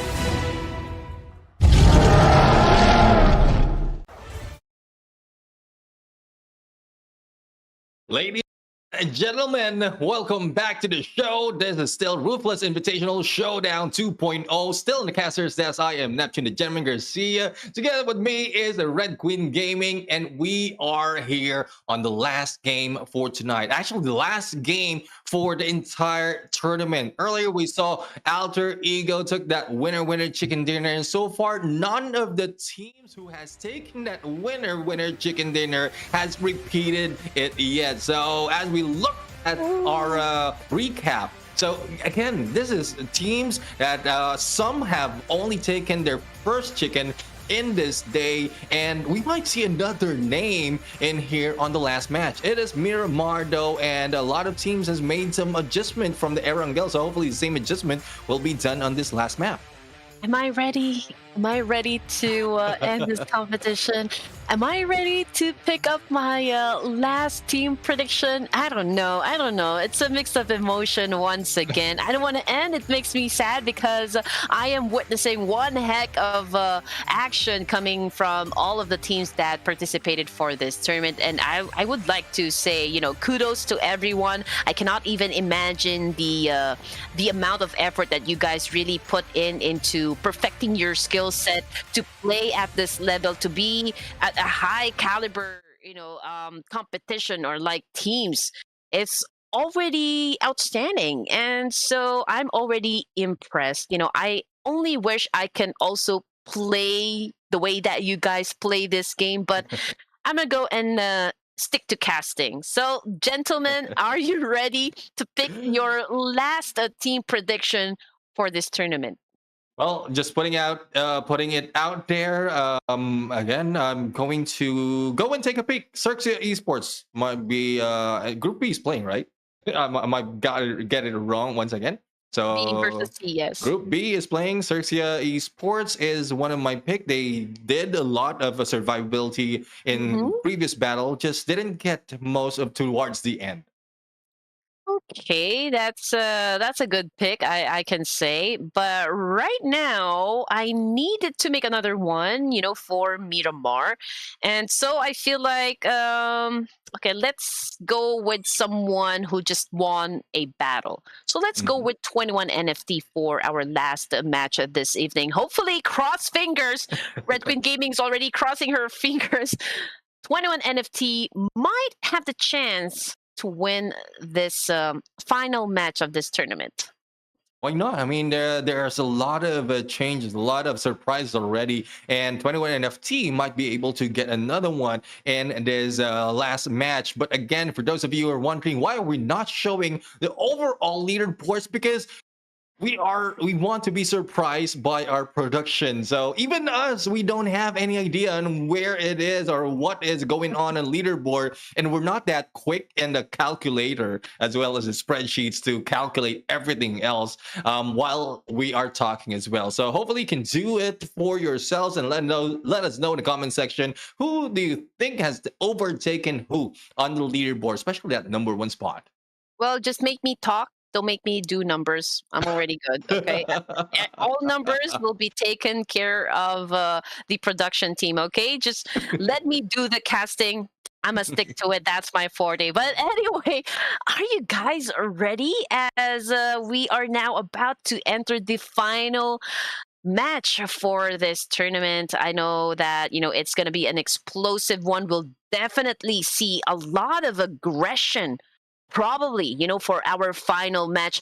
Those who need more points and who just want to like make a difference, I think that they will challenge a lot of teams. We might even see a change in terms of drop locations.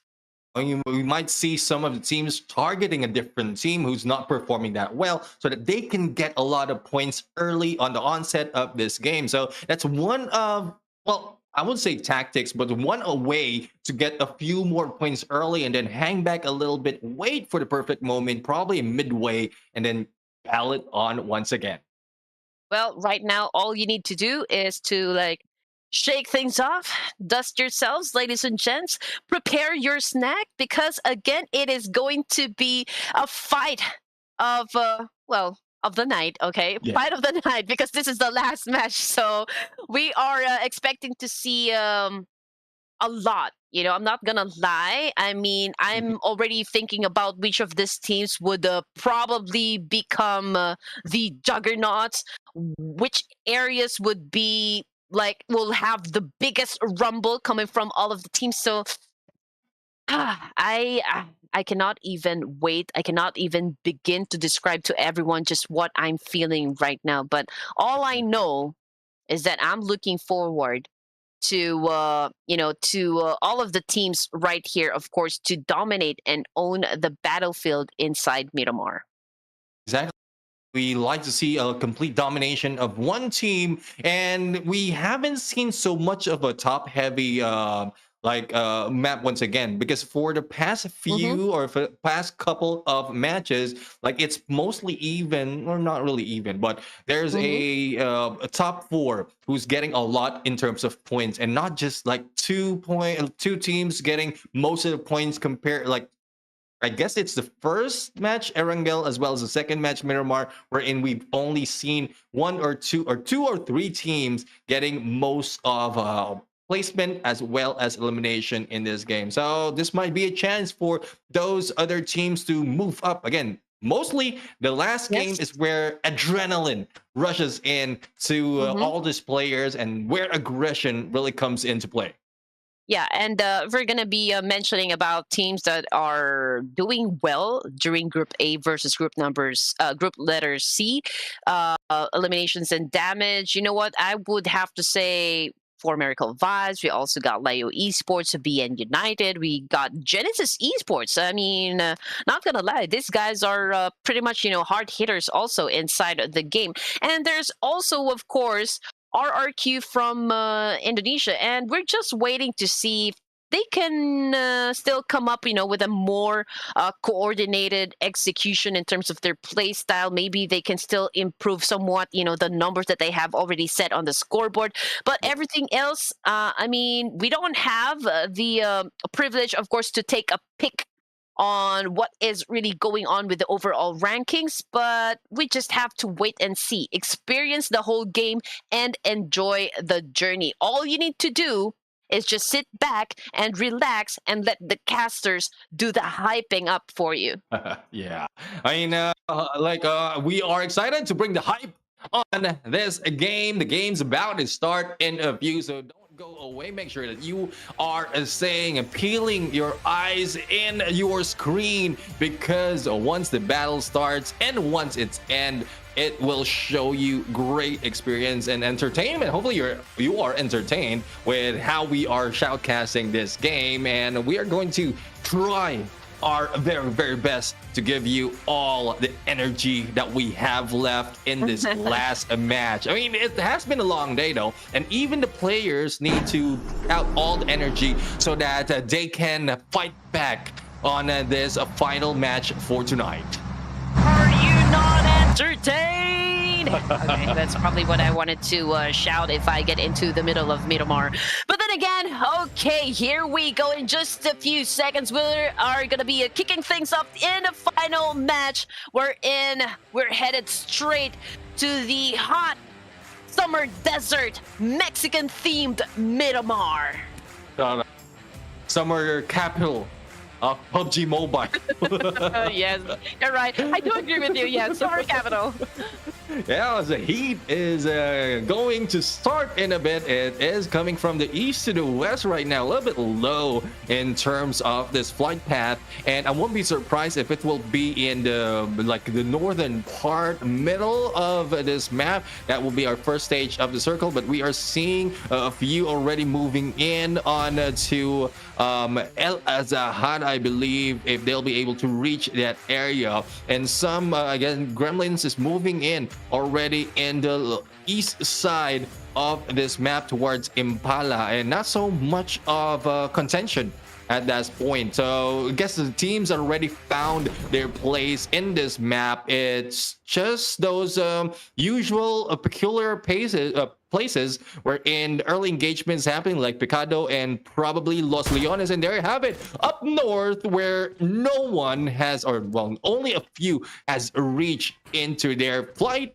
will be our first stage. Well, judging by the initial circle that we have, probably, some of the teams will then go for a car play and then head up north. I mean, the abundance of loot so far, since the flight path is so far away, but the initial circle is just right there up north. Probably some of them will definitely go northbound. But anyway, a fight has already broken out, and that is BN United versus Persija Esports. And there you go, Misery as early as that has been taken out of the game. So let's see what the remaining players coming from Persija is going to do in this situation. You know what? I feel like I'm seeing a deja vu happen in this place, because this is something. It's something like this that's happened during the previous match. But here comes Porsche with a UMP and of course Shotgun as his secondary, going up against Lynx. This time coming from Persija. Now Lynx is getting a little bit of that damage, and right now he is behind that building, but he got spotted out by Soaz, who is just right outside that balcony. Yeah, and one thing about this is if you'll be dropping and seeing another team dropping in the same area as well, at least try to be close to each other so that backup will be available most of the time. And from what we're seeing, Lynx had no backup overall because Luxy as well as Red Face is on the other side and into that compound. And well, it's just a matter of time if BN United will be hunting them down. Otherwise, PO like Persija, EVOS might be grabbing a vehicle if they can and move away from this area. Luxy trying to throw a grenade on them, but with that trajectory, I believe he has already been spotted and Red Face needs to move in. Lynx is not yet confirmed just yet, but it's just bleeding out, a matter of time before he will be taken out.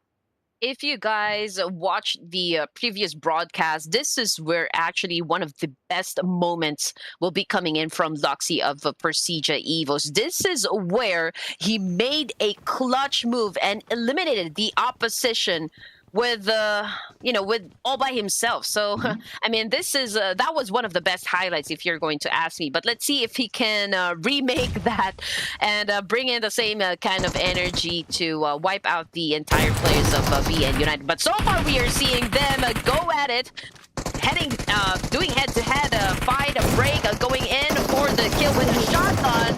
Oh man, Red Face goes down, Porsche goes down as well, but it looks like BN United is really the one dominating this encounter, and there you go, just like that. Persija EVOS with just one elimination up on the board has been the first team to get eliminated out of Miramar match, which is, again, the final game this evening.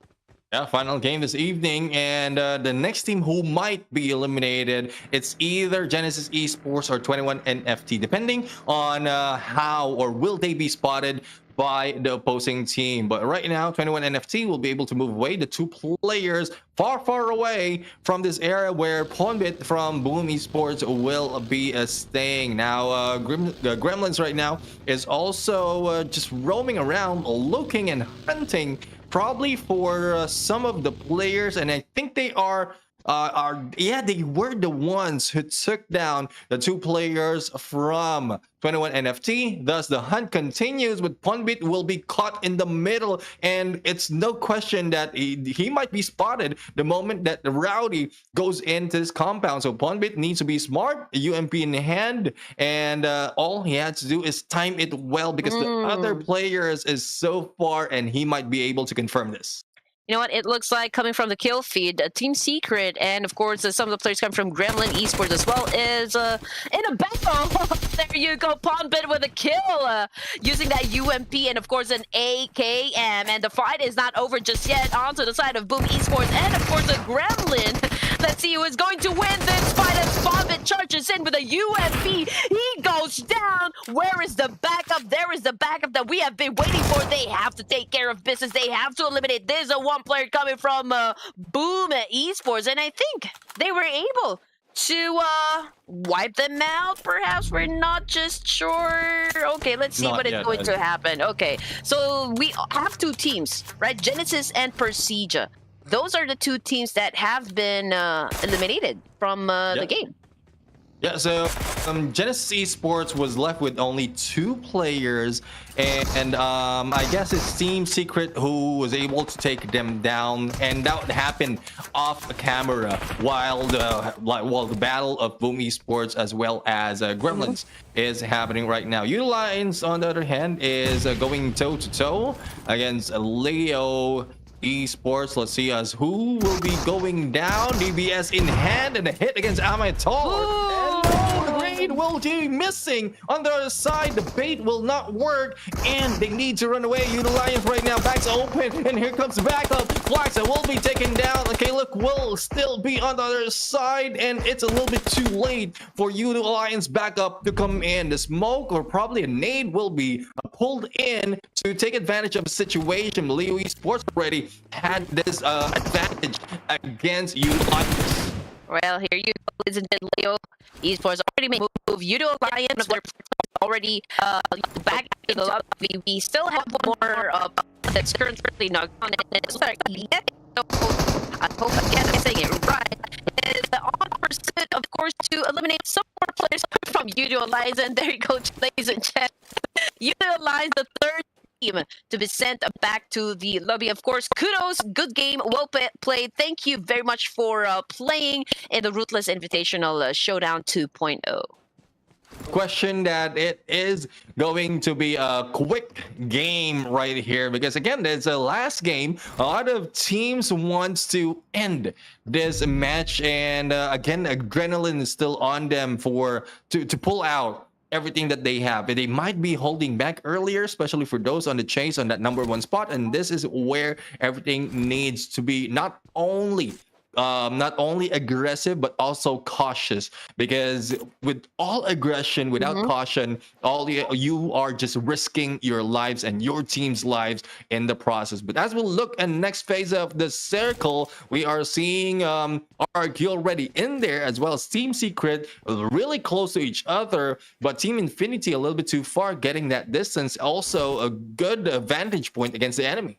Yes, again, you don't want to be reckless in any competition. Of course, you wouldn't want to give off that points, to your enemies inside the game. You don't want to have your enemies take that advantage from you. But anyway, most of the forces, gentlemen, looks like will be coming from down south. We got Leo Esports still outside of the zone. For Miracle Vibes as well as BN United. I mean, the standoff hasn't been finished just yet, but of course both of the teams, again, you don't want to overextend your stay outside of the zone. There's not much vehicle inside, so it's going to be very difficult for these teams to get away from this situation. And if in fact they do eliminate one team from this altercation, well, that team will then have a hard time, getting into the safe zone, considering that there's already a lot of teams that are camping just right at the edge of the circle, and they might go down before they can even say chicken dinner. They might go down before they can say chicken dinner. You got me there. It is true, though. It is true, because from what we've seen, I'm looking at the pattern of how the circle is closing in. Miramar map is so huge that the distance between stage to stage is, especially if it's only gearing towards one side of the previous safe zone, it will be so far if you're going in for the far side. So vehicle gameplay, I would agree with you, is really needed. And in case that you will be late, a lot of teams have already taken realty, and you might be losing your life in there, and you cannot hang back onto the blue so much longer, because the damage per second is so much as we are looking at it. And Slipknot will be slipping his head from the side, and there goes the hit. Leo is just being surprised right there, and there's no pickup there going on. I don't think they have enough utilities and resources to survive this battle. Well, they came in from a fight. They came in from the blue zone. I mean, these teams, being United as well as For America Vice, didn't even have a chance to really pillage through towns, or pillage through those houses or buildings from that area where they dropped. And so, it was easier, for other teams to actually take them down. But you know what? For Miracle Vibes, I think they can still pretty much do something different and probably work their advantage, for their team. But with just one player, I think it's gonna be a little bit difficult. Same thing goes, for the side of Leo Esports. Yeah. It's just a good thing that they have a vehicle, so they can pretty much escape, their fate or like their situation.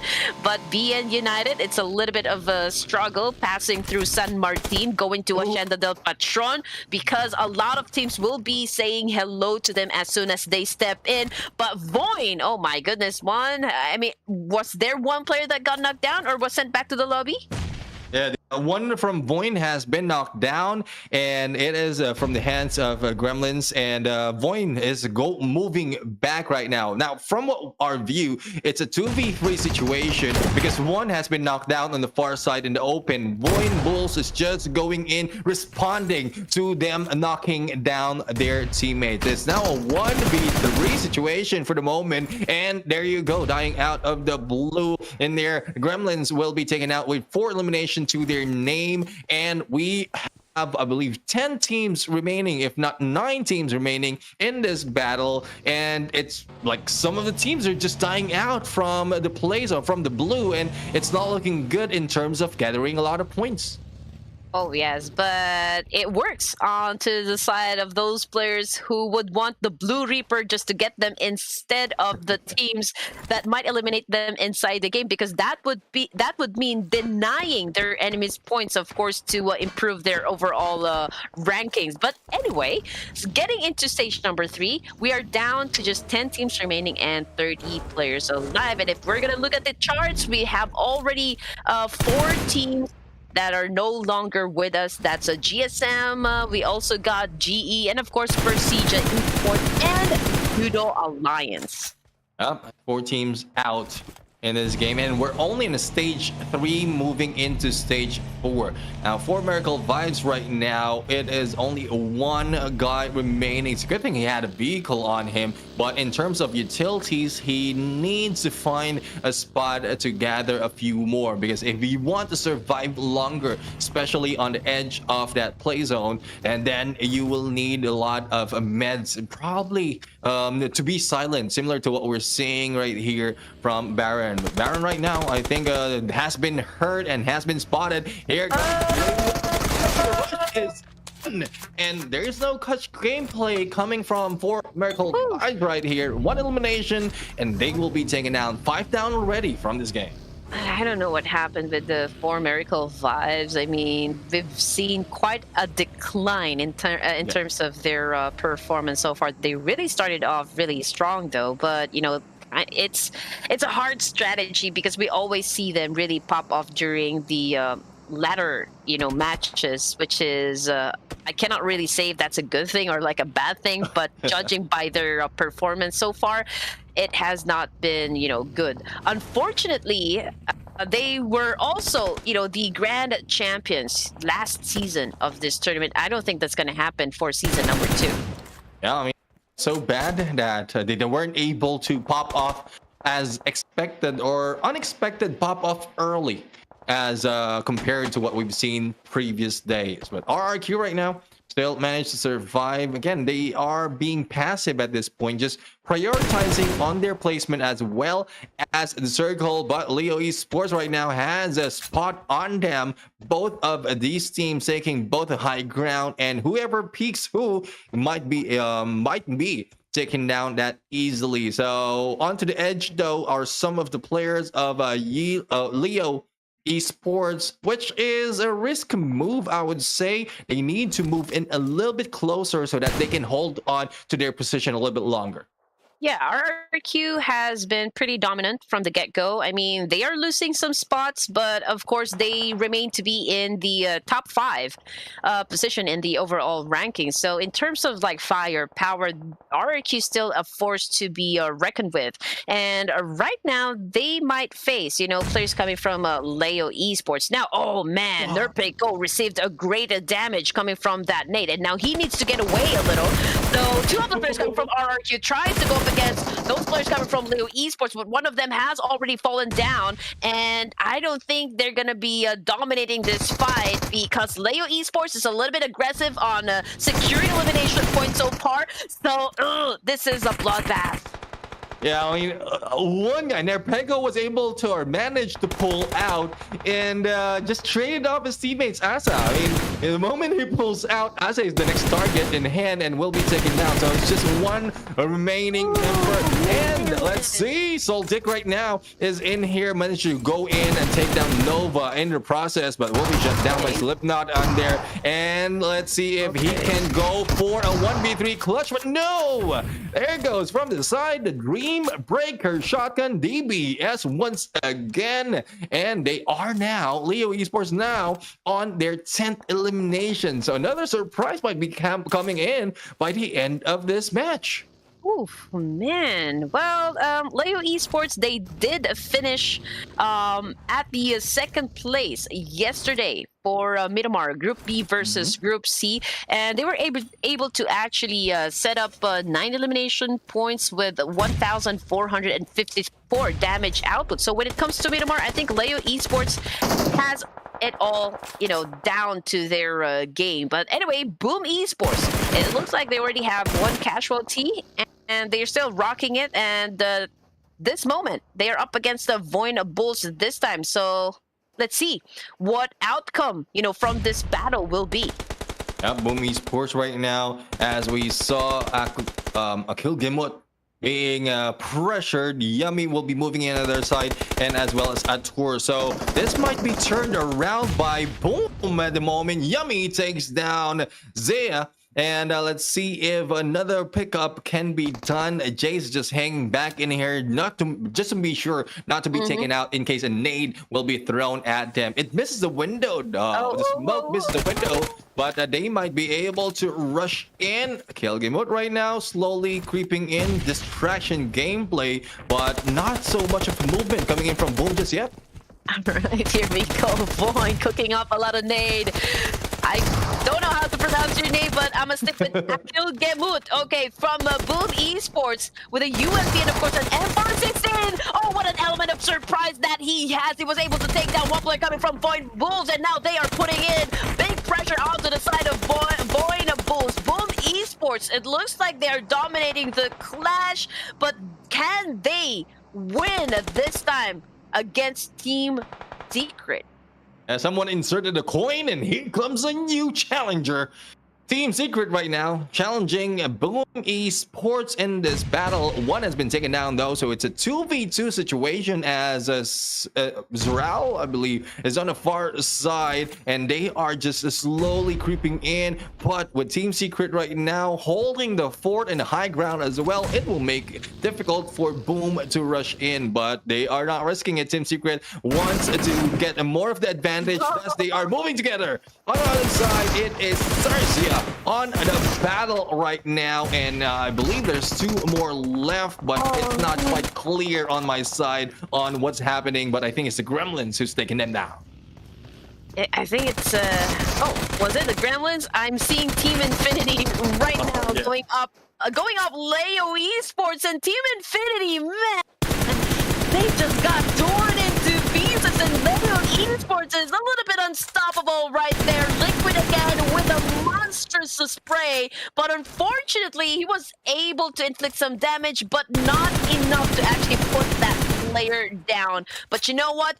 12 elimination points so far coming from the side of Leo Esports, a gentleman with the most number of kills going to okay, I cannot read as of the moment, but Yato Tan. Okay, Yato Tan. Hopefully I read that right. Yes, but you know what? The disadvantage onto the side of Leo Esports is they already have 2 casualties, so it will really depend on those last 2 players if they can get, you know, the winner chicken dinner. I mean, in terms of securing elimination points, they no longer have a problem in that department. It's you know, we just need to see them to get into the final zones, you know, for our last match. It's the same thing with Team Secret. I mean, they've managed to stack up 7 elimination points for their team, and they've managed to already get this far with just 6 teams remaining and 12 players alive.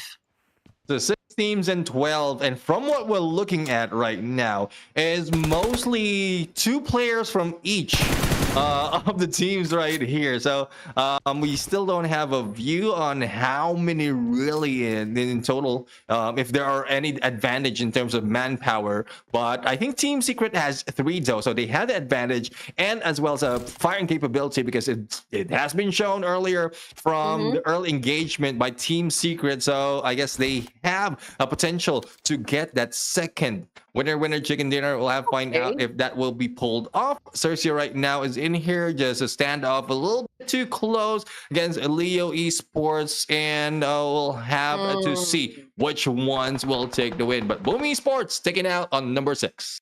Yeah, Yummy has been spotted, unfortunately. And right now, XERXIA Esports, Earth's got knocked down, of course, coming from Slipknot. And right now, Slipknot has a chance to actually go for another player coming for XERXIA. He was able to give a little bit damage, but again, not enough to completely put this player down. And if I'm not mistaken, that's RNJ, the last player remaining, coming from XERXIA. So that puts him in a disadvantage, and Leo Esports needs to go and just rush in for the kill. And Liquid, it looks like that is his plan, but I think he's gonna go for another angle right here, gentlemen. Don't have any idea just yet on where the proximity of this last player of XERXIA Esports is. Does Liquid is just moving around trying to take peeks on all the riches that he can pass through, and this might be saving grace for RNG right now. But here comes RNG trying to take down Liquid, but there goes the fire that might cost him this game, and it's a 1v2. Liquid has been taken down, RNG has been responded to, and Leo Esports still alive and kicking. What? On the other side, we still have 21 NFT challenging Team Secret. That was a close call coming from Leo. Obviously, Liquid was baiting himself, going around in that buggy. He gets tagged, so that was a good follow-up, coming from Leo Esports. And now, here comes Remedy coming from 21 NFT up against the players of Team Secret. Now, this fight is actually happening onto the northeastern side of MIRAMAR, but Team Secret, oh my goodness, what a wonderful sniping shot coming from XERXIA. Phenomenal.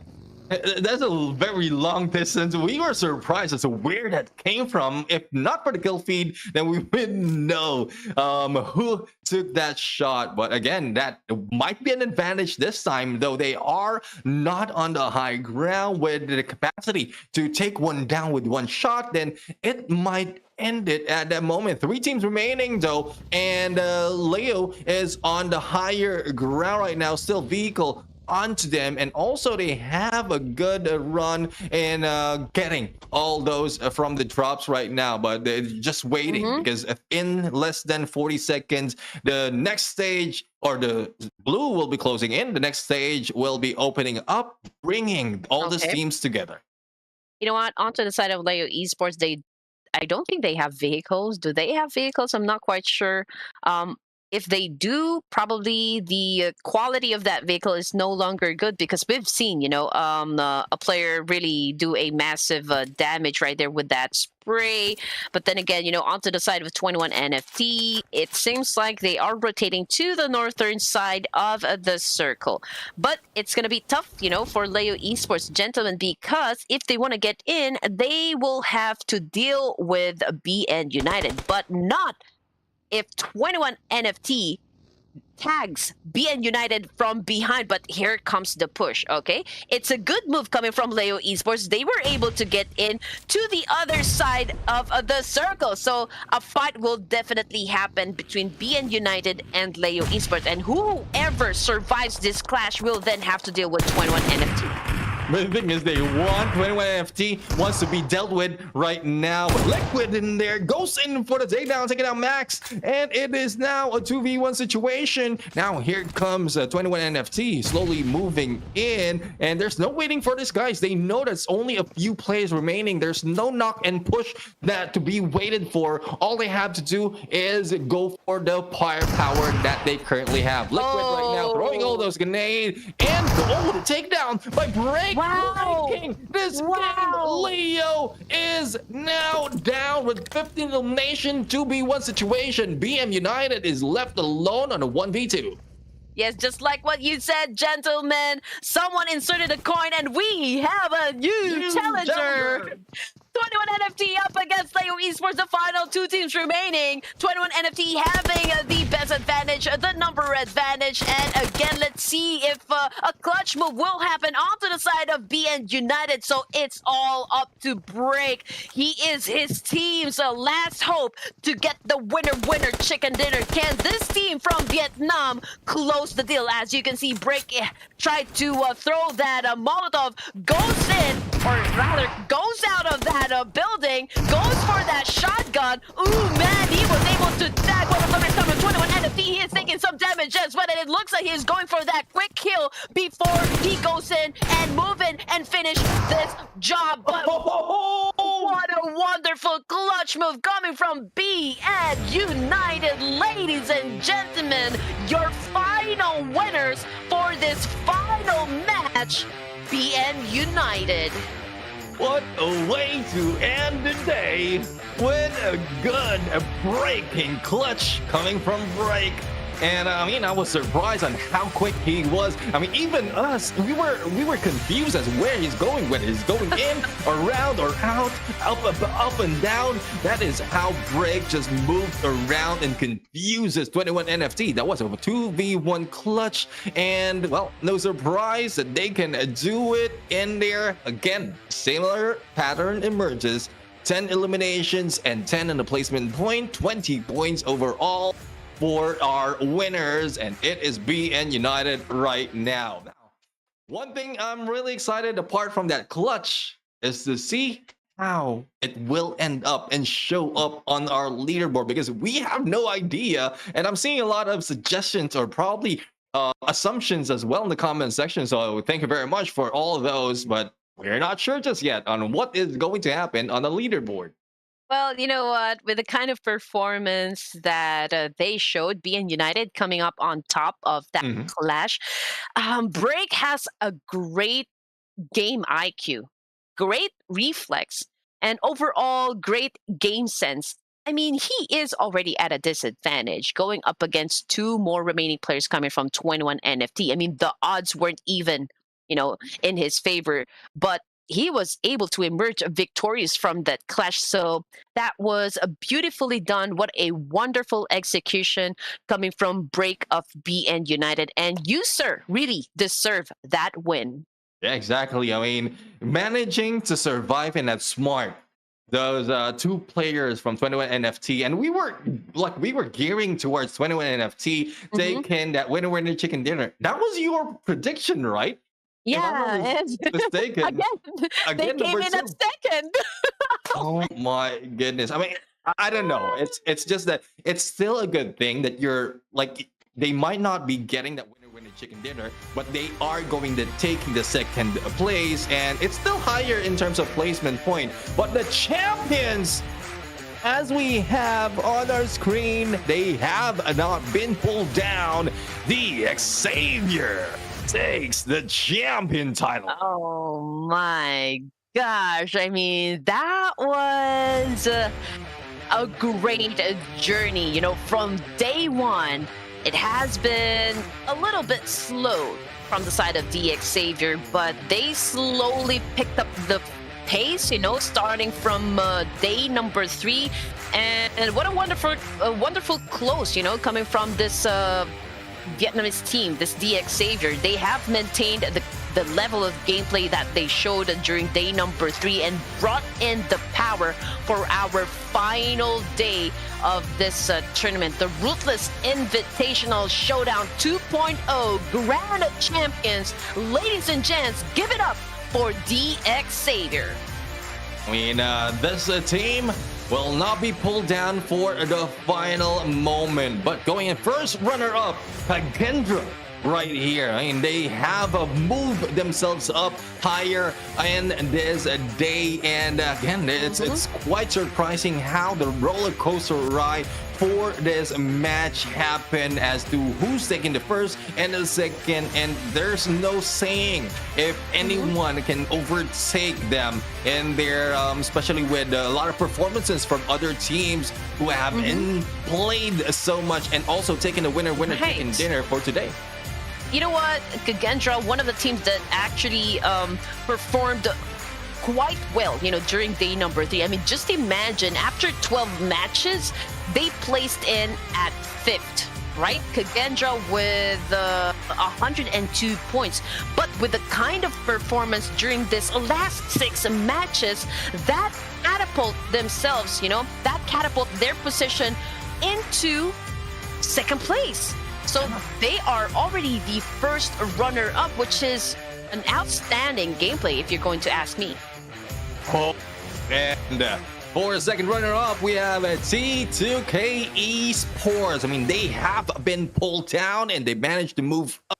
And it's more on the performances on this last few games that really made the difference. Their survivability as well as firepower from a distance, up close and personal, has made them come back a little bit higher on that leaderboard, making or getting their 3rd place or 2nd runner-up in this competition. And I know that you have been calling them out, Red Queen, to really take winner chicken dinners, but I'm still amazed on how well these teams played despite not getting so much in terms of the placement. And you know what, T2K actually won the first runner-up last season of this tournament, and right now they finished all 24 matches and got the 2nd runner-up for the for season 2 of the tournament. And now, ladies and gents, of course, we would want to put a spotlight on the overall MVP, which is, of course, XMPL. Last season, you know what, gentlemen, it was Rig who actually took the overall most valuable player inside the tournament. But this time, that crown goes to XMPL with 21 elimination points inside the game, 5,514 damage output, 54 throwables, and 17 assists. Yeah, man. I guess it's the change of MVP for each of this team really proves to show that the performances is really spread out all throughout. It's not just one guy or 2 guys just performing well for a team, and that's what we've seen from XMPL from the matches earlier. He managed to survive a little bit longer and also go in for that fight, but the team with the most winner chicken dinner goes to BN United. And again, there's an equivalent rewards from the MVP as well as the team with the most winner chicken dinner, and I guess they have a piece of that prize pool after this. And of course, the casters will get 100 US. No, I'm just kidding. Okay, we're not getting anything from the prize pool, but it's okay. You don't have to worry. We're good. Everything is good.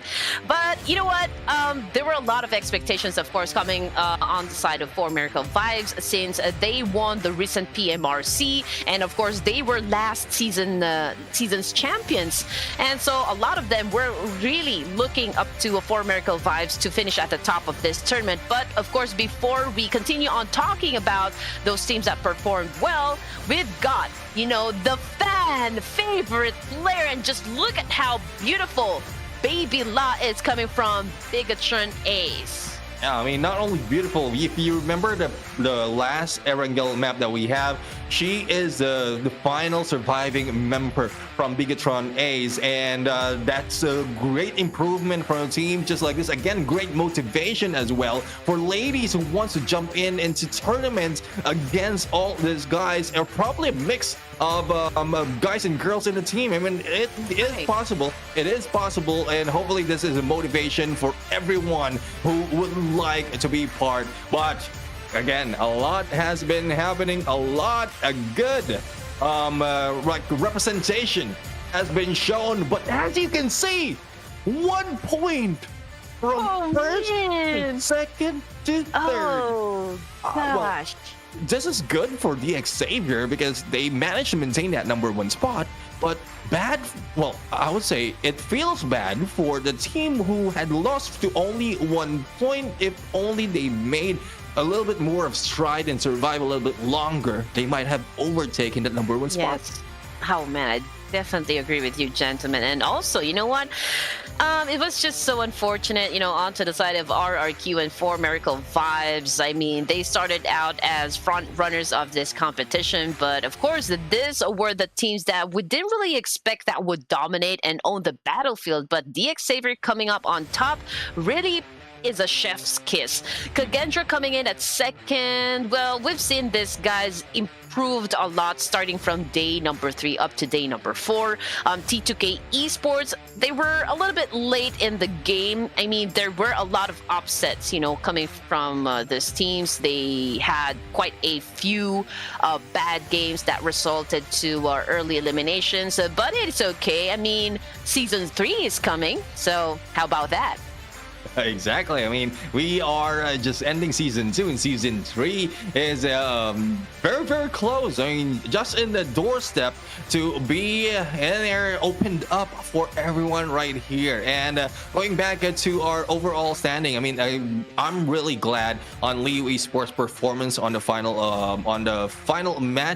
few matches, and as well as how Team Secret moved up just for this day. Because from what we've seen, they have stayed in the middle, if not bottom or third page of this leaderboard, and there are a lot of adjustments that has been done. But again, kudos to everyone. I don't want to nitpick some of the teams. Everyone from this tournament did well and provided a lot of what they have. And this, I would say, this might not be everything that they have, because not everyone or not all the teams have been performing that well. But I guess it's more of understanding where they're coming from, especially for those who weren't able to make it towards the end of the matches.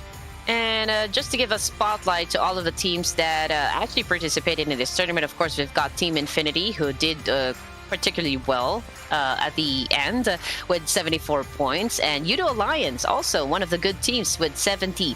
Pretty much the same with Boom Esports. Now, oh man, I just want to bring this out in the open. Boom Esports really started out strong. They even, you know, always land at the top 8 during the day 1 and day #2, but some point in the game or some point in the tournament, they kind of just declined. I don't know what happened, but they lost their charm, they lost their power, and now they ended at the bottom half section of the overall scoreboard. But let's talk about those players that really performed the best inside the tournament. Of course, we've got XMPL, an exceptional player coming from T2K. We also got Lamborghini, averaging at least, like 1 to 2 kills per match. We also got Pathogen coming from DX Xavier, Turong Zion, and Hexas from RRQ. Yeah, I mean, one thing I would say is since DX Xavier didn't perform that much in the last few games, thus it pulled down the performances of their MVPs. And also T2K, on the contrary, they did well on most of the match, especially in the second half of this day. Thus, the performance XMPL really shown in these matches. But team head-to-head right now, and I guess this is from our first and second. Yes, it is from first and second. As you can see, the damage being done by DX. First and second. This is the damage being done for our DX Xavier is so much more compared to KAGENDRA, but it's more of the elimination, the confirming of those knockout that has been taken by KAGENDRA. Thus, you really couldn't say on how much point you can get, and also on why the points are very, very close between these two teams. You know what? I feel like on the side of KAGENDRA, they have had quite a number of games that resulted to an early elimination points, and that's the advantage that the Xavier has. I mean, when it comes to securing elimination points as well as placement points, it is pretty much a balance compared to KAGENDRA, right? I mean, both coming from ERANGEL and MIRAMAR. KAGENDRA, on the other hand, does really well when it comes to MIRAMAR. So I guess that's the comparison that I can put into that analysis per se. But highest damage, okay, XMPL 5,514, Lamborghini with 5,442. Yep, and for Miracle Vibes, Doc 922, as well as another in there. But for the longest distance, oh my goodness! So from yesterday, I remember this. Paragene has taken the longest distance, and it has been beaten by Misery, and not only that, shown by X-Link with 400 plus. And I remember you and Sir Cloud talking about this. It's not that easy to get that 400 plus meters on the long distance kills. It's like shooting a fish in a barrel. You know, it's really hard. But hey, it's not hard for the pro players, I guess. I mean, these guys have been in the competitive scene for quite some time, and so in terms of experience, I mean, these guys already have it. I mean, most utilities used. Okay, coming into post match 24, we've got Quan from Box Gaming, and we've seen this guy clutch. You know, even if he is the only remaining player from his team, he just went right there in the middle and actually pulled as much as pulled elimination points as much as he could. Paragene, the Xavier, is also here. Yummy from Boom Esports, and of course the handsome Lamborghini coming from the Xavier. I didn't say anything. It is Red Queen who answered our introduction earlier. But going into the assists, I mean, Lamborghini still on the list, 20 on the assists right now, and our MVP XMPL had 17. I mean, what I love about this MVPs that we have right now, Zero included as well as Quan, is not only are they putting out a lot of damage as well as all of those elimination, they're also helping out with taking down some of the players out here. So it's like all around that they are not getting away from gunfights. They are in there as backup or probably as a front runner, but a headshot kills 3 of the players out here with 6 elimination and a headshot. And I guess it also includes, I can't remember who, but it might include the player that we had earlier with that final kill with AWM. But Yummy is also in here with 5 elimination. It's not easy to get that headshot kills. Mostly a knock, but it kills not so much. Oh, well, you know what, gentlemen, when it comes to making heads pop, I guess these are your guys. But anyway, when it comes to, I guess, longest survival in every match, we got a Nancute coming from Box Gaming. Also, we got Flame from Genesis Esports. We also have 2 players, you know, coming from KAGENDRA. We got Leon and, of course, Zero. And this is very important. It only goes to show that you are most likely to choose best positions. You are good at evading those shots being thrown your way. You know, all in all, very good performance, you know, if you have, you know, like a good number of survival. Exactly. I mean, survivability really is, well, I would say for Battle Royale, survivability is name of the game. Eliminations follows, but because of changes in the meta as well as how to win tournaments, it really follows through on getting a lot of elimination points. But again, and the basics is you need to survive longer to get all those eliminations. Yes. And as we are looking at a seismograph right now, it compares T2K against BN United. We're seeing a few dips, especially for the side of T2K, and I guess this is one reason as well why they didn't maintain their top spot in this competition. So it looks like, you know, on the side of T2K, match number 6 was really the dominant game for them. BN United, however, is game number 10 or like match number 10, almost close as getting a total of 30 points.